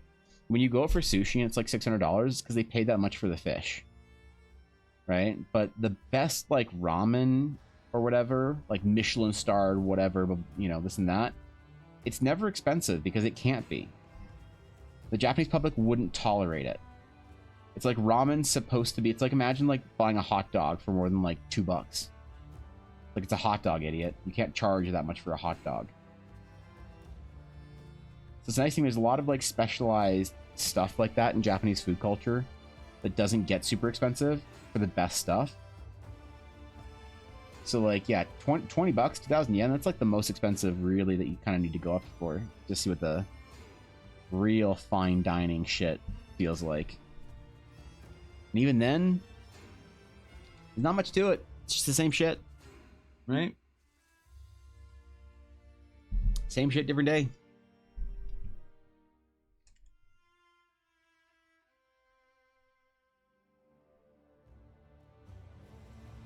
Oh, my tablet just got super clean for a second. I don't know why. Oh, I think my pen flipped over. I'll be drawing or whatever, and I'll like move my pen across the screen or something, or move to a different area, and it'll be super nice and smooth. I never know what causes it, but I always enjoy it.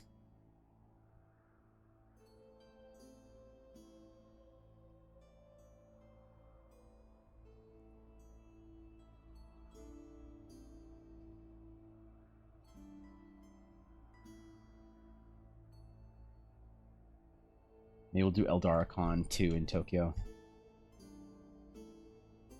I don't think, honestly, the mods enjoyed being in Canada all that much. Most of it was kind of the, like, quaint making fun of various things in Canada. Because we didn't have much, like, good food or much good whatever that sort of met up with their standards. But there was the wilderness, and that was about it. I think that will get old, though. I think I'll need to move EldaraCon. We'll actually do an EldaraCon somewhere in the US.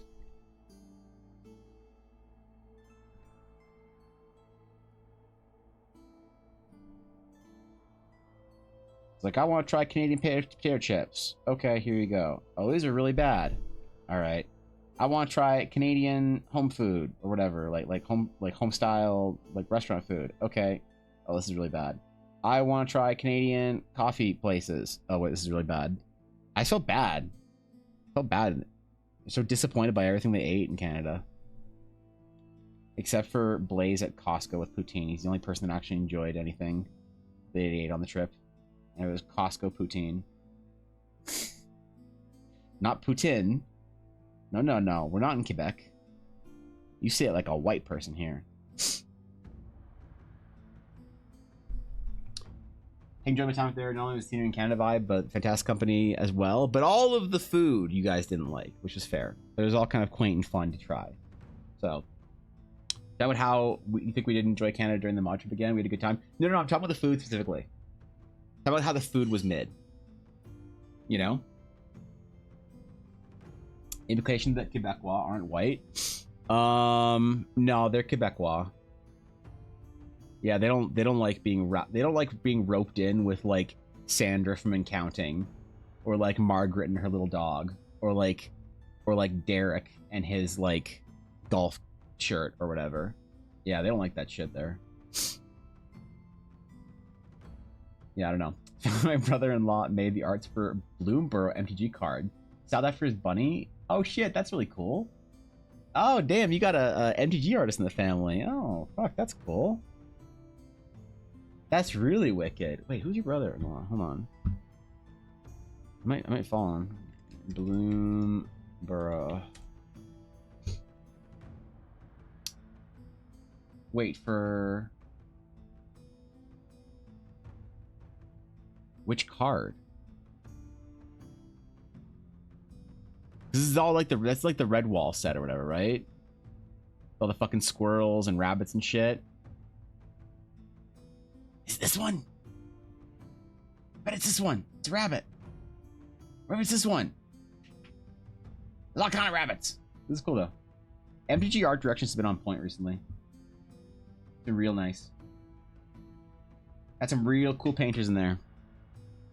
Some misses, but post some stream topics. I love that this is what comes up when I go open my Discord. Oh, Warren, well, that's cute. Zach Stella, do I follow him on Twitter?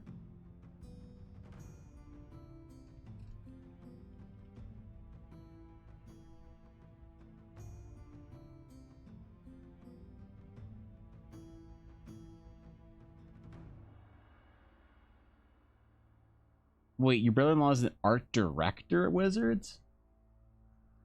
Oh, that's fucking cool. Oh, that's cool. You get to the art anymore? That's fucking cool. Oh, that's so dope. Bro, introduce me. That's wicked. I love that. That's so cute. I love that kind of stuff where something's inspired, you know? That's really sweet. That's fucking sick. Road trip with Guapo? What? Yeah, wait, what? Damn, why is so racist? I don't know. Ask him in French. The only food no one enjoyed was the delicious, perfectly cooked, perfectly marbled homemade steak. Can't remember. I did cook a steak for you guys, right? Can't remember. I'd like to go back again, and Blaze and I can road trip. You'd road trip with Blaze? Wait, where? Back to Canada? Because I'm telling you, man, the time you guys should have come out is summer. Like, I took some fucking Banff photos yesterday. Man.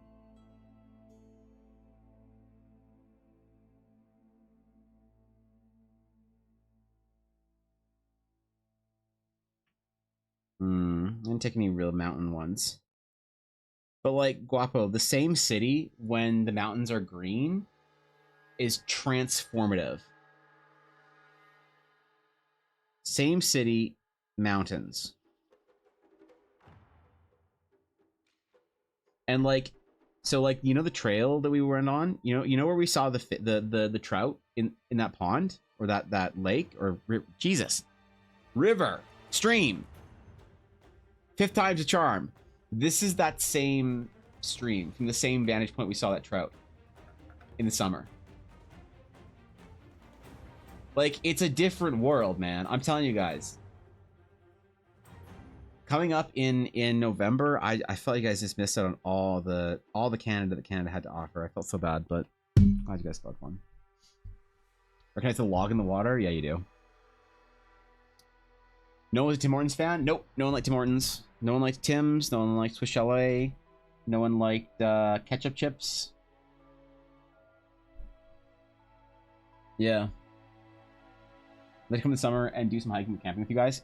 Yeah, summertime July is probably the best, I think, because you get to be here for Stampede, and Stampede's pretty cool. It's pretty rad if you've never been. And then it's also the best time to go out into the mountains and go deep into the wilderness.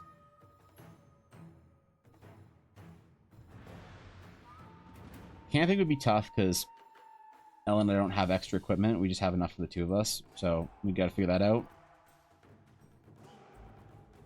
But I don't know. Free stuff to do. We gotta get Cobalt to come back up because my man needs a vacation. My man's needs a vacation over there. What's up, Soja? What's going on? All the medical stuff I've had this year. Summer is a no. Next summer, yeah, we'll get it, man. Nothing for you guys though, but you could have also been there for Canada. Yeah, what? No, like ketchup chips. I thought they're my friends. They didn't like ketchup chips. They thought they were weird. You know what the problem was, Thorkin? So every time an American tries ketchup chips and they don't like them, they always say ketchup as a chip flavor. Ugh. And they convince themselves they don't like it before they try it.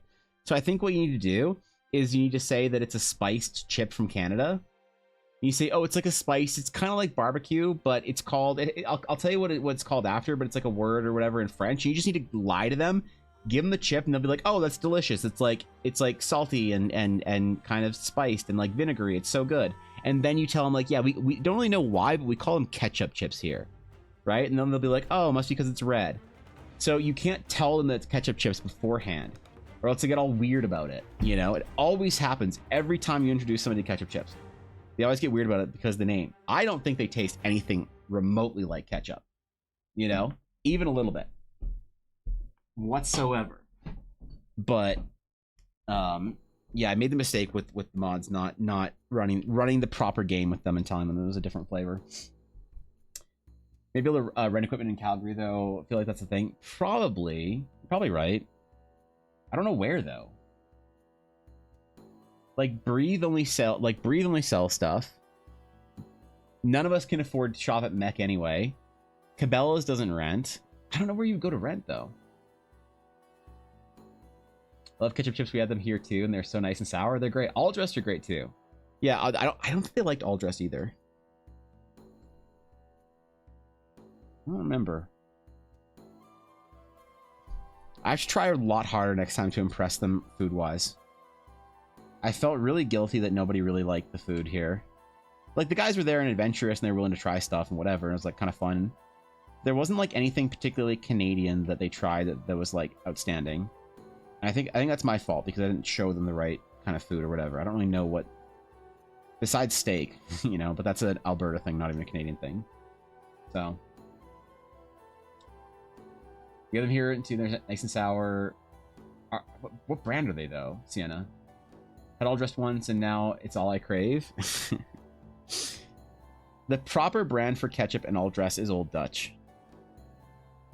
Like I will say that about Canadian chips is that basic Old Dutch chips clear every American brand I've tried. And I don't know why. And it's not a bias thing, because I'm not like, oh, I'm so proud of being from Canada. Like, fuck it, who cares? Our flag's a fucking leaf. You think I have pride in this country? But every time I've tried other chip brands like Lay's or whatever, they're just not as good. Unless you're going for a different type of chip. Like if you're going for like a Mrs. Vicky's, that's fine. Or a Pringle, that's fine. But it's not a base potato chip. If you're going for the base potato chip, I think it's not even close how far Old Dutch clears Lay's and like the American chip brands I've tried. So Old Dutch all dressed, way better. Old Dutch ketchup, insane. The Ripple or the original, I'm not a big fan of because Ripple exists. All right, the Ripple kind of mid. All right, not doing much better than Lay's. Okay, about on par with the Lay's. The Ripple, however, it's not even fair. It's not even fair, man. It's just, you know, like I feel bad for other chips. They're trying, but like they'll never be him. Nanaimo. I didn't get them to try Nanaimo bars. The problem is they ate a bunch of sweet things while they were here, so I don't think they would have tolerated a Nanaimo bar. But that's a good point. I should have force fed them Nanaimo bars. A sports rent maybe. Oh, there actually is one I think that I could think of in Calgary that we can maybe go to. That's a good point. Maybe there is. Yeah. Specifically sports rentals. You might be onto something here, Soja. Dutch something right. I don't know why they're called Old Dutch either, but they're a Canadian chip brand.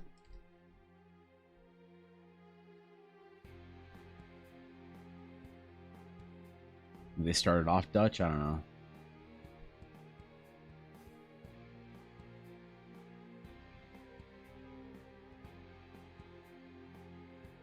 Definitely need a tier list or whatever to figure out what kind of food I can send them or I can put in front of them next time to really impress them. But yeah, Nanaimo bars is it's a good start. Introduce them to Canadian Chinese food and give them ginger beef. That's what I should do.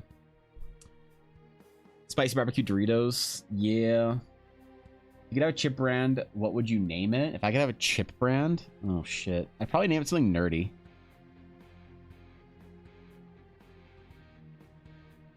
It'd be something Eldara-based, Soja. 100%. Do you have any chip brand names in mind? Or are we brainstorming right now? 'Cause I don't think I have any. The more I think about it.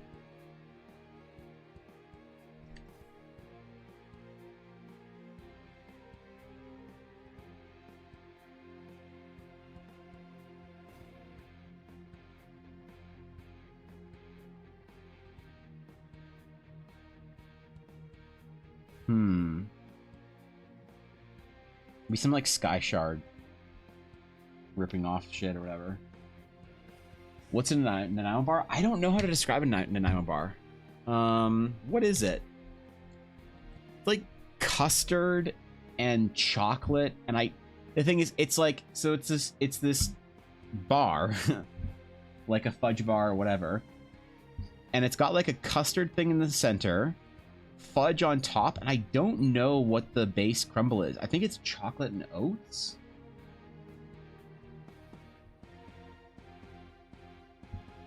I don't know what the bottom is. And it's, oh yeah, it sometimes has nuts and stuff mixed into it.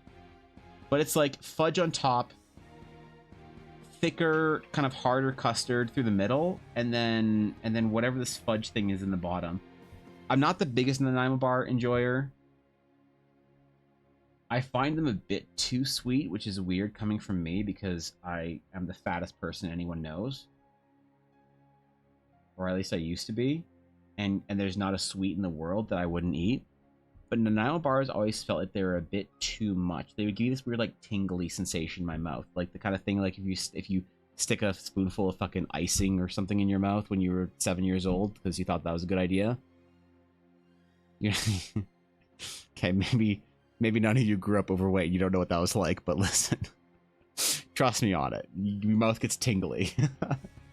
So, I don't know. People love them, though. They're a really big staple around Christmas.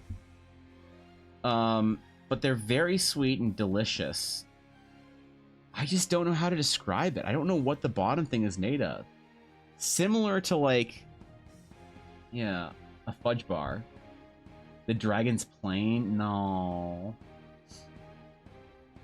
No. Shattered Sea Salt and Vinegar. Coralastria Barbecue. Something like that.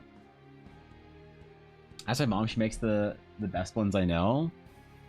Dude, I gotta get your mom to make some Nanaimo bars then. I gotta come pick them up. Holy fuck. Yeah, it's been a long time since I had a Nanaimo bar.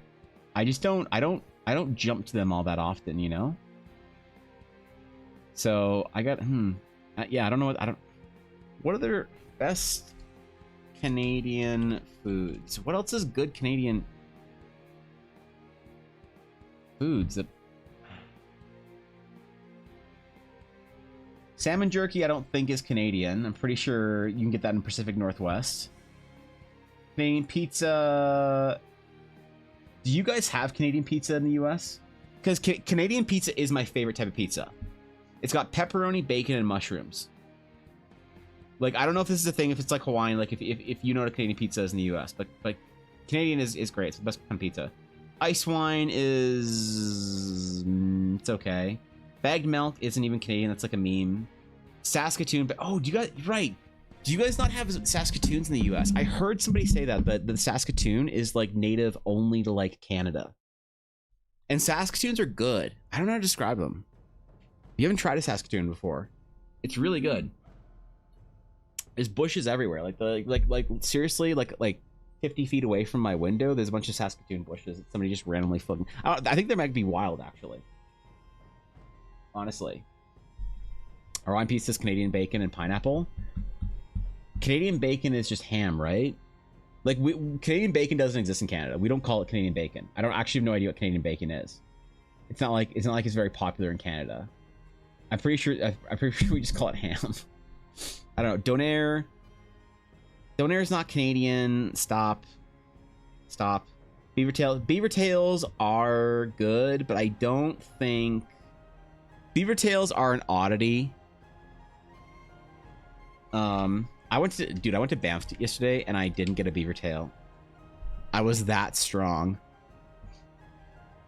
They're just like a really delicious cinnamon sugar pastry that people put weird shit on, like Reese's Pieces and Nutella and Oreo and whatever. So I guess they're Canadian. They're a Canadian novelty, but I don't think that they're like particularly unique. I think if you've ever tried Great Mini Donuts or anything like that, you've probably had the similar idea to a beaver tail. Too greasy? Yeah. Ketchup chips, definitely. That's like a Canadian thing. Maple syrup, well, yeah. I do think our maple syrup is better than like Vermont maple syrup, but that could be a preference as well. Bannock? What the fuck is that?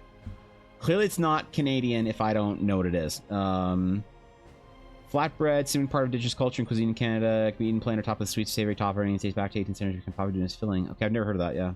Coffee Crisp, that's one. It's Canadian chocolate bar. I'm not sure if you guys tried a Coffee Crisp. I'm not sure if you guys tried that when you were here.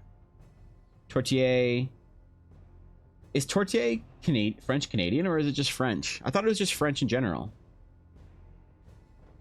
Tortilla is, or whatever, it's French Canadian? Oh, okay. All right. Well, that'd be a good one then.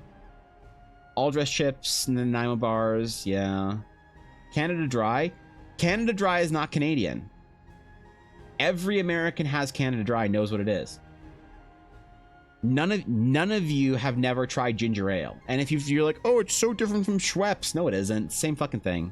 Don't let them lie to you. The only thing that is Canadian, like that's uniquely Canadian about Canada Dry, is the unique to Canada flavors. So like during the summer we have blackberry ginger ale, which is really good. During the winter we have cranberry ginger ale, and sometimes they do other things like cherry ginger ale or whatever. So chalet sauce, hit or miss. The mods none of them were impressed by Swiss Chalet, but I think that Swiss Chalet is not a restaurant you go to be impressed by. Swiss Chalet is a restaurant you go when you want some easy, cheap food. Lobster rolls, that's Nova Scotia specifically, and it's not like they don't have lobster rolls in the US. Montreal bagel, I think that New York would fight them for bagel status. Not like a bagel is unique to Canada. Caesar cocktails. A Caesar is just a Bloody Mary, but different. If you like Bloody Marys, you like Caesars. If you don't like them, there's nothing about the Caesar you'll like. Timbits is just a donut hole. Nobody cares about that. This is depressing, man. Montreal smoked meat. This one might actually go hard. It is a different style bagel, Kitty, but I don't think that it's different enough that it is like it changes anyone's experience of bagelatry or whatever. They're not bagelatized into a new like church of like bageldom with Montreal bagel versus a New York bagel. Yeah, I don't know if I think that like a Montreal smoked meat this one might actually go hard, but again, it's a single location. You have to go to Montreal really to get it. You can get at delis in Canada Montreal smoked meat. It's probably similar. It's probably just as good actually. Hamil bacon. Nobody here eats this. Nobody here eats Pmeal bacon like Canadian bacon ham. Unless they're eating eggs Benedict. Not a single person ever makes this on their own. Nobody knows what this is unless you eat Eggs Benedict, and it's like, oh, it's the ham on a Benedict, right? Butter tarts are good. The mods tried butter tarts; they liked them. And poutine, obviously. Like, I'll be honest, man. I think if you're out of Quebec, if you want good poutine, you legit go to Costco. I know it's a controversial take, but I think some of the most like authentically shitty but like good in that it's shitty poutine comes from Costco. Right? Because if you get fast food poutine, they don't do it right. So you can get poutine at McDonald's and A&W and Wendy's and everywhere that's fast food. But I think that if you want the accurate, like it's always like kind of weird and like sparse, and like they just take their regular fries, which their fries have so much identity to them already, and you can't have a fry with an identity. And like McDonald's fries are too thin, and A&W's fries are not seasoned, whatever, right? Like it's not right. It's not right. It's fine. It's good. Like you saw the cheese curd, you put mediocre cheese curds and gravy on any fries, they'll be decent. But unironically, I think the Costco one is, if you're not in like Quebec getting like real authentic poutine or whatever, I think Costco is like actually the way to go. And I took Blaze to Costco for the Costco poutine, and he thought it was great. There's too much of it and he couldn't finish it because he's a little whiny bitch baby.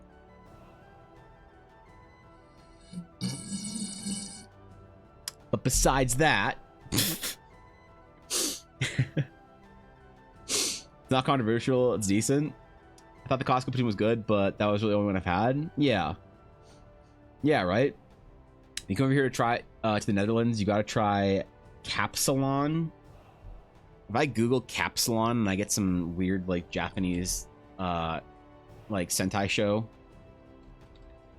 I'm modding you. Capsalon, what is it? Dutch food created in 2003 by Turkish immigrants. That's cool. Layer of French fries placed in the disposal metal takeaway tray with doner or gyro meat covered with slices of Gouda cheese. Similar. I could see this being good. I could get behind this. We could probably get something similar here because lots of places do fancy poutine. They put like other shit. You could probably get doner meat. Obviously, wouldn't be the same. That's cool. That's cool. I like these sort of newer like cultural foods that are like started by a diaspora in a different country. It's inspired by the old country. I think this is cool. This is really neat. Dude, the day I can eat onions again, this looks like this goes hard. That's legit. I don't know if Gouda is the right cheese though. Like, obviously, listen, I'm not a Turkish chef, but you have to convince me that Gouda is the right French fry cheese. You know? Like, honestly, I'm gonna upset some people with this opinion, but I think the only two cheeses that I can think of that would go hard on French fries that I can conceptualize as doing well, maybe three, okay, is American cheese, because that like quesos up and shit like that, or cheese curds. The fancier the cheese, the worse I think it is on a French fry. But maybe I'm willing to be surprised here. All right, I'm willing to be wowed by other French fries on cheese combinations. You know, as you are when you're a world foodie like me. That's cool though. That's cool. I'll try it. Whenever I make it to the Netherlands. Where'd the whole Netherlands and Dutch thing come from? I never understood that. There's probably some history there. Tell me if you disagree, but I think food-wise Montreal is best place in Canada. Food-wise Montreal is best place in Canada.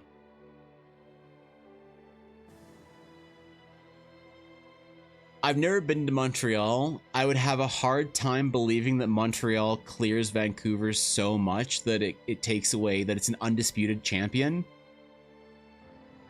I'd say Montreal tends to have the reputation. I think you're right about that, Thorkin. But I think it'd be pretty hard to say that Montreal or Vancouver would like outperform the other cities so greatly that you'd have an undisputed victor. I think that it's not even close between you could probably argue Montreal and Vancouver being at top. I don't think it's even close any other city. I think you're right about that. I don't think Toronto's had good food for 150 years. I think that like the western, like the prairie cities, you know, Saskatoon, Regina, Winnipeg, Calgary, Edmonton, you probably can't get a better steak than you can in Calgary. And if you can get it further south in Alberta in like Pincher Creek at some fucking small like barbecue restaurant or whatever. But as far as big cities, I don't think you can get a better steak in Canada than in Calgary. I'm sure Edmonton would like to disagree, but like it's fine. Whatever. Y'all are too far north. Edmonton's too removed from the ranching culture. They have too much agriculture and farming up there, and not enough the ranching. The ranching heartland of Alberta is around Calgary and actually further south in like Pincher Creek, High River, that kind of thing. So I'd probably say just by proximity. I'd be surprised if Edmonton did, but you know, I'd say the Calgary probably is the best steak in the country, but I don't think that there's anything else about the food in any of the prairie provinces.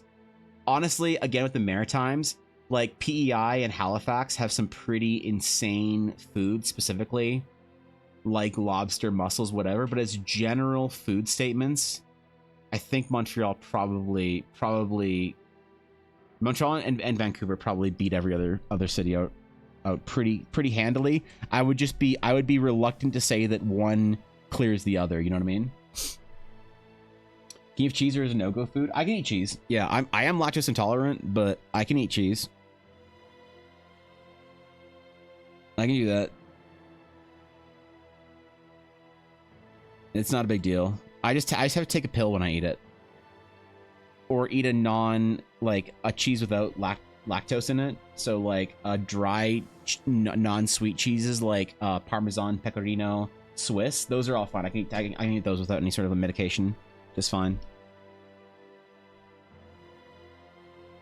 And actually, it's not even that bad because I'll usually have a little bit of cheddar, like aged cheddar, with my eggs in the morning. I never take any like lactose medication with it, so it's not even that bad.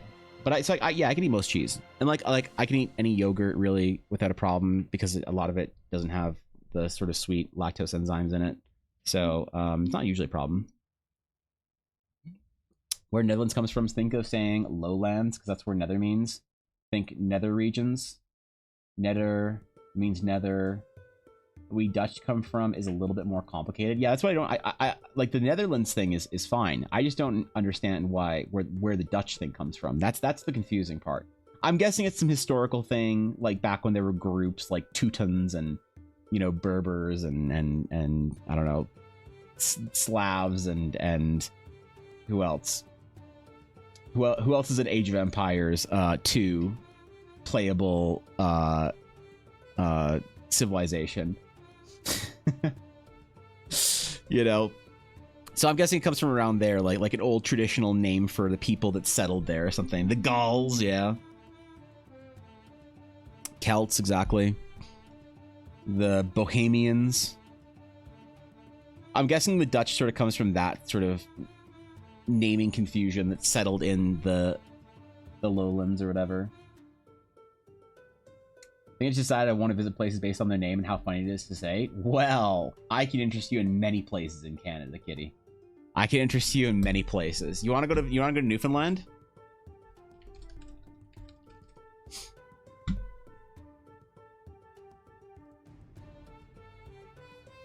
I can interest you in many places in Canada. Newfoundland's a great place. All right. Couple hours out of St. John, you go east, cross to just south of New Harbor. Oh yeah. Yep. Just let you read some of the attractions here. Mm-hmm. Oh yeah. You just look up dumb Canadian city names. You can visit Canada for an age and a half.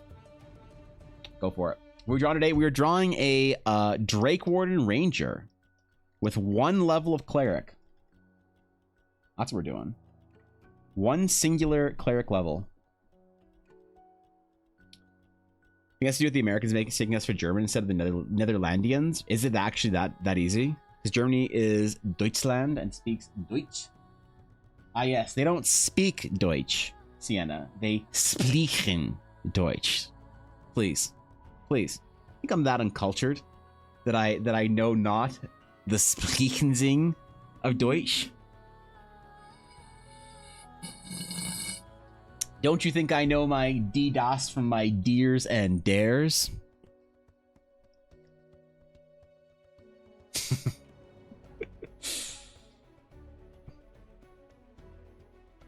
Yep.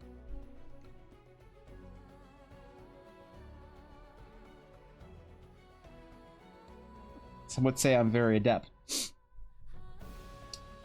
I think the French fries, they are Belgian fries. I still don't believe Belgium exists. I think Belgium is a psyop. I'm pretty sure Belgium's a psyop from the European Union. I don't actually think Belgium exists. I think you all put it on maps to confuse us, and you're like, ooh, Belgian chocolate, Belgian this, Belgian waffles, Belgian whatever. But I've never met somebody from Belgium, except for Wolf, and I'm convinced she's part of the psyop. The only thing that I know about Belgium is the French Belgian singer Stromae. Stromae.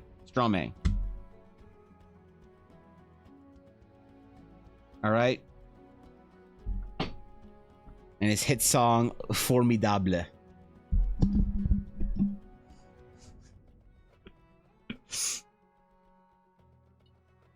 But besides Stromae, I think Stromae is part of the psyop to convince the rest of the world that Belgium exists. Yep. I think y'all are lying to us.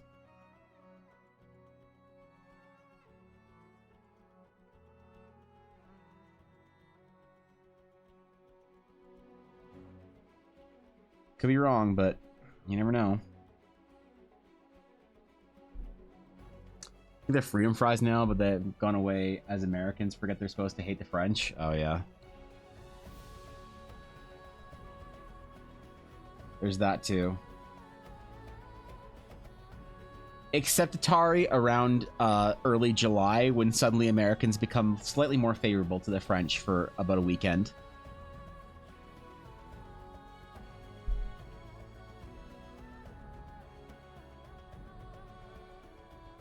You go up one of them hollers.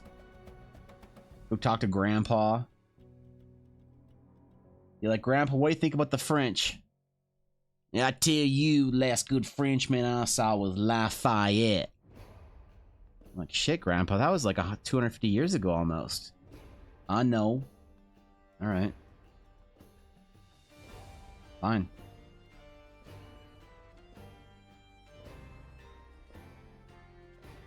Meanwhile, in Canada, we still hate the French.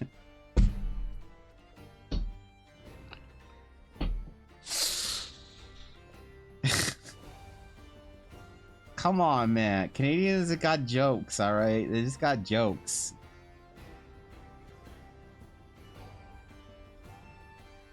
That's it. That's all. Canadians love the French. It's the French that don't like us.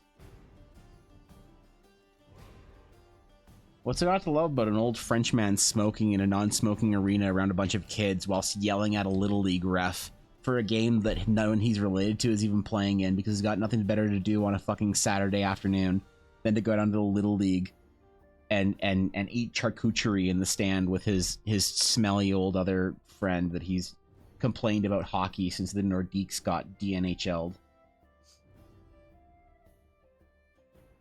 Referring to the referees as tabernacle. As you do. And stop being funny to me that the hometown is older than establishment of Canada, US. Yeah, man, we've been doing stuff for all that long.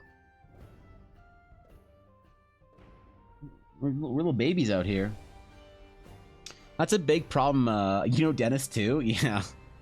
Yeah, I met him through Maurice. Everybody does. That's a big problem with Western Canadians specifically, Sienna, that like where I live, the city I grew up in, this is wild to Europeans when I show them this, but our downtown, not a historical building in sight. Not one. Nope, not one. We have like some streets that were made to look historic when they were doing this sort of revival thing in the early like 20th century, right? They're making stuff look like it was old-ish. But growing up in a city like Calgary, because I still live close to Calgary, but growing up in Calgary, or like you take Edmonton or whatever, there's nothing like our downtown, our city. You know, like the oldest buildings we have are is the Calgary Fort, is Fort Calgary. About ish. Like this is like our oldest buildings that we have in the fucking city. Which I don't even know when it was built, but you know, like out east they have a connection to Europe. So you look at like downtown. You look at like downtown Montreal, and at least it somewhat resembles some parts of the old world. Right? It's got some small, you know, nagging influences. But, or even downtown Quebec City. Like look at that, man.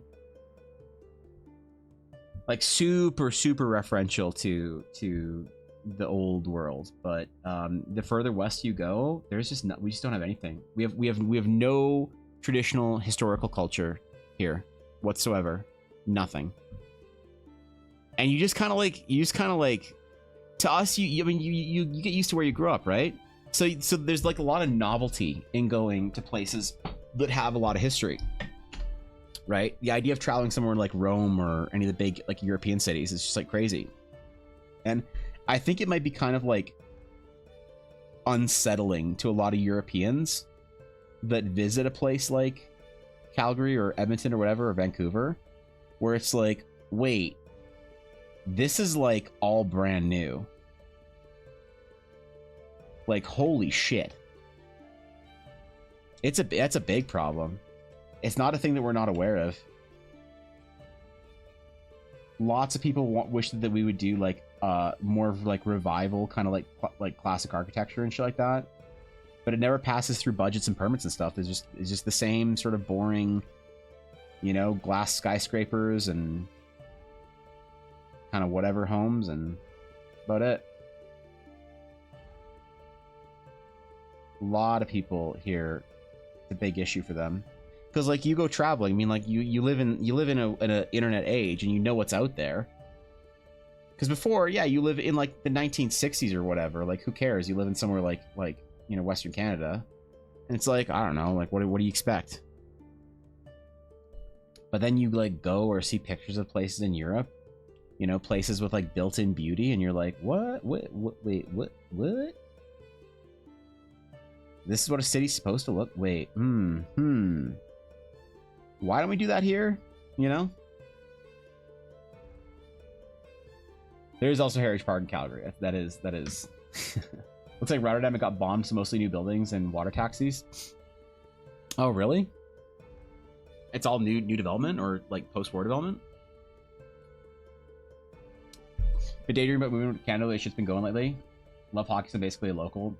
Go Bolts. Yeah, I don't know. I think a lot of Canada is not like there's a lot, like every time there's like how long I've been streaming? 4 years. Every time there's an American election, there's always people being like, man, I wish I could live in Canada. It's this and that and whatever. And like, man, I don't know. I think that depending on where you live in the US, it's pretty good. Obviously we don't talk about politics on my stream. But the US isn't like some, you know, dirt-covered shithole. There's a lot to love about it. And it's not like Canada is some sort of promised land, you know? That's one thing that I think is like pretty funny about like there's like a meme. Canada versus UK versus USA healthcare. Where's the meme? Where's the meme? Yeah, here it is.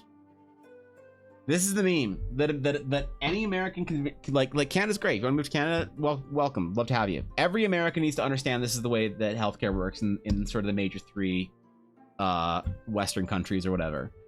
If you need stitches in the UK, your appointment is in 43 months. If you need stitches in America, your bill is $67,000. If you need stitches in Canada, you are recommended to try dying instead.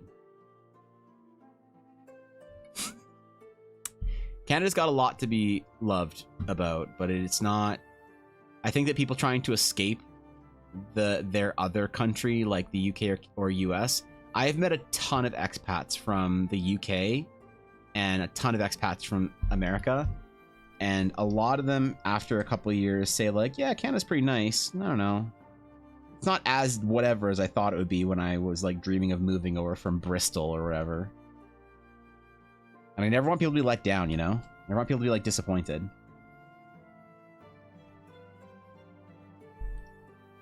But I mean, it's a great place to raise a family. It definitely does have some things going for it. You get, if you're an outdoorsy person and you don't like the idea of living somewhere like Montana or whatever, like there's large cities very close to the wilderness here. You know, the drive between Calgary and Banff is like an hour. It's not. It ain't far. Many Europeans also don't get that Canada and America is massive compared to their tiny countries. Oh yeah, when you try and fit, you know, like that's always funny when you do the actual size of. I love that when you take Canada, you go take the true size of Canada, okay, and you move it over to Europe.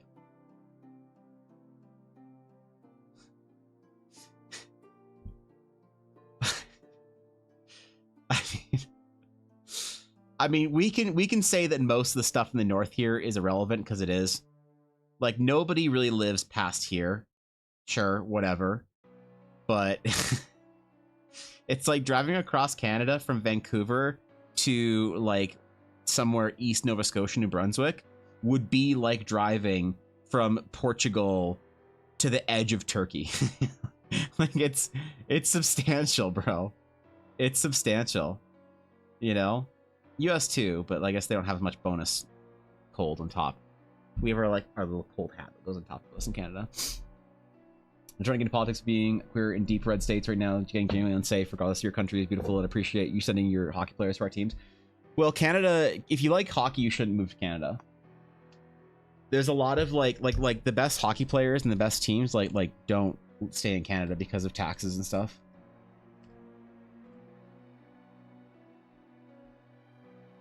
Yeah, it's tough. If you are unironically a hockey fan and you want to live somewhere where hockey is like where it has a chance of popping off, you probably want to live in the Sunshine Belt. If Penguin was here, we'd go off on Bettman conspiracies for like a half hour. But if you like hockey culture and you like to be around that, then you probably want to go live in Montreal, Toronto, or Edmonton. Vancouver and Calgary have big hockey scenes, but it's not the same. They love their team. They'll pay $600 for a ticket just to watch their team lose all day in Toronto.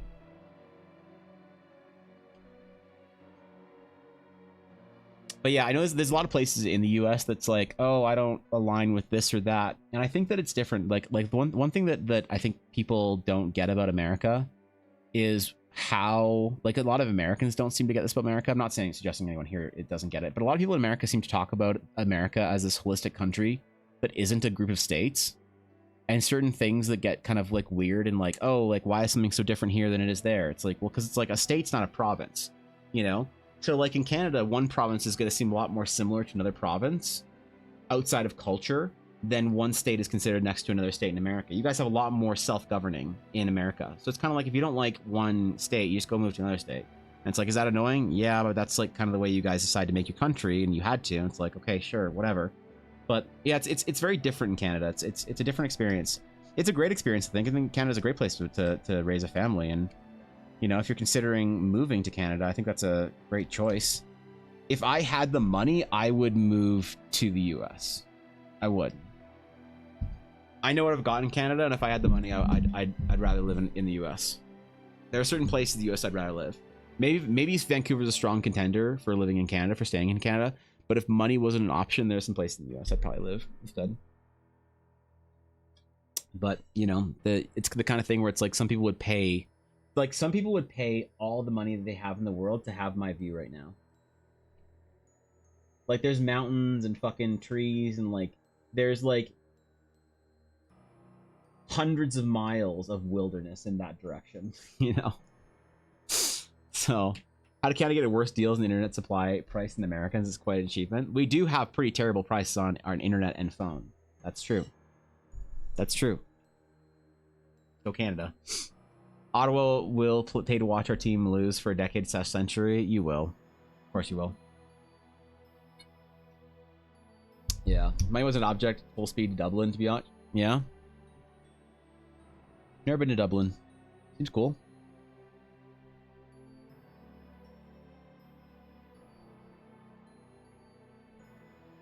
Yeah, Canada's great. I always think like it is always a meme in Canada around American elections. Somebody's unhappy, and there's always like I'm moving to Canada. I'm like, are you? Really? I don't think you are. I think you're gonna stay right the fuck where you are, and you're gonna complain non-stop about it. I don't think you're moving shit. You know, it's always like a meme in Canada. It's always like, who's Americans' friends? Ask them if they could stay with us for a while they find a job and a house, you know, and a visa. Everyone's always got 3.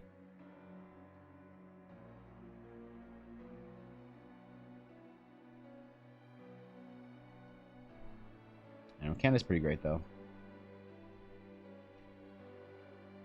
There's a lot to love and be proud of for the country. A lot to be ashamed of. A lot to be... It's like any other place in the world, you know?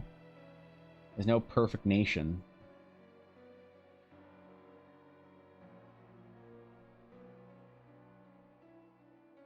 Except for maybe Japan. Because of cat girls. But what about the war? Cat girls. Oh, okay.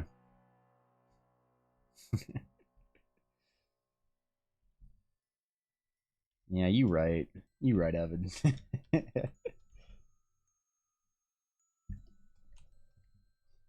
I did want at some point in time when I was younger. I thought it'd be cool to live in the UK. And I realized that I don't know a single person in the UK that wants to live in the UK, so fuck, man. The amount of expats from the UK that I've met in the West, in the Canadian West, is crazy. There's something about Brits. They can't get enough of our mountains. It's crazy. They see mountains and like our Canadian Rockies, and they cannot fucking handle it. They are beside themselves. All right? It's not just a matter of mountains, isn't it? I have a question about monsters like monothorns. Will you draw them? On my own volition? I don't know. I have to have a reason for it. If someone pays me, absolutely, Axman, I would happily draw a monolith golem. 100%. Sounds dope. People talking about moving to Canada don't even have a US or a passport. Yeah. I don't know.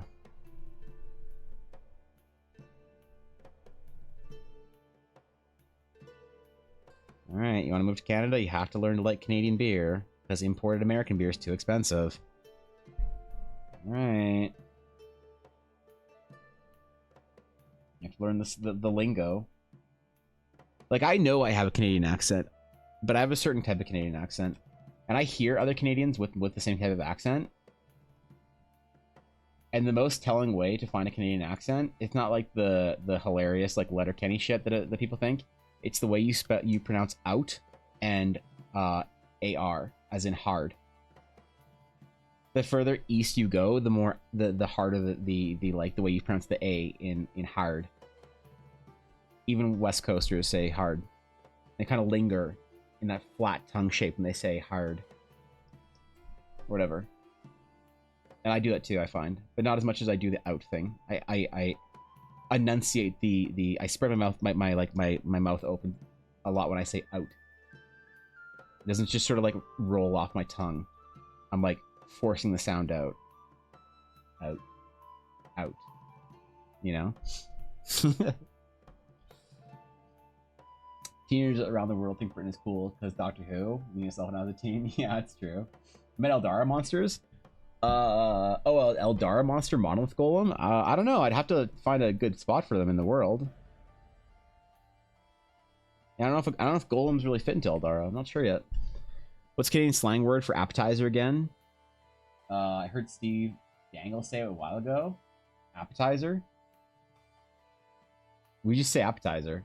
I don't know. Maybe some people say like what have I heard people say? Like annoying people say appies, but I don't think anyone like under the age of 64 says appies.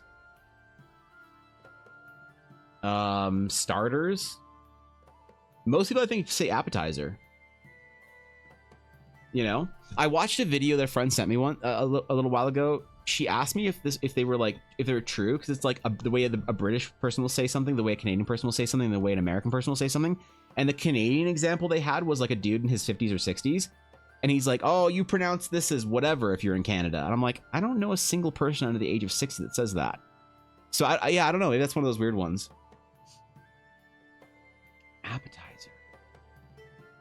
Yeah, we just say appetizer. Hey, do you want to grab an appetizer, or are you just going, or do you want to grab our meal? Or mains? Yeah, I don't know. It was amuse-bouche? Oh, the only time I've ever heard someone use the word amuse-bouche, which is like palate evoker or whatever, is if they're trying to sound like mockingly fancy. Yeah, I've never heard someone use the term amuse-bouche of any age that wasn't like joking, you know? Yeah, I've never heard someone say that. So I think that's not a French thing. How you pronounce decal? It's decal or decal, depending on where you go. People will say either. Yeah, people will say both decal and decal. You know, I don't know. It's like one of those like soda and pop things that people will say both here. I feel like Canada is just so ingrained with American culture that there's not like a Canadian way, like Canadian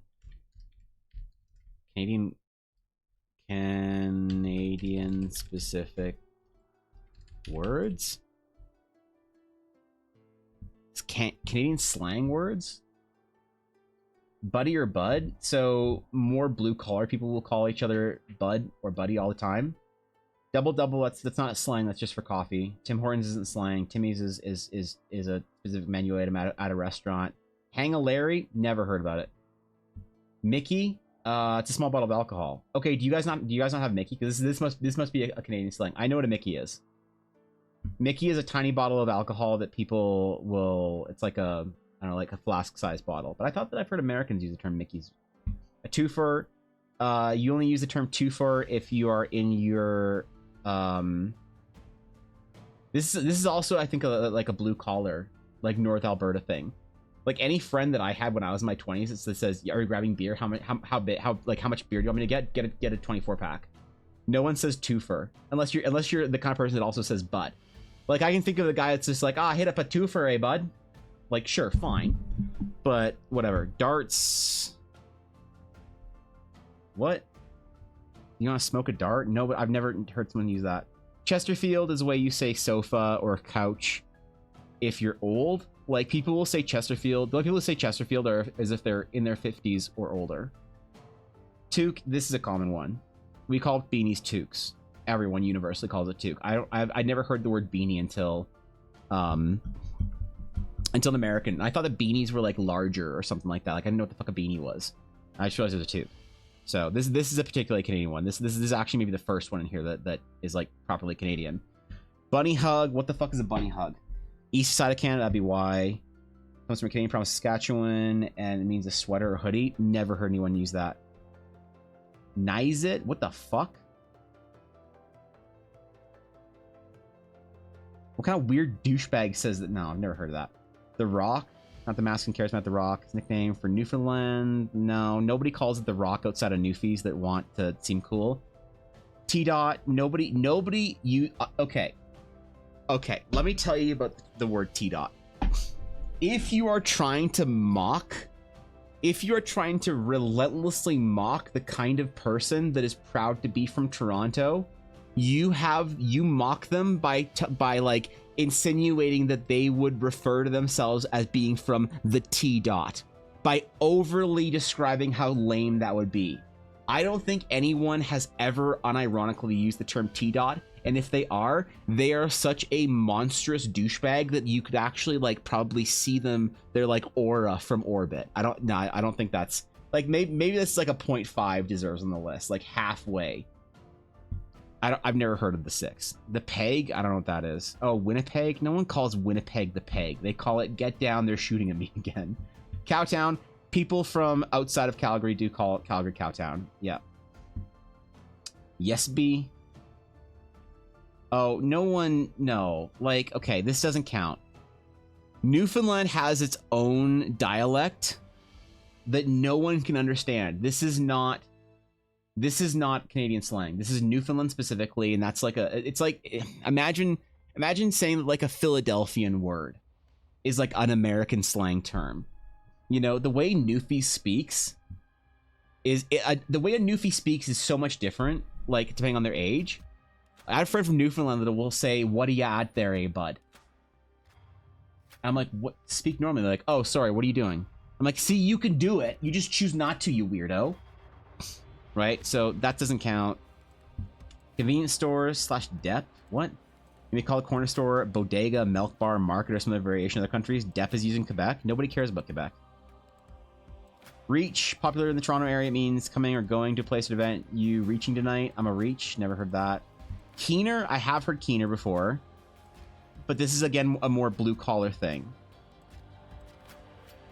It's a derogatory word you call somebody. It's like a tryhard. I have heard for keener. It's whatever. Loony and toony isn't slang. It's maybe it classifies as slang, but it's a slang for a piece of cash, a piece of currency. And it's not like Americans don't call their dollars bucks as well. Beauty? Wait, what? Beauty is used to say something is good. This one might be classified as Canadian slang. Actually, yeah, I think that yeah. Okay, I agree with this one. I've never heard an American say like anything, because you naturally want to slip into a Canadian rural accent. You're like, "Oh, that's a beauty, eh?" You know, yeah. Okay, that one checks out. I think I could see an American using this, but I think this is one more uniquely Canadian. Clicks. I mean, if you Google what the fuck is a kilometer, you get 4th of July celebrations near you, so that's fair. Jesus Murphy, what? Fun Canadian slang word uses as safe explicitive if changing the Lord's last name. Oh, Jesus Murphy? No, nobody says that. A, yeah, A is not as pervasive as you'd think. It's far more rural. It's cool out there, A, yeah. I hardly ever hear people say A, especially younger. Like, older Canadians will say A more than younger Canadians will. Canuck, term for two things. Vancouver Canucks. No, people call the Canucks the Nucks. Or Canucks. Yeah, Canuck is like a self-addressed term for Canadian. That one's true. Washroom. I think Americans use the same thing. We call it a washroom, bathroom, or restroom. There's no Canadian term. We don't call it washroom. We call it a washroom, bathroom, or restroom. And it all means the same thing. It means a room with a toilet and or a shower. It's contextual. Hoser. Nobody uses this term unless you're older than 50. Greater Toronto Area. No one says GTA. They say Greater Toronto Area unless refer to the douchebag that says the T dot. Bear. I don't know what that is. Some Toronto shit. Kerfuffle. This is something moms use. Yeah. Never heard washroom in the American South, just restroom, bathroom. Restroom sounding slightly more polite, right? Like, we don't say toilet. Toilet's like a vulgar term. So you never say, "I'm going to the toilet." But I know they do it in the UK. They'll say, like, "Oh, I'm going to the toilet." And for us, it's like kind of a vulgar thing. Like, we don't like saying that. I don't know why. Kerfuffle is a thing that the only person I've ever heard use this term is a woman in her or at least early 40s with 2 kids. I've never heard somebody younger say that or whatever. ODR? What the fuck is that? Outdoor rink? No. No one says that. Chirp or chirping, that's fair. Yeah, that's fair. Chirping is just shit talking in sports. We'll facetiously say they're going to Power to the News, yeah. Giver. again, very rural, blue collar Canadian. Freezy, this one's This one's good. This one fits on here because Americans seem to not be able to agree on what they call it. A freezy is just like the frozen tube of liquid that you freeze and then eat. Some people call it a freezy pop or a pop or whatever. This one's different between Canada, US, and UK. I know we just call them freezies. We don't have any other words for them. But I think Americans can't agree on what they want to call it based on region. 5-hole, that's not a Canadian slang, idiot. That's a hockey term. That's like, okay. Puck is a hockey term. Hat trick is a hockey term. Snowbirds. I think Americans use the term snowbird. I'm pretty sure. Snowbird is an old person typically that flies south where it's warm during the winter. They have vacation property in the south, in Arizona, in Florida, in wherever. I don't think this is Canadian. I'm pretty sure you guys use this in the US as well. Say gotta go to the loo. That's true too. You guys, loo is also one that you guys use there. Yeah. French call it Mr. Freeze. You're very, very old. Add those memorable. Okay. Beaver tail, that doesn't count because that's a specific pastry you can get at like 5 locations in the Canadian Rockies. Raincouver is not slang. Stop. Come away from? What? Come away from is a term the Newfies use to describe someone visiting, or again, this is regional to Newfoundland and they speak in fucking hieroglyphs. So when two Newfies start talking to each other, it's not like it's like imagine some ancient Irish man in North Ireland like speaking in fucking like tin can glyphs and being like, oh, this is UK slang. And you're like, what the fuck? No, that doesn't. No, I'm not gonna blame all of the United Kingdom for some old North Irish farmer or whatever. Whichever part of Ireland the king owns, north or south. I think it's the north, right? Or is it the south? Which side of Ireland does the king own? Bird course. I don't know what the fuck that means. Bloody Caesar. What? So is it Bloody Mary or Caesar in Canada? Caesar. No one calls it a Bloody Caesar. I've never heard anyone call it a Bloody Caesar in their entire life. Everyone calls it a Caesar. A Bloody Mary is called a Caesar in Canada, and it's slightly different. Nobody's ever used this term Bloody Caesar. I don't know where the fuck this person got this. Buck/stag and doe. I know some Canadians use this term for your bachelorette party. Jack and Jill, stag and hen, buck and stag, stag and doe. I know some people use this term. The only word I've ever heard was stag or stagette, never stag doe. It's always stag and stagette, or most people, like 85% of people, say bachelorette party. Eager beaver, that's not a real thing. People say that's, like, again, no one under the age of 65 has said that. It's always like, oh, your son, he's a real eager beaver there. They pull my pants up above my nipples. And you're like, okay, grandpa. Okay. Screech is a type of rum very popular in Newfoundland. No, it doesn't count. Toboggan, that's Canadian. This is in the same way as toque. What the fuck do you guys call toboggans in the US? You call them like snow carpets or magic rugs or some shit. This is a valid one. Because a toboggan is not a sled. A sled is a plastic thing you get in, you go down a hill and then smash into a fence and break a tooth off, right? It's not a GT racer. That's what you do if you're people wicked. A toboggan is a rolled up piece of plastic with handles in the front that you sled down when your mom and dad can't afford a real sled. So, or you take to school with you because you can roll it up. So I don't know what you guys would call this in the US, but that one checks out. That's a Canadian one. Ariandak or Muscat? I've never heard of that before. Use toboggan interchangeable with sled. Interesting. Okay. Trash panda is named for a raccoon. I've heard Americans say trash panda when they're talking about raccoons. I don't think that's Canadian. If that's Canadian, I'd be surprised. Yeah, okay, this list sucked.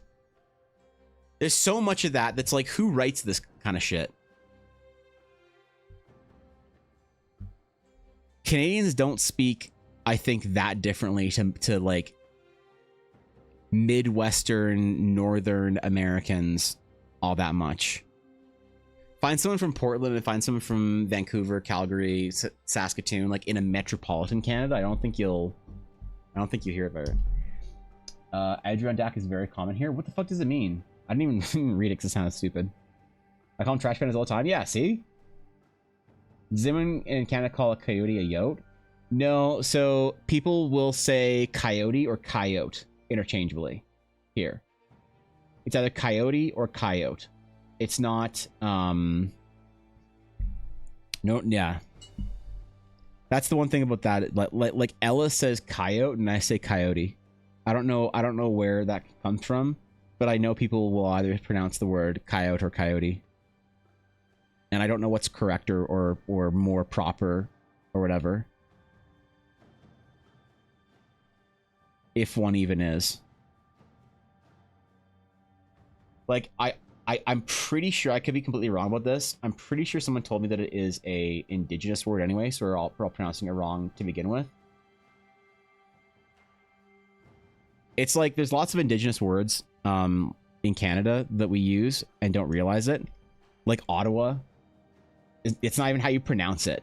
It's the region, I think it's like Ottawa or some shit like that or whatever. But like there's lots of names of like locations and animals and shit that was originally like a Sarsi word or whatever.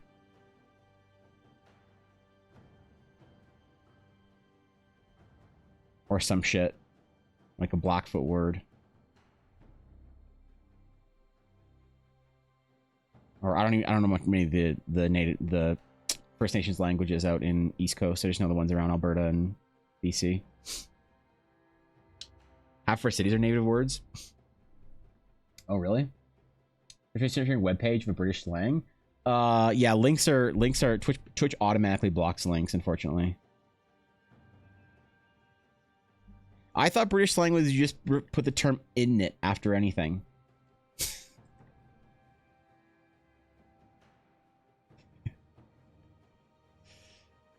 Dude, the thing I don't understand about UK accents is why anyone chooses not to speak and receive pronunciation in the UK. Like, I know some people consider it like posh or whatever, or something like that, but I don't understand why you wouldn't all want to sound like Grand Admiral Tarkin. Or sorry, Grand Moff Tarkin or Grand Admiral Thrawn, that's what I meant to say. Grand Moff Tarkin or Grand Admiral Thrawn. Yeah. You have an opportunity to sound like a Moff, and you choose not to because you're from Liverpool.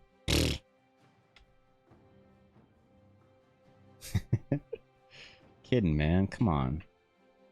Jeez. It's a joke, UK. It's a joke. I'm sorry, the entirety of the fucking United Kingdom. It's a joke. Just like the Premier League is. Okay, that wasn't funny. Somebody's gonna get mad about that. I shouldn't joke about the Premier League. I'm sorry. I'm sorry. Some people's entire identity is wrapped up in that.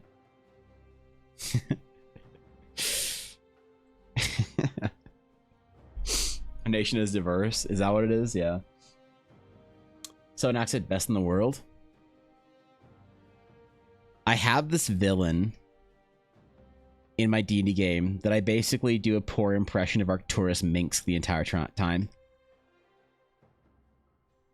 From StarCraft.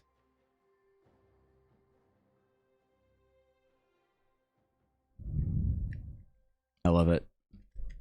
I love that dry Southern gentleman accent. Not that fucking holler accent.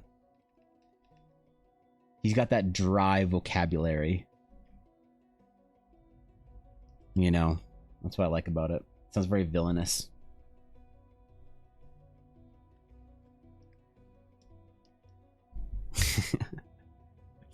Okay, for rugby and hockey? Nah, that's fair. That's fair. A lot of Brits really like hockey. Kind of funny.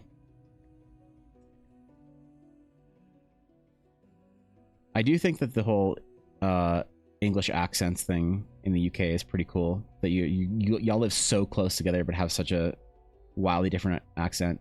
It's like I get somebody from Portland and somebody from Georgia having a different accent.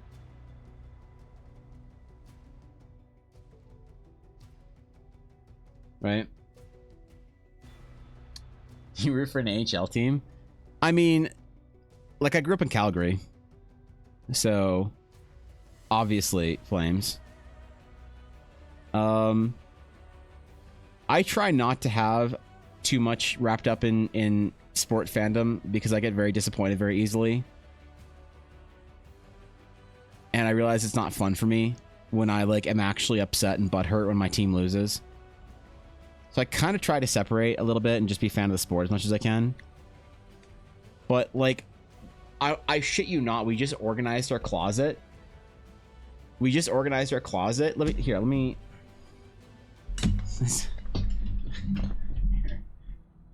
answer that question.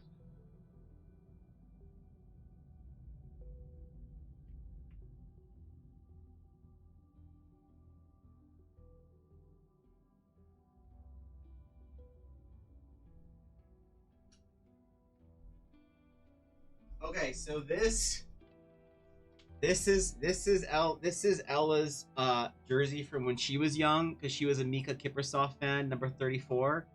All right, this is my signed Lanny McDonald jersey, vintage Lanny McDonald jersey, signed. There's that.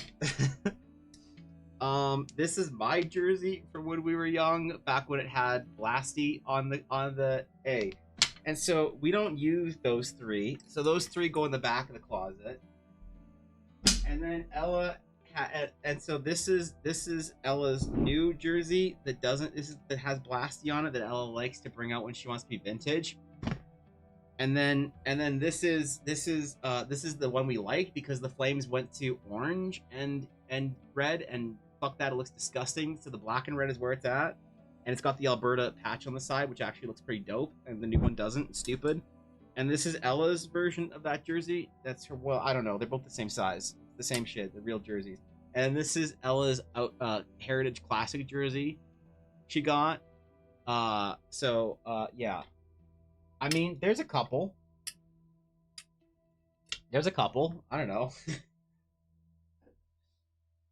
McDonald one is cool. The Lanny one's cool. It does say to Evan, all the very best, Lanny McDonald, 89 Cup. Yeah. I want to get it framed at some point. So we got a couple, there's a couple in there. These are the ones that are in the front of Ella's section, so she can wear them somewhat often. These are the ones that are in the back that we don't wear, that are vintage or whatever. And Yuna also does have a Flames jersey. So, yeah, I mean...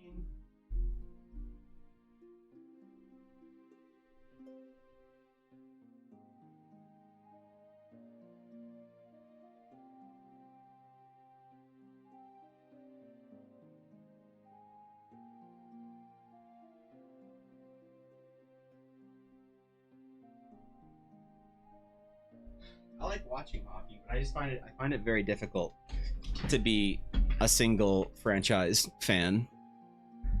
I try to be a fan of the sport now, and less a fan of like players and teams. You know what I mean? Because you just get disappointed. There's also it's tough to be a Canadian hockey team fan. Canadian hockey is having a rough time. A lot of the talent doesn't like living here, so. Geordie accent is wild. What the fuck is a Geordie accent? I haven't heard that. Jesus. Samurai, what's your accent classified as?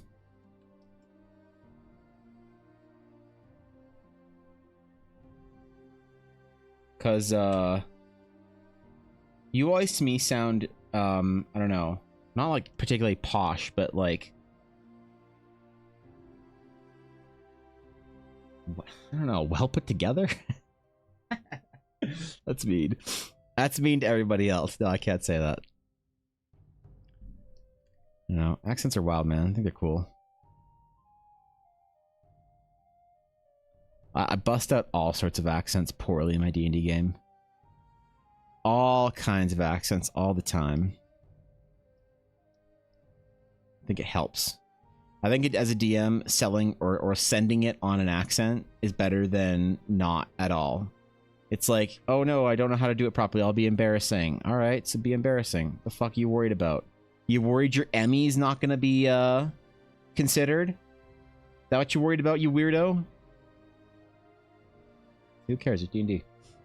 I'm a mutt from the southeast scum Thanet. So do you not have like an official accent or whatever?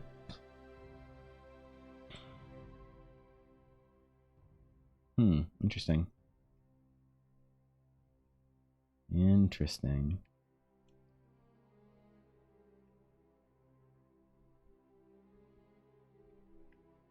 I understand very little about UK accents. The one I understand the least about is the one that... Where the fuck is that one UFC fighter from?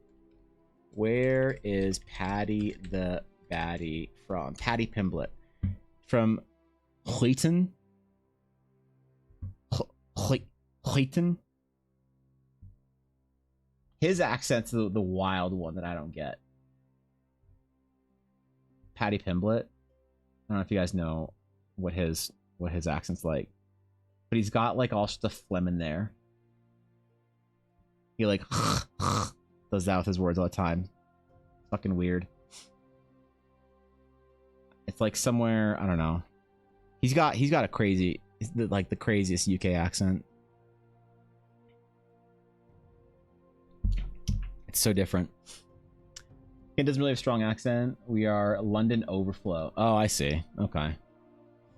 That makes sense. From the Midlands, I'd say my accent is tangible. I like that, like, viability is, like, one of the ways you'll sort of identify your accents in the UK. Yeah, you should be able to understand me.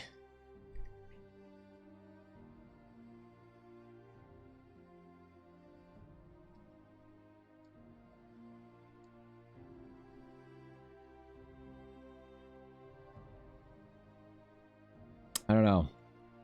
I have to do like a research on all the different UK accents so I can start doing better characters in my D&D game.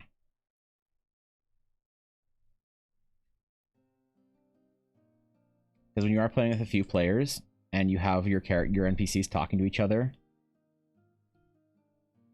and you realize that you're just having a conversation with yourself as the GM for like 5 minutes, helps to have a way to break your characters down, you know?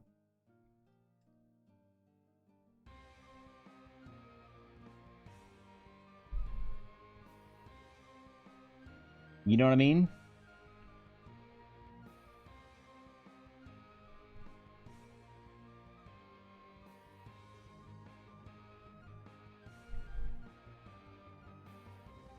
I don't know if that happens in a lot of D&D households. But it's certainly a problem for me, alright? Liverpoolin'? Is that what it is? The Liverpool accent? That's the one that I don't get. That's what I don't get. The Liverpool accent. How the fuck did the Liverpool accent happen? When he pronounces Liverpool, he like grinds the liver and pool. I don't know. That one's crazy, man. But it's called Scorse.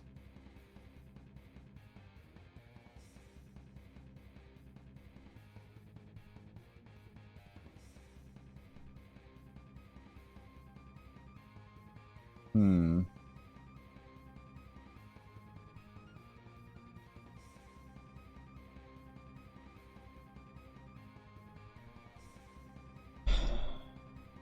I'm unaware into these matters.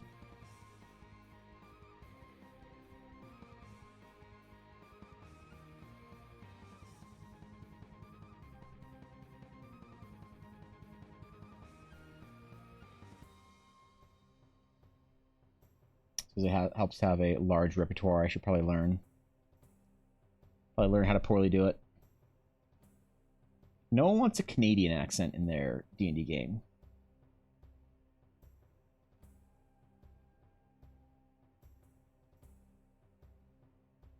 Right? You got all these like, dude, you got all these like I don't know, magi or whatever, like a wizard council.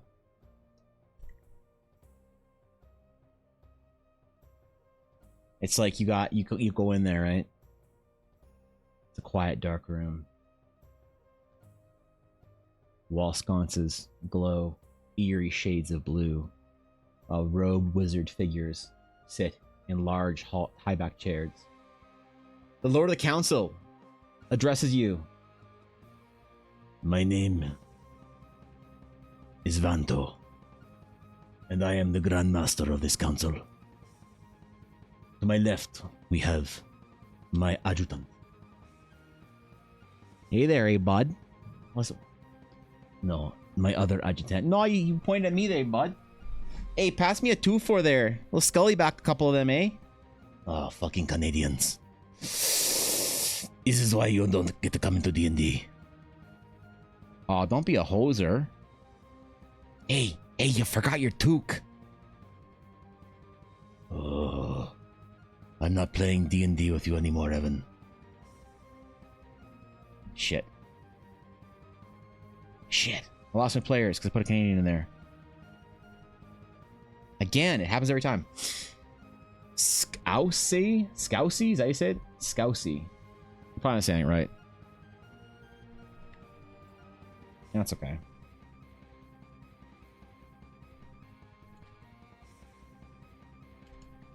Alright, where are we at today? Ooh. Quite a bit, man. Quite a bit. Well, I was supposed to get off a half hour ago, and I fucking forgot because we were working hard. So, there's that. Hey, thanks for coming to stream today, guys. I gotta go do some shit. I gotta do some work. I gotta take the puppy out. Wait, is she up here? She's not up here. What's hot, man? What's the temperature out? Feels hot. It is 28. Feels hot. All right, kids, have fun.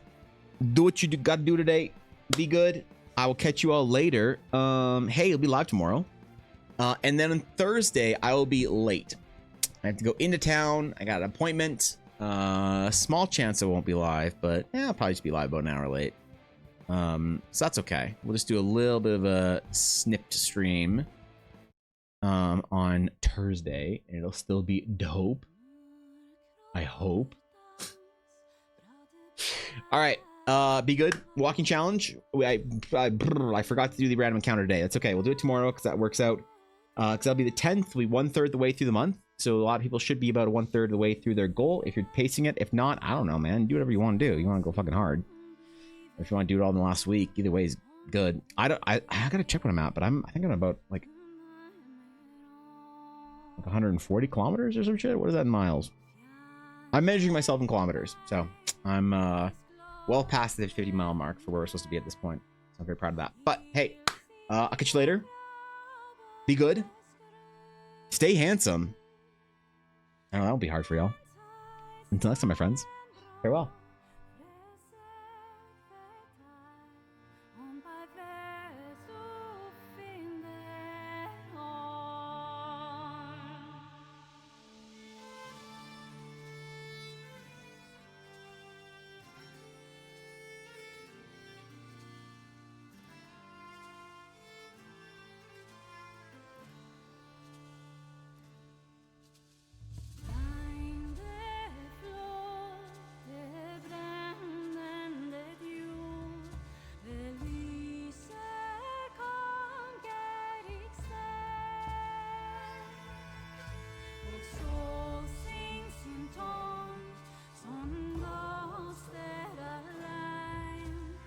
Formen